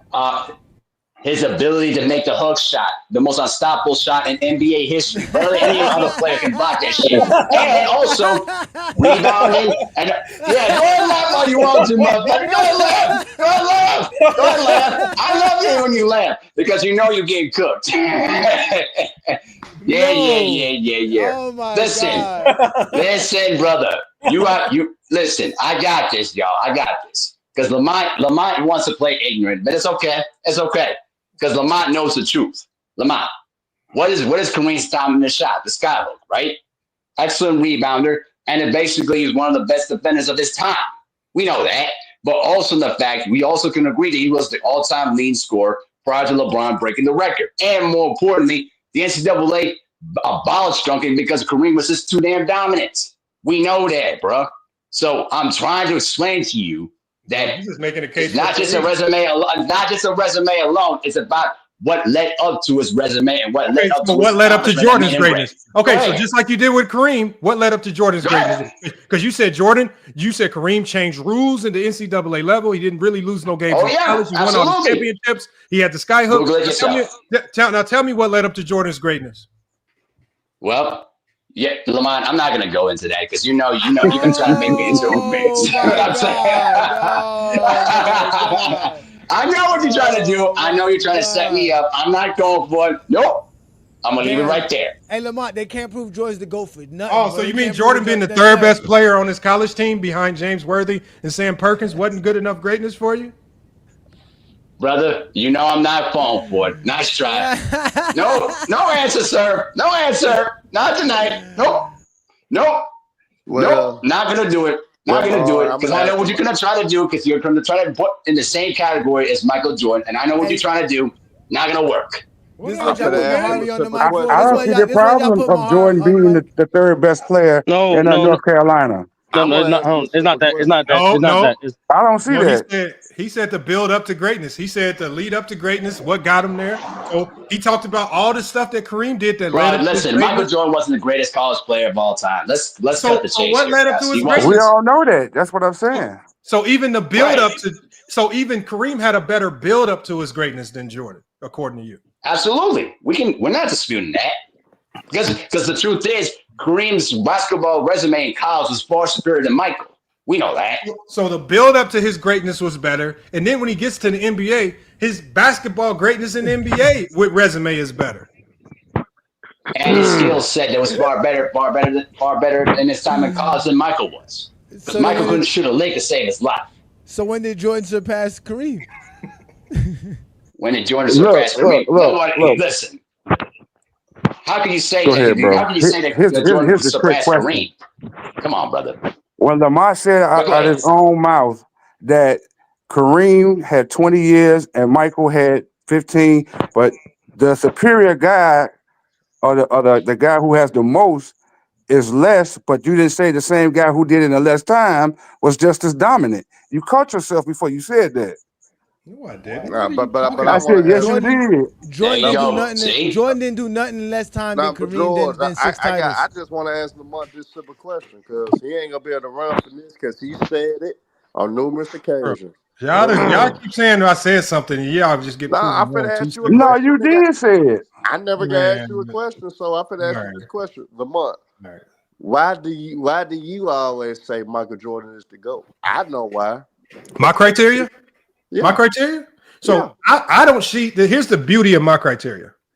I don't shy away from it being subjective. I don't pretend like I don't pretend like it's embedded in the numbers and all these stats like Jordan fans do, because I started this soliloquy off by saying Jordan fans hinge his GOAT status on 6-0. They tie him being the GOAT directly to something that we can go check and compare to others. They say 6-0. So this is why a lot of people in this debate, they compare, well, look at what Bill Russell did, or they say, look at what Kareem did. He got it to it 10 times in 6 championships. What I say is, subjectively, I feel he was the most dominant. I don't use any particular category, and I admit that it's my feelings. See, you guys are running around trying to use this resume, which is all numbers based, and instead of just admitting, just like a few people have done on this stream, that you're primarily have Jordan because of your feelings, You're running around trying to dance around and say it's scoring titles and a steals title here or there, or like Dart saying, oh, he compacted it in. Oh, he did all of this in 1 year. Instead of me just making up all these stories with the numbers where I know Kareem outpaces Jordan in almost everything, I can just say, I feel like Jordan was the most dominant player over his era. Why you feel he was most dominant in his era? Why you feel that he was most That's the dominant? beauty of being subjective. Now I can come up with my own reasons, and that's the thing. See, but y'all, instead of just saying it's subjective and just saying it's a feelings-based argument with why you have Jordan as a GOAT, you're sitting here trying to beat Kareem's resume out with Jordan's resume looking like complete fools. That's why y'all look like fools when y'all try to use Jordan's resume to beat out LeBron. And GOAT James Kingdom be running all over y'all. James Well, that's Kingdom doesn't stupid run to over say you anybody, feel but some way. That don't even all put you in the this is conversation. All this stuff is opinionated. Facts, Lamont. Hey, am I wrong or am I line, right? it's all You You ain't giving no wrong. context on how you feel.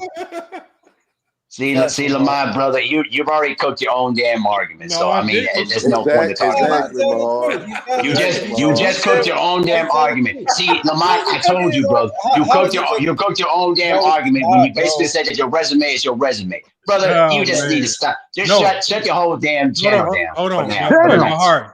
Mahar, you know that this resume logic this is the Jordanite JDR. As Go James Kingdom would say, Zesty Jeffrey. This is your approach to the GOAT. Oh wow, boy. Oh wow, See, boy. there you go. That's So where if we use, if we use the Zesty Jeffrey approach to the GOAT conversation by jumping in bed with all these championships and these awards and all these accolades, scoring titles and all that stuff. Well, if we jump into bed with Kareem and play that game, look where we end up. Based on resumes, you guys still get it wrong. How? Right. Lamont, you just sound, okay. you sound like Ticket TV now. Everybody has That's the Jordan same thing over. Ticket TV would say. Cut it No, out, he bro. didn't. You know he wouldn't say that, man. Stop it. Nahari, who's better? Nahari, who's better, I'm Michael sorry? Jordan or Kobe Bryant? Who is it? Was it? You said Nahari? It's Mahari. Mahari, who's better, Jordan or Kobe? I think they're both the same because they're both equally the same player. There's no difference between the two. Although Michael I'll Jordan say fans, that who's Kobe better, shoots. Jordan or Kobe? I would say Ishmael, that Kobe's who's better, Jordan or Kobe? shoots more threes than Jordan did. All That's time, like the resume. If you're talking about resume, it's Michael Jordan. All right, okay. So everybody in their right mind picks Jordan over Kobe. Okay, Are you going to tell us that Kobe has a better resume?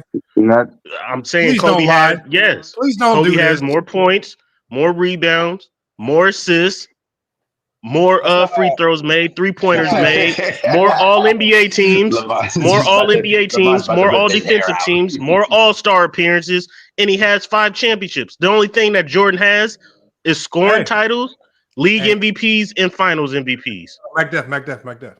Let's just keep this simple. About 3 years ago, because I know you say that you watch all these videos.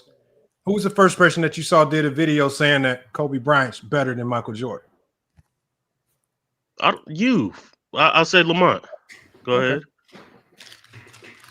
But you didn't say nothing about resume. You just put a video up to have. Yeah, you just put a video up to have traffic to your channel. You don't believe that because you don't have Jordan. You don't have Kobe over Jordan. You don't even have Kobe in your top 10. Look, hold man, on. But the man has taken down the picture he had up there for years just for these fanboys. What I said was this. If you go off of the Jordan fan logic, Jordan doesn't come at the top of a lot of different lists. So it's easy. So the easiest way to do it is just let everybody know there's a lot of bias. It's a subjective for most people. If you feel that Jordan's better than Kobe, just say you feel that. But if you start playing around with these numbers and stats, the way Jordan fans try to do with LeBron James, that puts Jordan at the bottom of a lot of these conversations. So everything that I talk about hinges on a bad approach sometimes, right? I know a lot of people don't have Kareem as the GOAT. There's a ton of people that don't have Kareem as the GOAT. But I started this off by saying that Jordan fans, they tie themselves to what? they tie themselves to Jordan's resume and say that it's his 6-0 resume. That part of his resume makes him better than LeBron James. So if we follow that logic and we start applying it to other players like Kareem or even like Kobe in your case, we start to see where that logic starts to fail because it doesn't put Jordan better than Kareem if you want to use that same logic, right? It doesn't put that resume. No, the point is better. The point is in the case of Jordan's resume versus Kareem Abdul-Jabbar's resume, Kareem's resume makes him better based on the Jordan logic. Am I right or wrong? John not even better than John Havlicek, man. John Oh, Havlicek was 8-0 in the finals, man, with comparable stats. Wow. Damn, What you resume? mean? Oh wow. Resume. He got a resume. Where did this snow cone come from? What you mean? My whole point is that your resume alone puts you in the debate. You got to have a resume to even be talked about. We all get that, but a resume alone does not make you. All right, John the greatest. Havlicek is 8-0 in the finals. Isn't that better than 6-0 in the finals? So this brings me to my next point. So when people like GOAT James Kingdom or anybody that's an avid defender of LeBron James, when they try to contextualize things and say it's more than just the resume that puts LeBron over Jordan, why do y'all give so much pushback? That's all he does is put LeBron's resume up. He doesn't do anything else. It's stats and resume. That's it. Don't do that. Don't do that. Don't do that. Because if I tell you like if I tell you what you want to say about Jordan, the fact that LeBron is a better basketball player, he can do more on the basketball court, thing that doesn't revolve around his resume. You're gonna say, who's a better defender? LeBron James. Okay, okay, that's how you feel. Based on a resume, who's a better defender? LeBron James. That's a cap. You see how he's lying? If you want to say resume for resume, that's cool. But keep the same energy. Who's a better defender by the resume? Who has more blocks and more defensive rebounds? LeBron James or Jordan? Defensive rebounds. Hold on, Mac. That's not defense. That's not deep. Wait. See, that's the point, Lamar. Now defensive rebounds. Wait, defensive rebounds don't matter. How? Wait, first of all, let's start here, Mac. Mac, no, Mac. Let's start here, Mac. Mac, how do you stop it?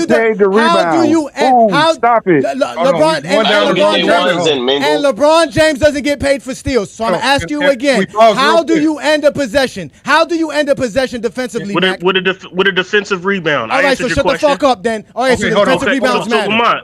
Hold on, Mac. Let me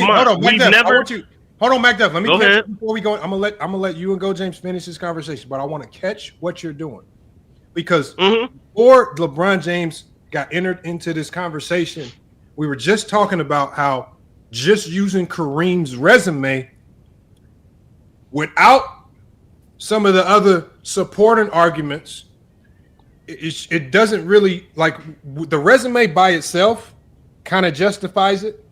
But as you guys are trying to say, there are other things outside of the resume that you got to take into consideration that might elevate MJ over Kareem, like a lot of people have done.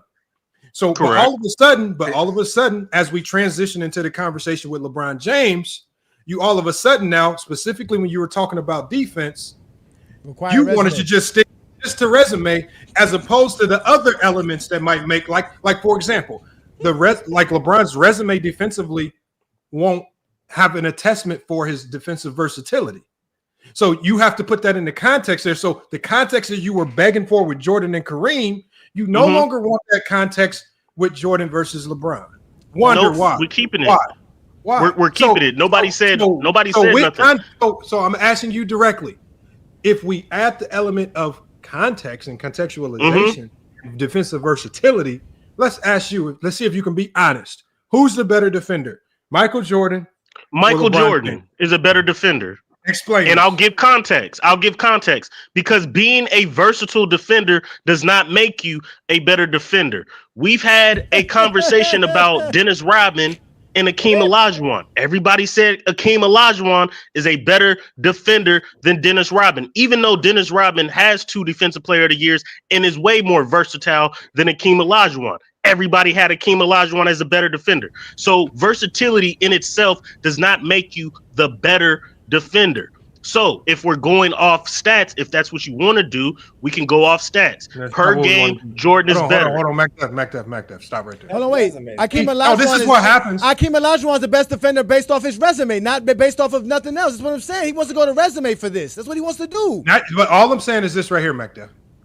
First of all, get to the so if we're going to talk about the makings of a great defender, right? Oh my God. Because look, because remember, hold on, Macduff, we're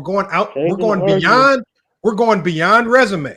Because so let's go beyond resume. Because if you just stick to the resume, I think Jordan has more first team all defensives than LeBron James. But if you go beyond resume, okay, what's the number one hallmark of a great defender? I don't know. What's the number one thing that a defender can have, a God-given attribute that just naturally makes you a better defender than most other people? Just walking in without a resume, I don't know. Tell me. Okay. So what I'm saying is this. So it's athleticism and size. Yeah. So athleticism and size, number one right there, just walking in the gym gives you an advantage as a defender. So this is why many people say Hakeem Olajuwon is a better defender than Dennis Rodman. One, because Hakeem Olajuwon's 7 feet tall. Size just is king. Size and ability to move, your quickness and all that stuff, that is just king in basketball. So when you put that size in combination with the things he could do athletically, to me, I would take Hakeem Olajuwon as a defender over Dennis Rodman any day of the week, primarily because of the 7 foot size, right? It just makes you a better defender. You can do more with 7 feet than a guy that's 6'7" or 6'6". So when you're talking about LeBron James and Michael Jordan as a defender, his versatility stems from him just being bigger, stronger, and faster. No, what I'm saying is, Lamont, you're missing the point, Lamont. Hold on. I thought Rodman was 6'9". Hold on, y'all. Hold on. No, let him finish because he's changing the subject. Go ahead. One mic. My whole point is get to real intangibles. Don't go to made up stuff, because the thing is, it could easily be argued that LeBron James is a better defender than Jordan if you're just talking about in terms of basketball and we're not looking at no resume. It could easily, there's a very easy argument to make. James makes that argument all the time, but you want to fight pure logic, common sense. That wasn't a great argument. No, but that's the point, Lamont. The point is that he asked me to use something outside of his resume, out of stuff that's. I didn't ask you to. I didn't ask you that. Yes, you did. You said that. I said, "Who's a better defender?" That's all I asked. LeBron James, and you wanted me to use a resume. You want to use stats, accolades, and achievements, which is what we use to say why LeBron's said better who's in a better general. defender. You said LeBron, and I said how, and then you said what you wanted to say. My point is, real quick, I didn't say nothing other than that LeBron James was better defensively. Is that a resume? No, you can't cut me off because I was talking. Because you asked me. Wow. No, you asked me. You asked me when I'm talking. You better mute it. You asked me to show how LeBron is better without using stats, accolades, and the resume. No, I didn't. Yes, you did. I don't even talk like that. No, I didn't.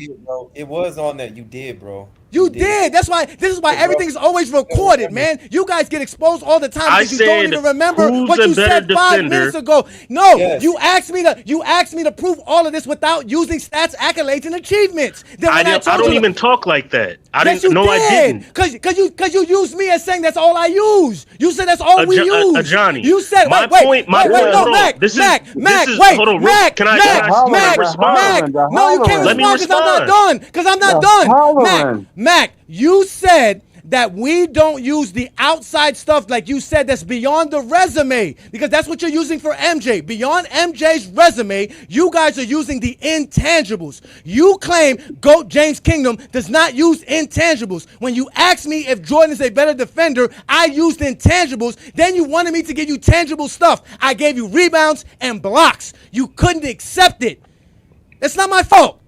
I can go either stats or either the intangibles, and Jordan is still not better than LeBron in any category. In any category in basketball. Any category. Correct. So my response to that is I said, who's a better defender? LeBron or Jordan? You said LeBron. And then I said, how? Me using the word intangibles, I don't even know. I never said that. My whole premise was that a resume does not make you the better player. That's what I said. A resume alone does not make you a better player. So when I said who's a better defender, Michael Jordan or LeBron, we all know from a resume standpoint, it's Jordan. We all know that. So when I asked you who's a better defender and you say LeBron, I'm going to say how? Because I know you can't use a resume. By That's resume, why you yes. automatically. By resume, Go ahead. LeBron's better. By resume, LeBron's better. I've done this before. He is a better perimeter defender than Jordan by resume. He's a better actual interior defender by Jordan by resume. I've done it. You can't tell me what I've done. All you can do is lie, but continue. What on your resume says that you're a better perimeter defender, sir?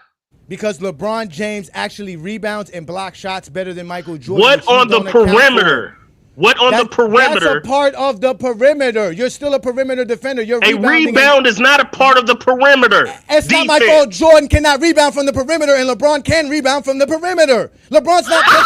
That's what you understand. What's wrong with you? What is wrong with you? What is wrong with you? Did this nigga say he can rebound from the perimeter? He has more rebounds than Jordan does, doesn't he? He plays in the perimeter like Jordan does, doesn't he? Oh my God. No, he doesn't. He doesn't do that. All right, bro. I don't even want to go on. Yeah, you've been done because you shouldn't have challenged Goat James Kingdom in 2024. Chat, you undefeated goal of mine. I'm on mute. I'm on mute until we get to something interesting. End your year today because in 2025 there's no challenging Goat James Kingdom again. Y'all are dead in the water when you challenge Goat James Kingdom. Continue. Hold on, let's not make it. I want to make it about LeBron James because I think that's the trick bag of this. I just think that if we just do it by resume, Jordan falls short on a couple different people. If we do it by resume, that's where I think you get in trouble with the resume. And you guys are right. I'm not gonna say you guys are wrong. There are some intangible type things or contextual things you need to apply in some of these rankings that, yes, are subjective, but I think is needed. But if you just go off sheer resume, and like I say, contingent on the 6-0, like a lot of people just say, oh, yeah, Jordan's 6-0 in the finals. And that's the end all be all. I think when you just stick to things like that, that's what throws a monkey wrench in the conversation for you. Kareem throws a monkey wrench in the GOAT conversation, period. Sturdy, you got two accounts in here. what happened? No, I don't know. I'm showing you twice. Hold on. Which one do I take out? Oh, there it is right there. I think you good now. Oh, it went out. It dropped on its own. There it goes. It says, hold on. World Breaker says, FYF panel, answer this. We're not answering no questions unless you send it through the Cash App. So, yeah, put it through the Cash App. We got you. Especially if it's for the whole panel. You want to stop the show. You got to pay us, son. Oh, man. I was for y'all ain't got nothing else to say, man. What's going on, man? Where we at? Why do you So MacDef, tell us some of the contextual things that are outside of the resume that have helped you put Jordan over Kareem Abdul-Jabbar. Thank now, you. I want to hear how Jordan. I want to hear how Jordan's a great defender without using steals, blocks, and all defensive selection. Well, Jordan's not a good defender. I don't know why people even say that's what I want to hear. I want to hear Jordan being a good defender without using his resume. Dun, dun, dun, dun. Let's go. All right, so it was two. We got PayPal too. That's pretty easy. That's pretty easy, man. Yeah, it was two questions. So, Johnny, what's the question? How is Jordan a great defender without using anything stats wise? Nothing on the resume. He has a defensive player of the year, 9-time all defensive first team. That is on his resume, sir. That is on his resume. Basketball. You said stats. Basketball. That's his resume. No. Beyond resume. that. Again, your resume is not just you got to stats, talk pure basketball right here, Mac. His intangibles, bro. You got this, Mac. It's easy. It's easy. All you got to do is describe why is Jordan. Hakeem had good foot speed. That's why he was a good defender. Shit like that. Go ahead, Mac. Are y'all ready? So no accolades and stats, correct? Basketball, pure basketball. Nothing on your resume. Okay. So real quick, before I explain, Johnny, you did say defensive rebounds, which is a stat, is just part of your accolades. So I know you're not why do I have to filibustering. not use? I just want to make sure. Why do I not have to Mac Def, use are you stats? Googling right now? Wait, You just you trying to would you No, like I'm me? not Hold on, wait, googling nothing. Mac, I'm looking at this. Mac, would you like? Wait, Mac, would you like me to do LeBron first to give you an example? No. Hold on. Let Mac Def go Yes, first. please. No, Without using stats or accolades. Please, Mac Lamont, Def, please, Lamont. How is LeBron a great Please, Lamont. defender? Please, Lamont, let me do it, let Lamont. Mac Let me Def do it. go. Hold on, Mac No, Def. go ahead, Hey, Johnny, Johnny. let Mac Def go. Go ahead, Mac. No, Go give ahead, me Mac. an example of LeBron first. Fuck no, Because let Mac Def go. Sink or without swim. stats and accolades, I don't know. Go ahead. So You don't Mac know Def. anyway. Talk to us, Mac Def. Mac Def is on you, brother. I'm telling him to go ahead.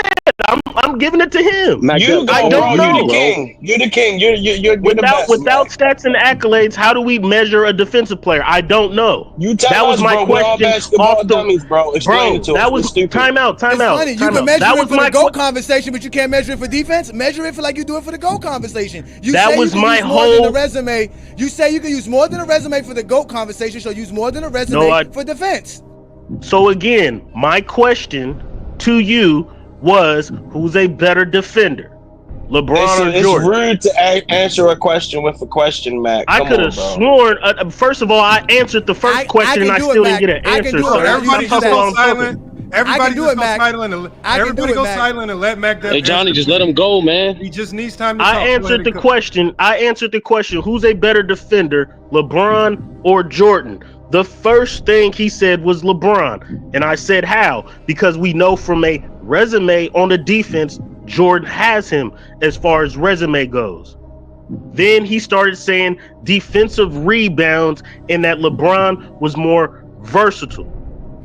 And I said, versatility does not make you a better defender. And I gave an example of that of Hakeem Olajuwon and Dennis Rodman, which Dennis Rodman is more versatile, but he's not a better defender than Hakeem. So he still didn't answer my question first. Now you guys changed the subject and you don't want me to use a resume, you don't want me to use stats, but you want me to try and tell you how Jordan was a great defender without those aspects.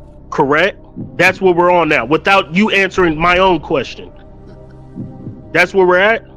Yes.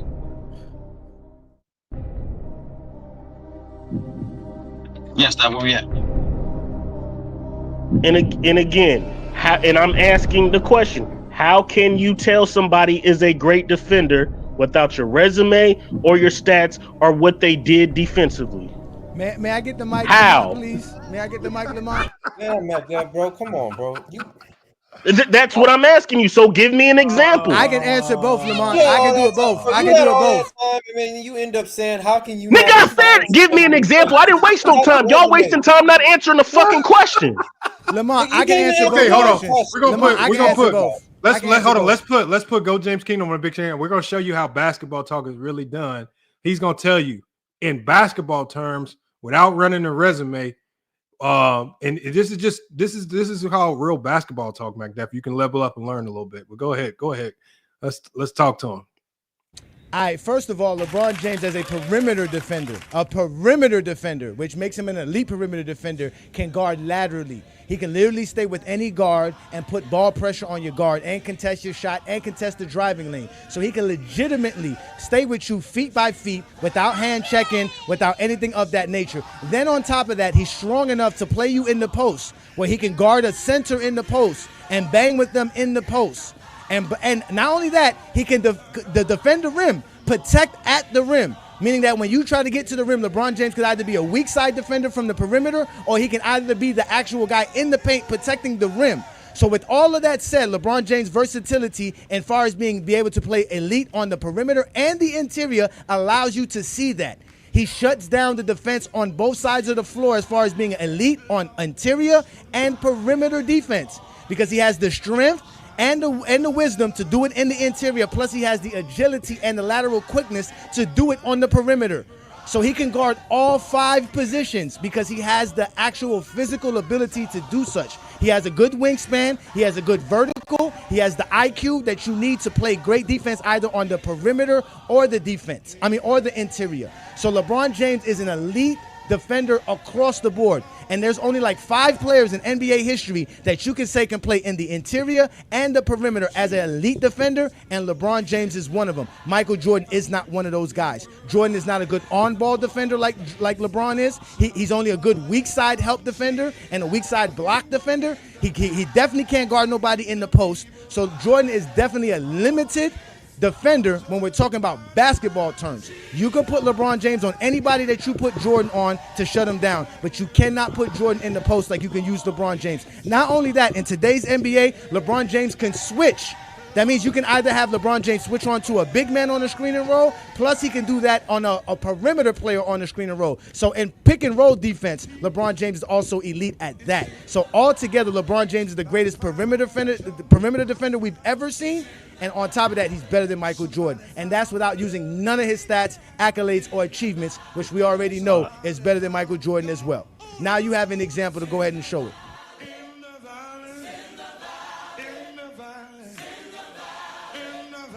So we could just lie. No, McDuff, it's on you now. When he plays that, hold on, it's on you now, McDuff. Hold on, it's on you, McDuff. Hold on, y'all. Can we, McDuff? Are you ready now? You've heard an example. Do you feel confident in doing the same thing, talking basketball? Yeah, so we can just lie. So hey, well, just talk basketball. I'll keep it. We can just lie. I'll keep it on Jordan. Jordan by far is a better defender than LeBron James. From a perimeter aspect, Jordan has guarded guards Joe Dumars, Isaiah Thomas, and other guards 94 feet up the court. Those are just facts.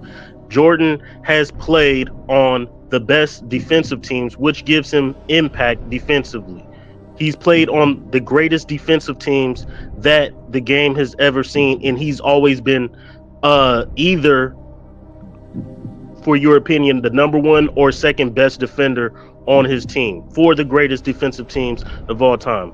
As far as perimeter, he can guard 1 through 3. If in the post, he's a great defender as well in the post. But where he is absolutely better than LeBron James is help defense. For a guard to have that many blocks as a guard, which we consider Jordan either the 1 or 2 second greatest blocking guard in NBA history, him or Dwayne Wade, his help defense, his ability for transition, to get back in transition defense, his ability to actually create points off of his defense.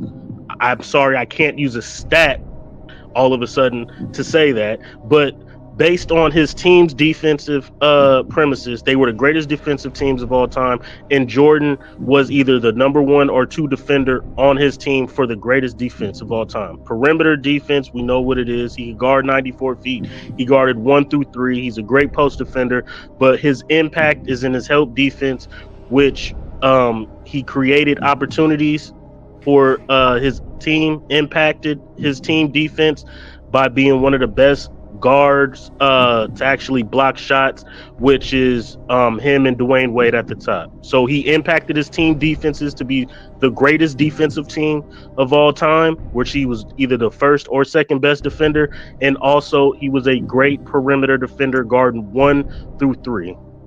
There you go. Okay, now McDuff, can I ask you a question? Yo, backstage, Lamont. I'll put you in. McDuff, can I ask you a question? McDuff, you with us? Yeah. Okay, now my question is this. McDuff, you've been coming on these panels for years and years and years, right? We've heard, we know McDuff, we know you through and through. McDuff, we can tell when you reading something that you Googled and when you just talking to us like you're just normal, man. You got to stop reading off the internet. All right, bro. That's being biased as hell, bro. Ain't nobody Google nothing. That's being biased as hell. That's nasty work. We can move on. Because he's lying about LeBron James' defense anyway. Nah, forget about Wait. This is the point, right? Lamont, Lamont. This is the point, Lamont. How am I lying, Mac? Because I'm not using stats to back it up? Oh, y'all falling for it, John. You falling for it. You falling. I didn't fall for it It. because now he's gonna want me to use stats to prove everything I say, and when I start using stats, he's gonna No, get he mad. wants to use. No, he wants to use resume. LeBron, See, right. when it That's what doesn't I'm favor saying. I He wants to use don't. the No, I resume. That's the don't. I stats. asked the question. Uh-huh. Who's a Uh-huh. better defender? He said LeBron. LeBron James is a better defender. But Yes. he can't use a resume, which is this whole premise of this stream is resume. I can. So he I went to can. other factors. My first thing I can. said is resume automatically don't make you the better player. So I by him can. going to other stuff other than a resume kind of proves my point on why a resume don't make you better than other Like that. players. I can. Who's the better? I Who's the can't, better Lamont. defender, Kareem Abdul-Jabbar or Michael Jordan? God damn, no. Kareem. Damn, that's a good question. Kareem. Why? Okay. Because of resume. Kareem. Because of resume. Who's a better No, defender? I don't think Chris it's. Paul. I don't think it's Who's just. a better I don't think it's defender? just Chris resume. Paul. You just said resume. See, he said, "Oh my God, I didn't use resume." He said, "Do you see what I'm saying, ladies and gentlemen? I didn't use resume." And now he's saying it's not just resume. Is hold on. Chris Paul better I defender didn't than use Jordan? a resume either, you dumbass. Yes, you did. You I used said blocks. it wasn't You used just blocks. resume. You used blocks. You used blocks in Jordan's team. I That's didn't what you say used. anything. Did anybody Yes, you did. hear me say blocks? Yes, you did. You said Can Jordan's I, one of the can I best give a blocks, shout out real block quick, guards of y'all? all time. Yeah, go Yeah, ahead. can I give a shout? Let me just give one shout out real quick. Salute to World Breaker did come through in the cash shop. He said for World Breaker, World Breaker. I didn't put a star on your question, so I it's too many comments here for me to go back and find it. So if you can retype your question, just retype it in and I'll address it to the whole panel, man. Salute to World Breaker for donating to the show, man. Appreciate you, man. Yeah. Only Jordan is better than everybody else because he's Lamont, better than his bro. teammates and his When competition. the reason you have Jordan as the GOAT is because you said a dominance. The first thing I said was Jordan is the GOAT because statistically, talent wise, and from a team perspective, he dominated his era. And I said he dominated in all three. Statistical, individual, accolades, championships, and talent wise. Those are he was by lies. far the best player. Those of are his era. lies. Because statistically, LeBron James teams had better defenses than Jordan. Jordan never had a top 3 defense as much as LeBron James team had top 3 defenses. So you're lying. No, Mike Def, I asked you I said based on resume, because I said we know resume doesn't support Jordan being better than Kareem. I said the question was to everybody when they came in, based on resume, when did Jordan pass Kareem Abdul-Jabbar? That's the thing. So because that's what we know. We know based on resume, Jordan never passed Kareem. It's all of the contextual and non resume related things where people have decided to put Jordan over Kareem Abdul-Jabbar. But if we just stick to basketball and basketball resume, did Jordan ever pass Kareem Abdul-Jabbar? If you're talking accolades and resume, then no, Kareem still has that over Jordan. He got it over but you everybody. said what, 65 to 62? Correct? Well, that's just accolades. That's not the entire resume. I mean, when you look at his, okay, when you look at his entire resume is everything. So when we look at everything, now my question to that is, if you want to go off of resumes, that's cool.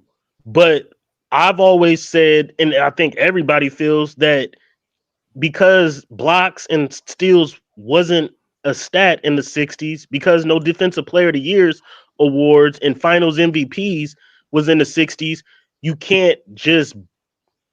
a resume alone does not make you the GOAT. Resume just puts you in the door. But that doesn't benefit Jordan in the slightest bit. If anything, that elevates Kareem, Bill Russell, and Wilt Chamberlain. Well, like if you just start with Jordan Jordan's doesn't not have. It's not like Jordan doesn't have a top 5 resume. Nobody say he doesn't have. Nobody said that he doesn't have a Jordan's resume. in the conversation with his resume. Yeah, nobody said that though. But the point is though, the question is what made his resume so superior to everybody else to create a narrative that he's just automatically the GOAT. And that's the thing. Again, and nobody said Jordan was the greatest because of his resume. And on they top of did that, say that. and on top of that, did not.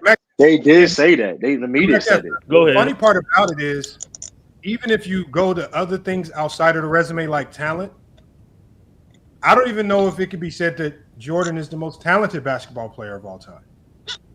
Nobody's saying that neither. I think it could be argued that Kobe's more talented, I think it could be argued I that think Kobe's more skilled. You lost on that though, Lamont. I ain't gonna So hold wait you. a minute. I mean, Bobby So Knight said Jordan don't that. have the best Crazy. resume. It could be Jordan don't argued have that the best. LeBron's more talented.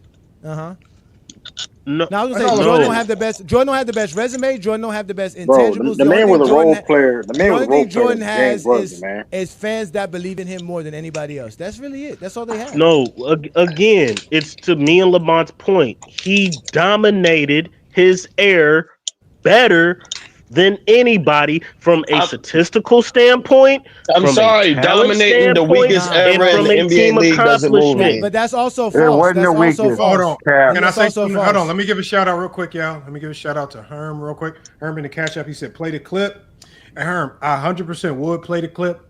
But when I looked at the clip, it is Turner Sports. And Turner Sports blocks, they block everything. They will copyright strike and block the whole live. So if it wasn't a TNT clip, I would play it. But it is unfortunately is inside the NBA on TNT.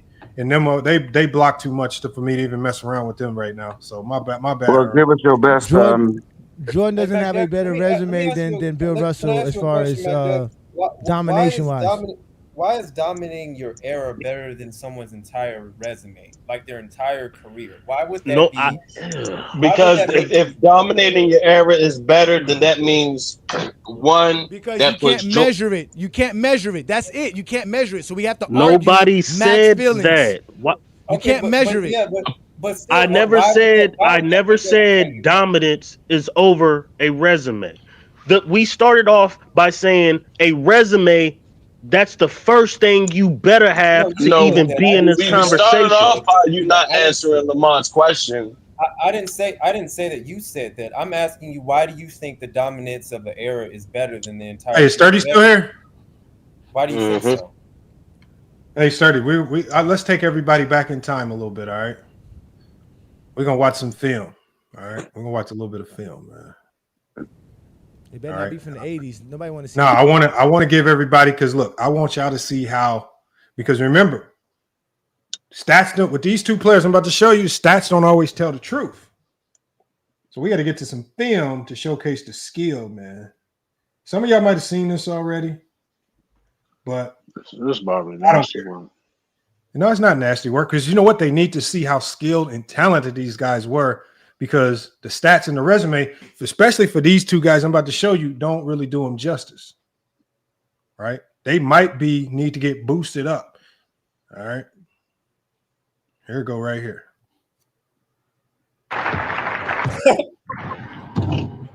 And the pistol had too much on him. And these are two Hall of Famers. Gervin, a spectacular player, an over 50% shooter from the backcourt. All right, out of bounds. Now Feet Pistol behind. Pete.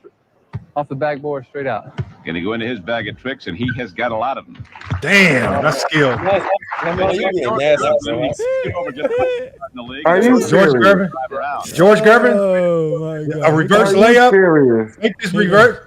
Lamont, you. Oh, he made it. Oh, he made it. All right, sit down.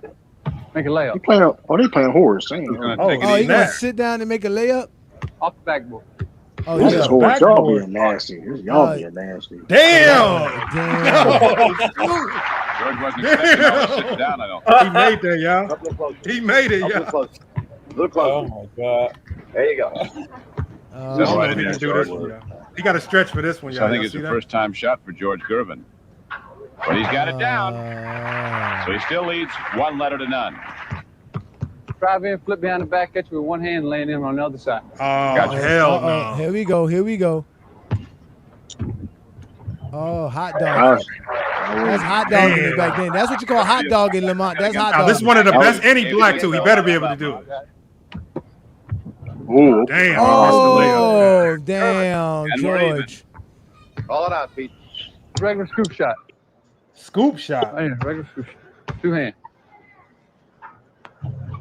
The Pistons also gotten some Shout out to people George that- Mikan. Shout out to George Shots Mikan. other people haven't tried before. Oh my God. We don't do that at Rucker Park. What kind of shot is that? All right, take a dribble.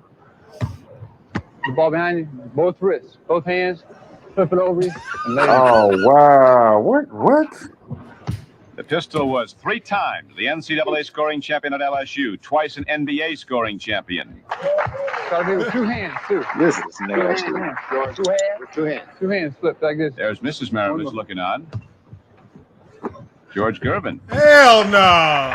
So You Gervin, know what, Lamont? This made me lower them in my ranking. title this season. What does this have to do with Kareem or Jordan? No, Because this lowered the ranking. Because looking at this is That worse was than their Bird. stats. That was Larry Bird. This is a horse game. This is a horse game. This is worse than their stats. This is worse than their stats. What's the greatest horse game y'all saw? This is a normal Damn, horse game. these motherfuckers breaking 17-foot jumpers. Bro, y'all need to respect the nuance of the game, bro. Like, y'all need to, Off the glass. y'all not There we go. respecting the nuances. Oh. Y'all people getting missed shots no more. That's crazy. Y'all people getting missed shots. The nuance. This is almost like a tennis game. Everybody quiet. He said everybody quiet. He said everybody quiet. Let's do a spectacular shot. Oh, What they supposed to clap for? What they supposed to be Hold on. excited about? look at the form on this jump shot, y'all. Straight away off the glass. Oh, hell no. Breaking. That form better than y'all form, man. That's crazy about it, though, man. Hey, true. How many jump shots they got to miss Bro, before I can make I fun would of beat them, both True? these guys. The eventual winner of the horse competition will receive a check for 15. How gonna say, many act jump like- shots? Was that a three? Okay. Hell no, there's not a 3. That's not a 3. There's no 3-pointer. There's no 3-pointer here. That's an 18-footer. That's a 20-footer. Oh my God! Damn. So you telling me George Gervin can shoot better than Pistol Pete Maravich? Elimination as George Gervin is filling the basket up. I seen Rondo go head-to-head with KD in a horse game before, so I mean, hey. What does this have to do with Jordan or Kareem? I don't know. I skill. need this for my visuals. I need to see this for my visuals. Bro, that look like somebody uncle out there shooting, man. So That Pistol is Pete, crazy. one letter from elimination, has the shooting. Oh look, advantage. Pistol Pete back to his tricks, back to his bag. That's what y'all call going to your bag, ladies and gentlemen. It's a game of horse. Oh my God! Look at George. It's like we don't do this in Harlem. Look, see, we don't do this in Harlem. What the hell is that? Time, the sit-down shot puts a number. There go Larry Bird again. Let's stand on this side of the basket. Oh, here we go. Some just George do the Gervin can't shot? do. George Yeah. Gervin can't do it though. George Gervin can't do it. Sturdy, this is the video you recommended. Next one. Yes, No, this is what no, he's no. saying. I didn't send you That's what nothing. he's saying. The winner Why out. not? I sent do, you I shit do. at all. You didn't.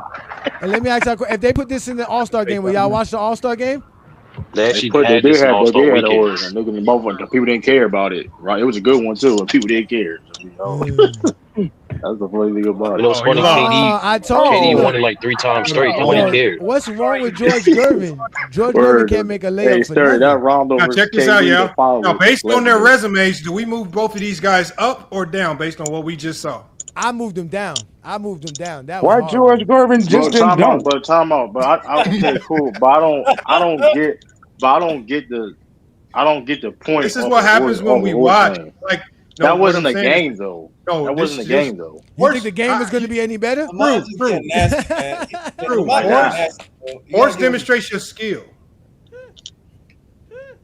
Yeah, and I've seen Lamont, bloopers Wait. in every average. I've seen bloopers. This You is can not- you no. can have a whole compilation. But this is not a of- blooper. This was a very serious game of But horse. I do want to say this. But that being said, that y'all is playing a dangerous game because the game Sturdy has told us to evolved. watch. No. Okay, cool. That's cool. But Okay, hold y'all on. Let me playing play this- some Moses Malone film Hold for on, you then. y'all playing it. No, hold on. No, y'all playing a dangerous game because 50 years from now, do people who say the same exact thing, Oh, that's not and the y'all gonna point. be start complaining. I've No, already we said not. So y'all- No, we not. No, we not. You know why? Because we're not zesty. All right. That's not the point he was doing, bro. Okay. Why y'all doing that to us? Why? Well, true. Why do people say that? Why do you think that we're going to be upset that somebody 50 years from now is going to look at 2025 and 2075 and say that's trash? That's trash. How am I going to argue that? Why would I argue That's that? just terrible. That's terrible. If you not have that terrible. mindset, that's terrible. But if What- the NBA what- game advances and it makes today look bad, like you got to expect that 30 years from now, it's going to advance and get better. Everything So you- in life gets better. Yeah. So yeah, somebody people call you act a like- trash. So people act like somebody call people- you a trash coach. So some 30 years from now, somebody call you a trash coach. And Well, people, that, you're 30 gonna be years from now- you're gonna be offensive. Like y'all, 30, that's 30 like years from now. Hold on, Man, but listen, but see, here's the see, thing. 30. True. See, True. I look at my coaching just 4 years ago, and I called myself trash 4 years ago. Man, I can't get out of imagine. here, man. That's 4 I can't years, man. imagine. I can't imagine when people 30 and 40 Yo, years from man, Kev, now. you hear this dude? Man, No, get out of here. listen to what I'm saying. I can honestly look back. I can even look back on the first national championship game that we played in that I put on YouTube where we lost. And I can look back and I always tell people I'm pinpointing all the mistakes I made. And I'm like, why the hell did I do this? Why was we running that? Why wasn't we working on this? I can just look back and reflect on myself and say that I was trash a couple years ago. What you think people gonna say 30 and 40 years from now? That Steph Curry's still the greatest shooter of all time. But no, but I'm saying, but Johnny, futuristic. So you trying to tell me 30 years from now? So you trying to tell me 30 years from now, if somebody say LeBron James is trash, you're not gonna feel offended? Why would I get offended if there's somebody named Benjamin Buttons out here doing something greater? Man, all right, go James. See, that's what I'm saying, bro. That's a lie. No, hold on, wait. Cause see, this is what I'm trying to say. Why y'all keep throwing stuff at us and keep attaching us to stuff that we've never said, never done? Listen. Just because you can't fathom yourself doing this doesn't mean I can't. I'm an adult. I'm 43 now. I still don't hold on to what I did at 17 years old when I thought Jordan was the GOAT. I just admitted that. So when I'm 73 and somebody comes to me and say, damn, LeBron James was great, but he wasn't as great as Benjamin Buttons, how am I going to argue that if Benjamin Button got 45,000 points and Benjamin Button got 20-something All-NBAs? So, okay, what am I going to argue? What am I going to argue about, bro? If they say LeBron James is trash, we didn't say great. If they said he was trash. Nobody said Jordan is trash. Nobody said. Thank you. What we told you was what I've been wanting to tell y'all, which is what I was going to tell Sturdy. At the end of the day, the best information you're going to get on any player is on their resume. I can see all 1,500 games that Kareem Abdul-Jabbar played on his resume. I cannot see not even 800 Kareem games in real life. But guess what, though? So what tells me better, True? What gives me better information on Kareem Abdul-Jabbar's career? Me knowing the 1,500 games and every stat for 1,500 games, or the possibility of me watching 800 games? Now I'm only giving it 800. I don't even think there's 800. There's not 8. How many Kareem games are available for us to watch right now? Full games. You need both. Hey, Johnny, that's the answer to the question. You need both. But that's I don't need that. I don't need to know. I don't need to watch George Mikan to know how great George Mikan was. I don't need to watch Bill Sharman to know how great Bill Sharman was. I don't need to know this. Yes, what? How do you know somebody's great? That's your resume. Your resume. Listen, I've never watched Bob Pettit play, but I guarantee you won't find 20 resumes better than Bob Pettit's. I guarantee it. But here's the thing, y'all promoting people literally not studying players, bro. What do I need to study? He was one of the greatest. He was one of the greatest players who ever played in his era. He ended with the scoring title when he retired. Why are we arguing this? He was one of only 2 people to beat Bill Russell. Why are we arguing how great Bob Pettit was? Hey y'all, let me go. Let me give a shout out real quick to World Breaker. World Breaker did have a question for the panel, and he did hit the cash app. So let me pose this question, and we'll get back to the conversation. His question was, I believe MJ on-ball defense is overrated. I 1,000% agree. Has MJ ever been matched up with any greater on offense than KD, Melo, Dirk, Prime Kobe, or the Joker? Magic Johnson. To the panel. Let's just to the panel. We can start with Go James Kingdom, and we'll go through everybody. Can you answer that question for World Breaker? Yeah, LeBron never guarded Dirk, so I'm not going to use Dirk in this scenario, but Jordan never guarded anybody as great as Melo, KD, Prime Kobe, or Joker, including Magic, because Magic was in his end of tail of his career, so Jordan didn't really guard the prime Magic. So, yeah, I would say, and even on top of that, Magic actually torched Jordan in that 91 final. So, yeah, Jordan never guarded anybody as great as these players here. What you got on there, Ishmael? Keep going. Go. Who next? Reggie? From my understanding, no, I don't think so. Alex English, maybe? No. Reggie Miller? Alex English gave Jordan the work, man. Don't even talk about those. Okay. Don't even start. So, no, not really, because I don't even know. Has he even guarded anybody that was like Paul Pierce type of level? So maybe Reggie Miller. Reggie Miller's not on that level, man. What? You got Melo on that level? You got Melo up The there. fact that Jordan played in the 2000s. You asked me. He You asked got me. Melo up there. Hold on, He guarded Kobe. Can y'all let Ishmael finish? The only person, maybe Clyde Drexler. That's all I can understand from that. All right, let me go to Sturdy, man. Sturdy, what you got? You actually to name Jordan's competition? No, he's basically saying, has MJ ever been matched up? Did he have to defend offensive players like KD, Melo, Dirk, Prime Kobe, or Joker? Nigga, those are all-time great scorers, bro. No, and LeBron had to go through all those players in 1 to 2 eras of basketball. Did Jordan have to guard anybody of that magnitude? If we're going to say he's a great on-ball defender, just like you guys say, contextualize it and tell us who he actually defended and clamped up. Yeah, because majority of the all-time greats that you would compare them dudes to, like a Bird or a Magic or a Kareem, they're not Jordan's position. So no, at his position during that time, there were no niggas on that level. It wasn't until later, like the late 90s, early 2000s. But Jordan did guard Bird and those guys in the 80s. I mean, I have those numbers from 88 if y'all want me to help refresh. Lamont, bro, you and I both know he was not the primary defender for Bird, bro. Let's stop One game, yes, he was. Okay, that's one game, but they played more than one game, Lamont. I know. In the second game, Pippen had to guard Bird. Yes, because Jordan's too small. That's what I'm saying. Majority of the elite. Hold on. You never got to say that about LeBron. You never got to say LeBron is too small. You never got to say LeBron is too small. That's facts. That's facts. No, hold on. That's what I'm saying. Majority of the great scorers of that time did not at Jordan's position. Go back in a time machine. I'm gonna show Larry Bird how to do the too small.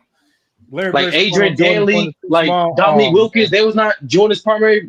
Hell no. Hold on. He had to deal with that. Hold on. In 1988, when they started that year off, because remember the narrative was in the NBA that Jordan was an elite defender. So for the first half of the year, before they put Scottie Pippen in the starting lineup, Jordan would guard the best scoring option on most nights. And it wasn't until the second half of the year when he got barbecued by the entire league that they put Scottie Pippen in the starting lineup as a rookie, and then Scottie Pippen started taking on the duties of guarding the best players. That's why towards the end of that year, instead of Jordan guarding John Long and Reggie Miller, Scottie Pippen guarded John Long and Reggie Miller on the Indiana Pacers. Because in that first matchup of the year, John Long scored 20 in 12 minutes, and Reggie Miller scored 22 in like 14 minutes on Michael Jordan in one single game because John Long rolled his ankle. I mean, guys were having historic nights on Michael Jordan in 1988 before Scottie Pippen was able to step into the starting lineup and start guarding guys. But what did we see happen in the second half of that year? Well, as opposed to Gerald Wilkins going off barbecuing Michael Jordan, guys like when they switched Jordan off on the guys like Mark Price, well, then Mark Price would barbecue and have the best game against Michael Jordan. So it really didn't matter in 1988 who you put Jordan on. He was getting barbecued no matter how you sliced it, whether they switched him on to somebody else. World be free. I mean, you name it, from bums to stars. Everybody had their way with Michael Jordan. I mean, it's just but exactly, Lamont. That's why you have to watch some of the games that you and Johnny so eloquently help spread to the world. No, that's what I'm saying. Because off the resume alone, allegedly he was league's best defender because he got DPOY. But when we watched some goddamn games, we were like, "Oh no, this nigga clearly is not the best defender in the league." But people call me crazy when I tell them to use context. When I tell people to look at it outside of just the resume, people call me crazy. That's why I said you need both. That's why I keep saying you need both. No, but we're looking through this argument with Kareem and Jordan through the lens of Jordan fans. Only resume. Bro, you're saying only argue like an idiot. That's what you're saying, Lamont. No, I'm telling Jordan fans, if we're going to strictly use resume, let's go ahead and strictly use resume with Kareem and Jordan. But you know, arguing this way can't progress. Nobody beats Kareem. If you're going by resume, nobody. Like this shit is. Yeah, but then if nobody can beat Kareem based on resume, then why did I have so many people coming up here fighting me on resume? I don't know. I can't explain that. Well, because based on accolades, y'all said that it was 65-65 or something. That's why I said just give me the numbers of all their resume. They all their accolades together, and it was a tie or something like that. No, it was 65-62.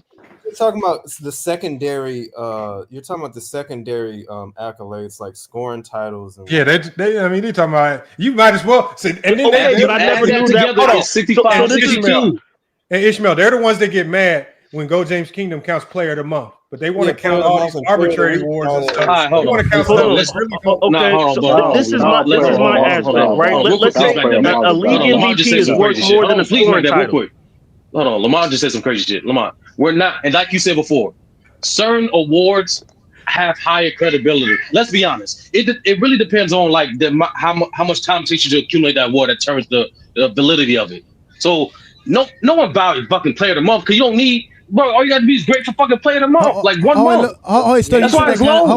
Wait, Sturdy, you said that kind of fast. Did you say the amount of time that it takes to earn an accolade represents the value of it? Did you just state that? 1000%. Why do you think people value MVP way more than Finals MVP? So why the all-time scoring record isn't that? Because it takes 20 years to do that. Who said it wasn't? Hey, Johnny. Mac Def did. Stop responding to me like I'm a Jordan fan. I'm defending my own point. I'm not defending Mac Def. No, but wait a minute. But that's the whole point. That's what Lamont's trying to say. If Mac Def could avoid the value of time, why can't we use Player of the Month? Nobody. First of all, can I respond to please, you? please. Can I respond to you? Say, listen, I didn't say that, bro. Please, what are we doing? Because player of the month is too small with sample size, Johnny. Is that simple plain? Might as well say player of the day. It's 7 years worth. It's 7 years worth. Wait, if 7 years worth of Player of the Month too short of a time? Is 7 years worth of Player of the Month too short of a time? Bro, hey Johnny, it's the same thing. The way you accumulate player of the month is you play well for a month. It doesn't matter. Yeah, exactly. A month means nothing. Playing good for Johnny, playing good for 10 to 12 games mean nothing, but playing good for 4 to 7 games means a lot. Oh my God! What the hell? What? The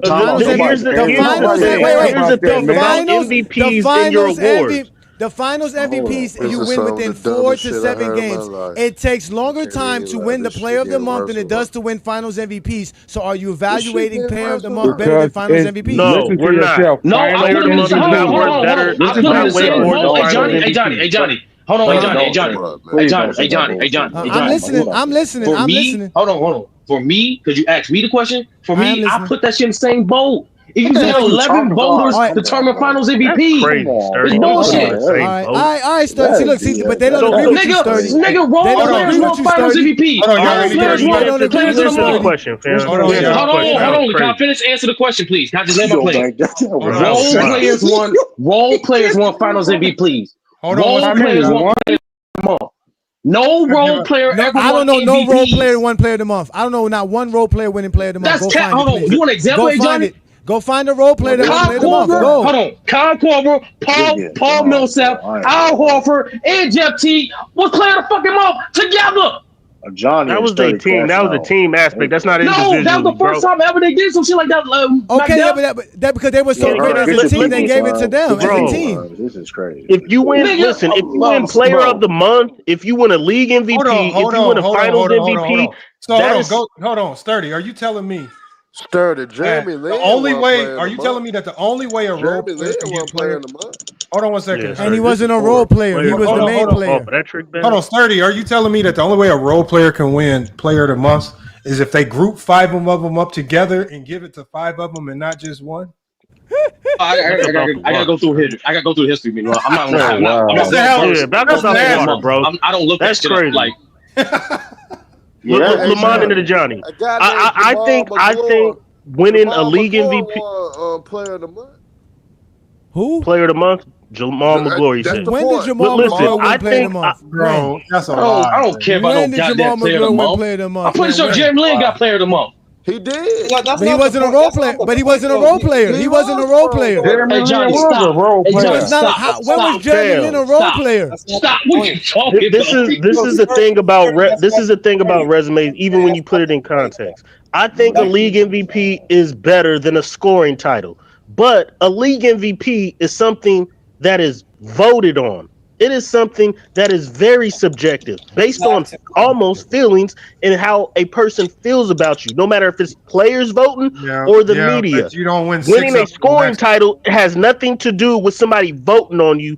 That is something that you actually did. That's concrete in the league. So even though we weigh of MVP more than a scoring title, still a MVP is subjective. Why a scoring title is concrete. Are you telling me a scoring title is the same as MVP? Are you really? That's not what I said. I want to know who's. I want to know who's a. I want to know Why are who's a y'all role player playing here. dumb? True. Why Who's would a you role ask a player question here? like that? That's not what I said. Who's a role player here? Who's a role player here? These are the guys that got the most player of the months. Who's a role player here? Who? Name them. Show it to me. Who's winning? These are the guys that's winning the most play for the last 20 years. Won the most player of the month each season. Why you have this stat? Show me a role player. I don't care, hey Johnny. Player of the month is No, I still a want to small sample know. size. No matter who wins it, that's the point. No matter who wins player of the month, it's a small sample size to achieve it. But that's not what. But that's not what they say for Finals Out of MVPs. all those players, you're telling me that Russ was the number one option? Yeah, and you know what? Yeah, he is right. Russell. No. If you don't want to count player of the months, then it's hard to give the value to the Finals MVP that people give. Nah, we not doing. That's what I'm saying. I'm not inconsistent. Bro, That's what player of the month scares don't me. mean nothing compared to a Finals The fuck, MVP, man. bro? Come on, How the man. hell can I compare? Hold on. There's no way I can compare a fucking award where a nigga like Cedric Maxwell can win compared to like an MVP. That's insane. I mean, according to what Go James Kingdom has shown, it's easier to win a Finals MVP than get Player of the Month.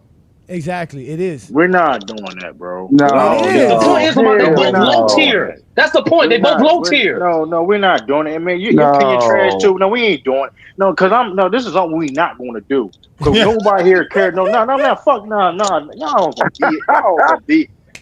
gonna BS, bro. Nobody cares about Player of the Month award, bro. Let's not do that, bro. The NBA does. The NBA gives it out every month. Hold the NFL does. The MLB does. No, Soccer League does. All of them do it. The NBA. Wait, the what NBA. are you talking about? Don't mean I gotta care about it. The NBA. Listen, the NBA gives out a trophy for Player of the Month. They don't give it for scoring title. So Lamont, I'm gonna ask you this, Lamont, and you have to like the NBA Cup. Be honest. Dunkin' Donuts Cup. Granted, we understand. But Will and Kareem did get a trophy in the plaque for the all-time record. Because I understand. Hold on, let me hear True's question, y'all. I do understand that the sample size of the voting is similar when it comes to winning player of the month in the finals. I don't think nobody's gonna argue that, right? But let's be totally honest. Playoff basketball is definitely different from regular season basketball. That's for one, right? That's for one. And two, y'all don't care about player. Only Johnny care about because LeBron James got the most. Because if he didn't have the most, I don't think he would put the set up. That's neither or there. Lamont, do you? But you can't not like an accolade just because of player. No. Exactly. If LeBron's great at it, it don't mean nothing. Just the fuck you can, Lamont. What are you talking about? So 6 Finals MVP means nothing. 6 Finals MVP means nothing. 10 scoring titles means nothing. Y'all only care about that because Jordan is number one in both of those categories. Because he's not number one in nothing else. Jordan's not number one in nothing else. That's facts. So that's the facts. That's the facts. That's the facts. But Jordan's not my GOAT. But let's be honest, Lamont. Do you honestly care about player of the month? Because last time I checked, before John started pushing this, I've been knowing you for a long time. We've been on pen. We have a bunch of discourse. Been on since Ticket TV. Herman couldn't contest this, every case may be. How many times we really have a conversation about player of the month before this year? Never. No, hold on. Put it to it like this. Like all Jay Johnny's doing is taking you guys down the rabbit hole that you want to go down. So so basically what it kind of started off like at the beginning of this conversation with Kareem and with Michael Jordan.